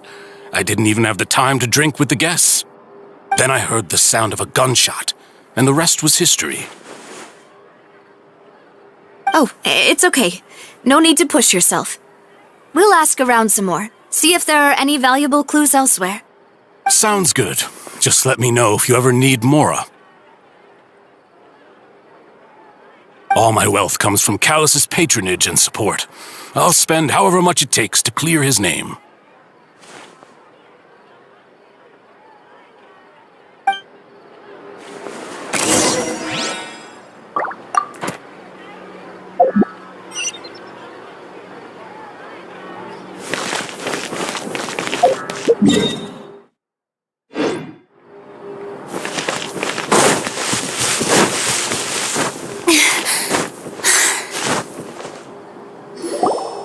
We've talked to all 3 suspects, purely based on their conversations with me.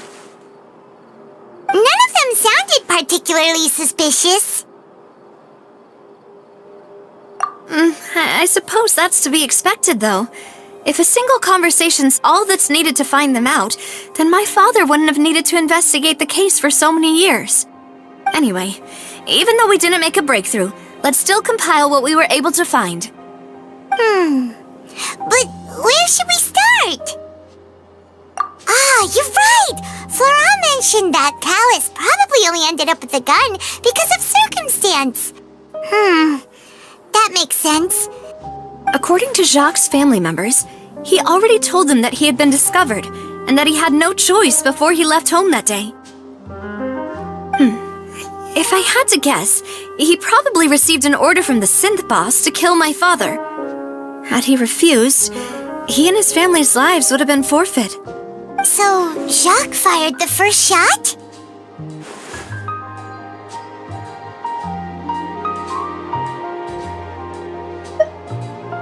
Oh? And why is that?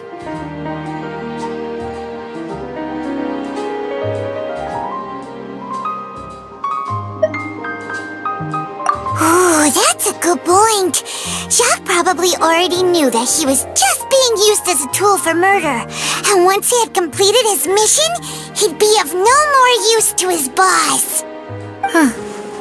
So, what would make more sense from his perspective would be to turn his back on the order and seek protection from my father.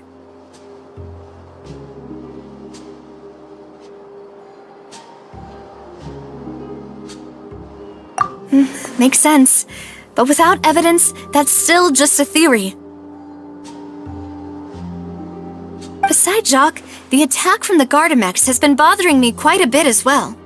It's obvious that our enemy has become more antsy after the secret of the primordial seawater was revealed. Do you think he knew, even then, that we'd follow this lead to the end? Given everything that's happened since, it's quite possible. But who among the 3 suspects would have the ability to control privately owned Gardamex?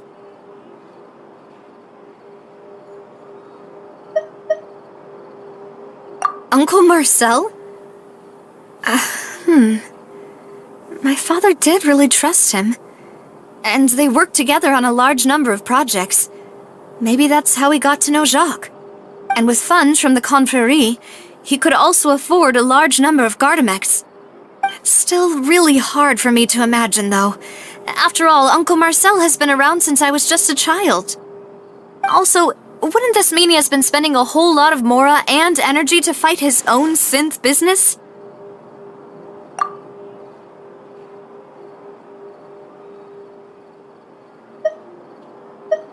Florent? It is true that he was closest to my father, and thus had the best chance of learning about his dealings with Jacques. But as Spina di Rosula's advisor, his work mostly deals with personnel and security, so he shouldn't have much means when it comes to finances. So you're saying he's too broke to afford a mecha army? Exactly. He can't. And even if he could, I don't think he would be able to dispatch a whole group so quickly. Thierry, you say? It is possible that he's figured out a way to convert the Gardamex for personal use. But I didn't feel like he was lying when he was talking to us about the mecha. I also don't think he'd be able to keep that kind of tampering under wraps. Yeah, had he actually tampered with the mecha, we'd be able to prove it with a simple check of the guard's inventory. If the mecha were taken from the guards, it should be pretty easy to find out when and how that happened. Who could it be?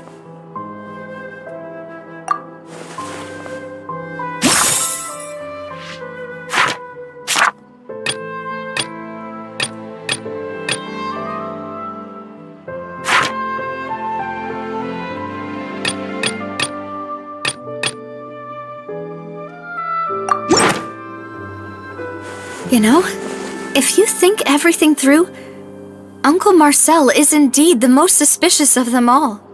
Could we be missing other suspects? Malou turning into water thing when he narrowed it down to these three, did he?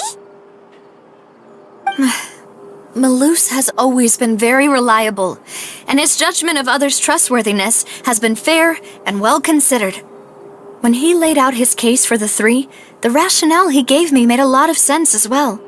The suspect is knowledgeable about the Spina's internal affairs, has the means to dispatch Mecha to assassinate us, and possesses significant intellect and foresight. Even if I don't want to believe it, I'm starting to see how things could all tie back to Uncle Marcel. Well, we still have another trump card on top of all the theorizing and speculating. Yes, Malus did say that charging straight in there would be extremely risky, but we don't have any other options right now. We need far more solid proof before we can hope to go charging in on our enemy. Navia, here you are. Oh, I've been looking for you. Huh? Aren't you the guy from the guards? Did something happen? Yeah. News came from Irenaeus just after you left. We've got another trial on our hands. Wasn't that place built specifically for holding trials? What's so newsworthy about this one? I know. But they said the person they're putting on trial is a Fatui harbinger called Tartaglia. What? Is that someone you know? Yeah, we know him. Maybe even a little too well. Well, he's been accused of being the true culprit behind the serial disappearances case. It's absurd, don't you think? Wait, how? None of our investigations have had anything to do with him. That's what I thought was strange about it, so I came to tell you the news right away. If the charge against him stands, then it'll be next to impossible to get the guards to support any of our planned investigations. Right, because they'll think they've already found the culprit. Yeah, and it'll be a lot harder then to clear Mr. Callus's name. I understand. Well, partner, what do you think we should do? We still haven't found any conclusive evidence. Huh? Split up? What do you mean? Just as expected of my partner. Since this is a trial about the serial disappearances case, the culprit's attention will be focused on Irenaeus, leaving his home base wide open. You're right. This is our best opportunity. All right then, let's do this. I'll stall them at the Opera House and charge Marcel as the true culprit. I won't have any chance of making that charge stick, though, unless we find more evidence. It'll be up to you to make it back in time and hand the decisive evidence to me. We'll help you, just like you helped us in Linny's trial. Demoiselle, please allow us to accompany you. I'm ready. Malus, Silver, when did you two get here? We heard that you'll be leaving Poisson and figured that you might require our assistance. It's our hope that your confidence will be bolstered with the two of us by your side. Thank you so much. Then, let's make haste for Irenaeus. Paimon, Traveler, I'll see you at the Opera House. See you then!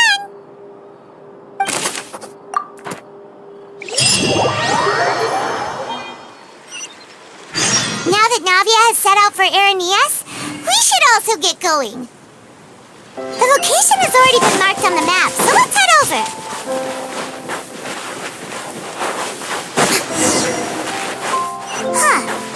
According to Malus's info, the synth production base is underwater. Let's go and try to find the entrance.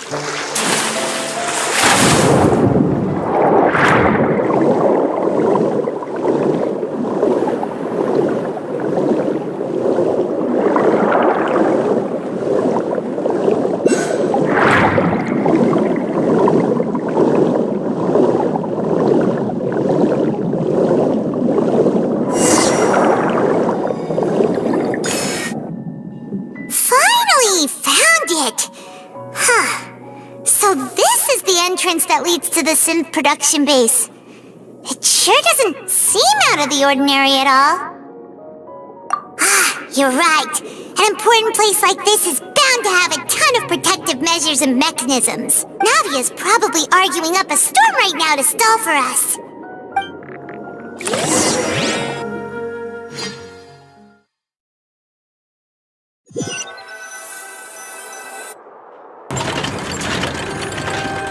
It would appear that I must repeat my question again, Mr. Tartaglia. Do you accept the charge that you are the true culprit behind the serial disappearances case? To be perfectly honest, I don't understand your country's complicated court system, or the reason why I'm being charged with something I've never even heard of. However, I did hear that people who have been charged can choose to participate in a duel to clear their name. Is that right? In which case, as long as I accept the charge, I can have an all-out fight with that champion duelist Clorend, right? I've got to admit, that's one of the most enticing offers I've ever received. When I privately sparred with her last time, she was obviously holding back. Real disappointing. Hey! Don't you understand? You're currently the prime suspect for a major case. This isn't the place for you to be looking for fights. Oh? Sounds like the Hydro Archon wants to lecture me on the ways of the Opera House. Then why don't you duel me too? I'm the kind of student that learns best in the heat of battle. No. That's not what I meant. Alas, it would appear that communication with the defendant is going poorly, and we have made very little progress. In that case, let me explain everything from the very beginning again. The goal of this trial is to determine the culprit behind the serial disappearances case. That case had nothing to do with him! You've got the wrong man! Huh? What's going on? Why is she interjecting again? I told you it couldn't be one of the Fatui harbingers. Miss Navia, this is the second time you've interrupted the court proceedings. I only tolerated your behavior last time because you were able to provide the court with a key eyewitness. But that was an exception rather than standard court protocol. I can very well charge you with contempt of court for your interjections. Oh, please! Did you ever think I had any respect for this place's pointless theatrics? We can put that discussion aside for now. I'm not here to argue with you. I'm here to charge the true culprit behind the serial disappearances case. And if my charges prove true, then Tartaglia here will be proven innocent by default, correct? Oh, a young lady has charged in and offered to clear my name. How fascinating. Well, I'd gotten half bored to death by all these rules and procedures anyway, so I'll take you up on that offer. So, Your Honor, is there nothing else for me to do now? You may take a seat for now in the audience, but that doesn't mean the suspicions against you have been lifted. Now then, Miss Navia, who is the person you would like to charge instead? That person is...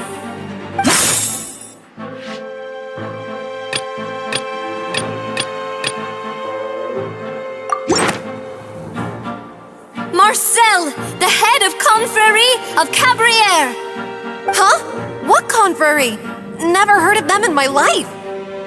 I've heard of them, but weren't they Spina di Rosula's sister organization? Oh, is this going to be a friends to enemies type situation? Please let me remind you, Miss Navia, that charging someone is an incredibly serious matter. Committing to the charge also means taking on the legal responsibilities associated with it. And if the charge fails, depending on the circumstances, you may also be charged with the crime of making a false accusation. Knowing this, do you still wish to charge this man? Yes, I do. In that case, I declare the charge to be valid. Miss Navia and attorneys, please take your places on the court. Members of the guards, please contact Mr. Marcel right away so that he may stand trial.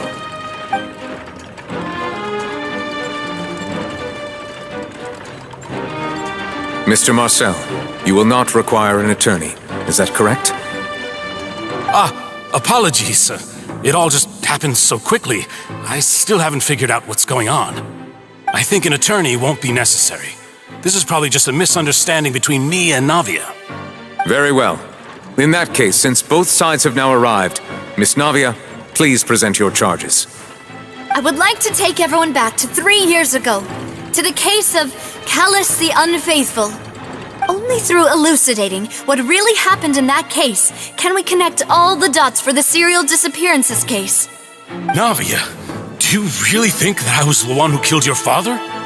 Come on, why would I do that? Callus was my benefactor, and remember, both you and I only ran to the scene when we heard the sound of a gun.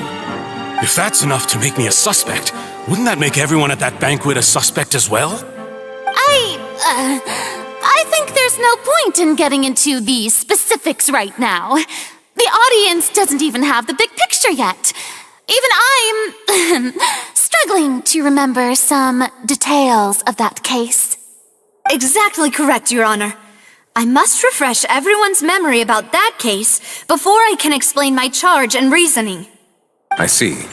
In which case, I will recount the findings about that case as originally recorded by Maison Gardiennage.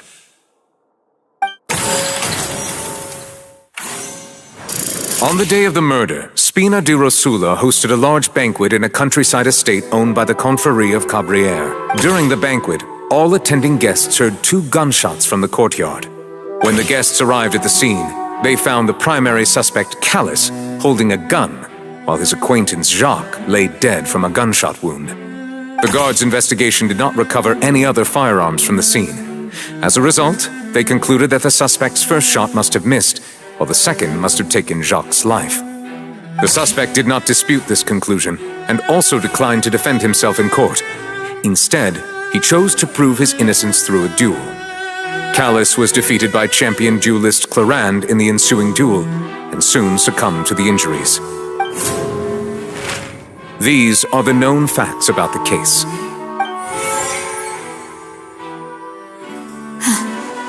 The one with the motive to kill was Jacques, not my father. And even so, Jacques still had no reason to pull the trigger. In truth, the third person shot Jacques first, and was shot in turn by my father when my father seized the gun from him. After that, the true culprit turned the third person into water, erasing all traces of him from the scene. Thank you for the summary, Your Honor. Of course, the guard's conclusion appeared quite sensible to us at the time. However, we should revisit the case now that we've gained new information about the abilities of water from the primordial sea.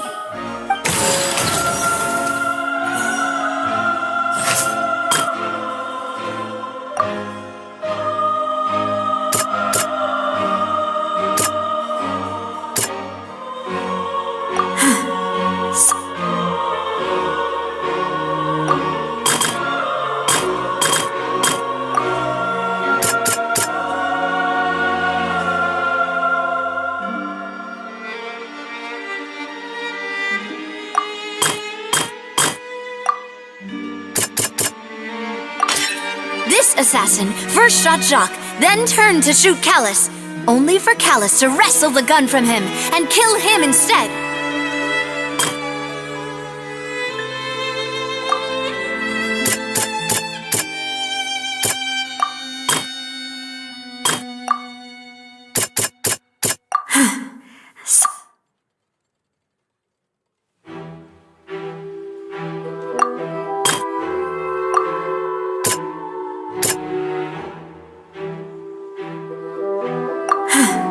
Something's not right.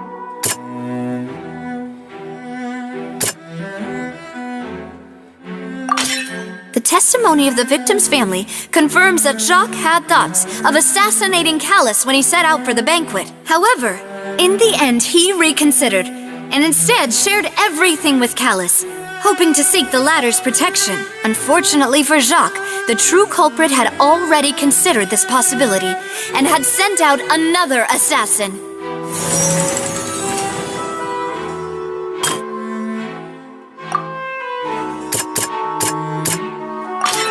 A pile of clothing was found at the scene. The guards once believed they were used by Jacques as a costume to disguise himself. But now it is clear that the clothes were proof that there was a third person at the scene. and that they were turned into water after committing the murder. Since it was raining that day, the culprit was confident that they could use the rain to wash away all traces of their dissolved accomplice. Realizing this, the true culprit caused the hired assassin to dissolve into water, leading everyone to believe Callus was responsible for Jacques' murder. This is the true version of events.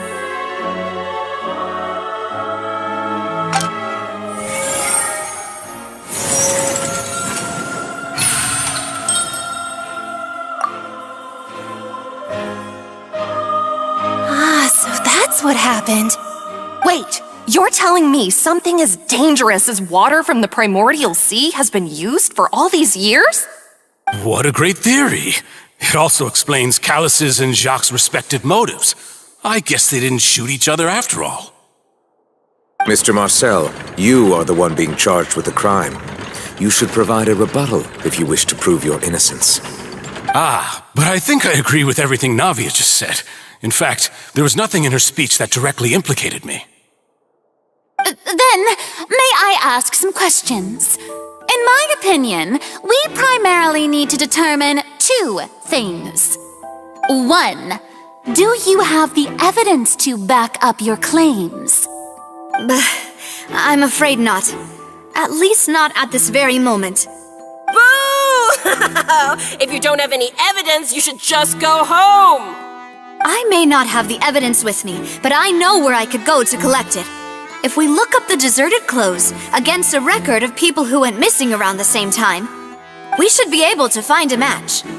Considering the serial disappearances case, the guards probably kept careful records of all missing persons from around that time, regardless of age or gender. That makes sense to me. Monsieur Neuvillette, I would consider this to be a reasonable investigative direction. Why do I feel like Farina's acting a little differently today?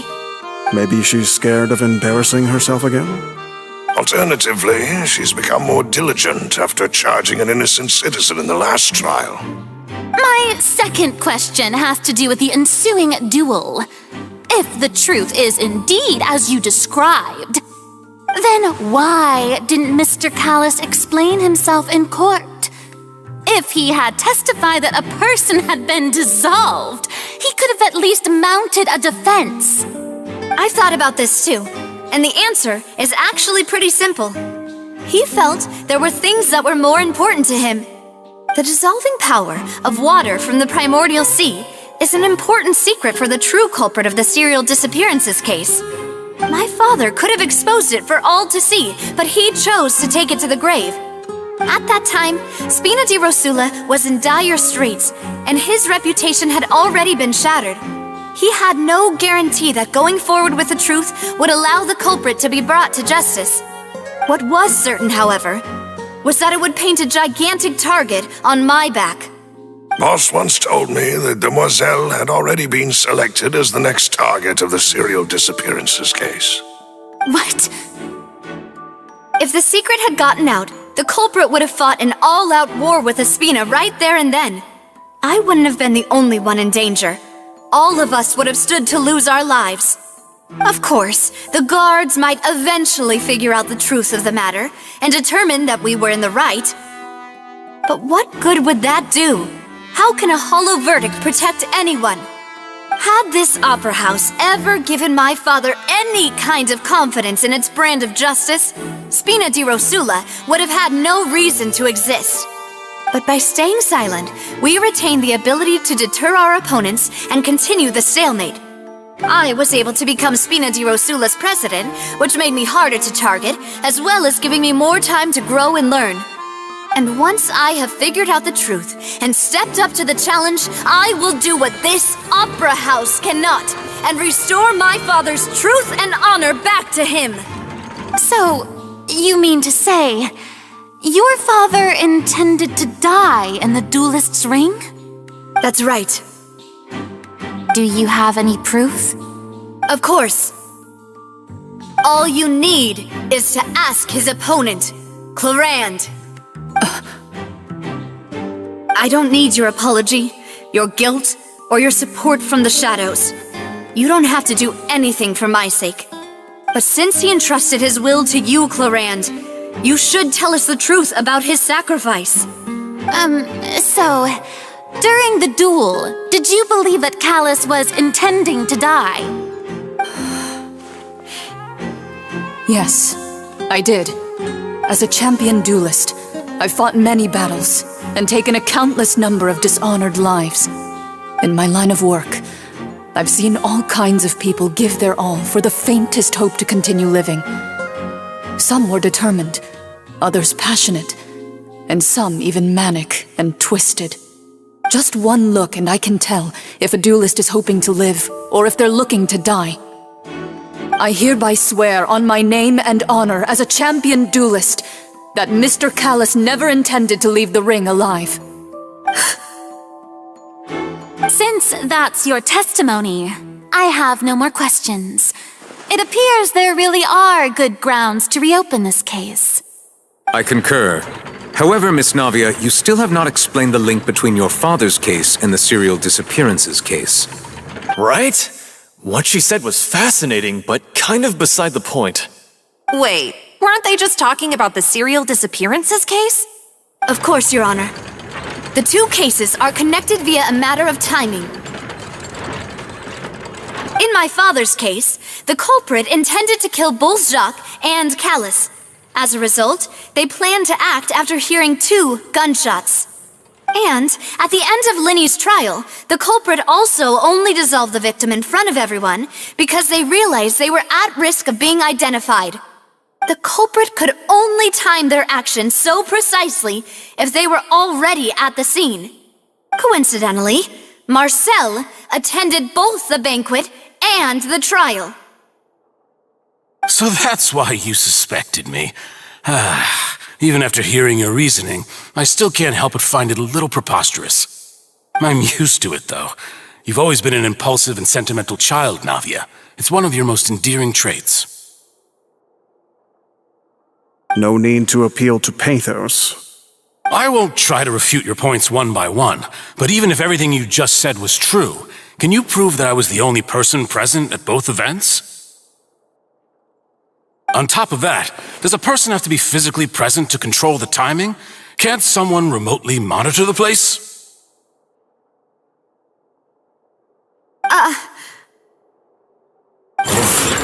Know what she can say to that. I know that even with that, you might still think you can reduce the list of suspects with some further investigations until I'm the only one left on the list. Alas, who won't feel at least a little hurt by an accusation of murder from a girl you see as your own daughter? But if I were to dismiss this completely, you'd also think I'm not being considerate of your feelings.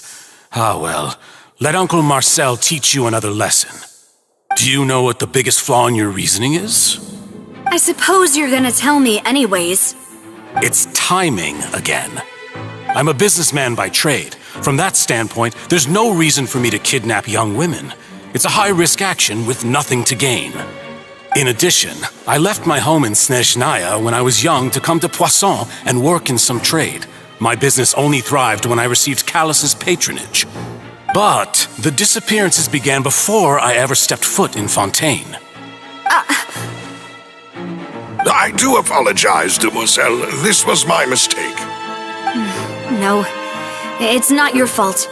I'm sure he had come prepared. Is there anything else you'd like to say?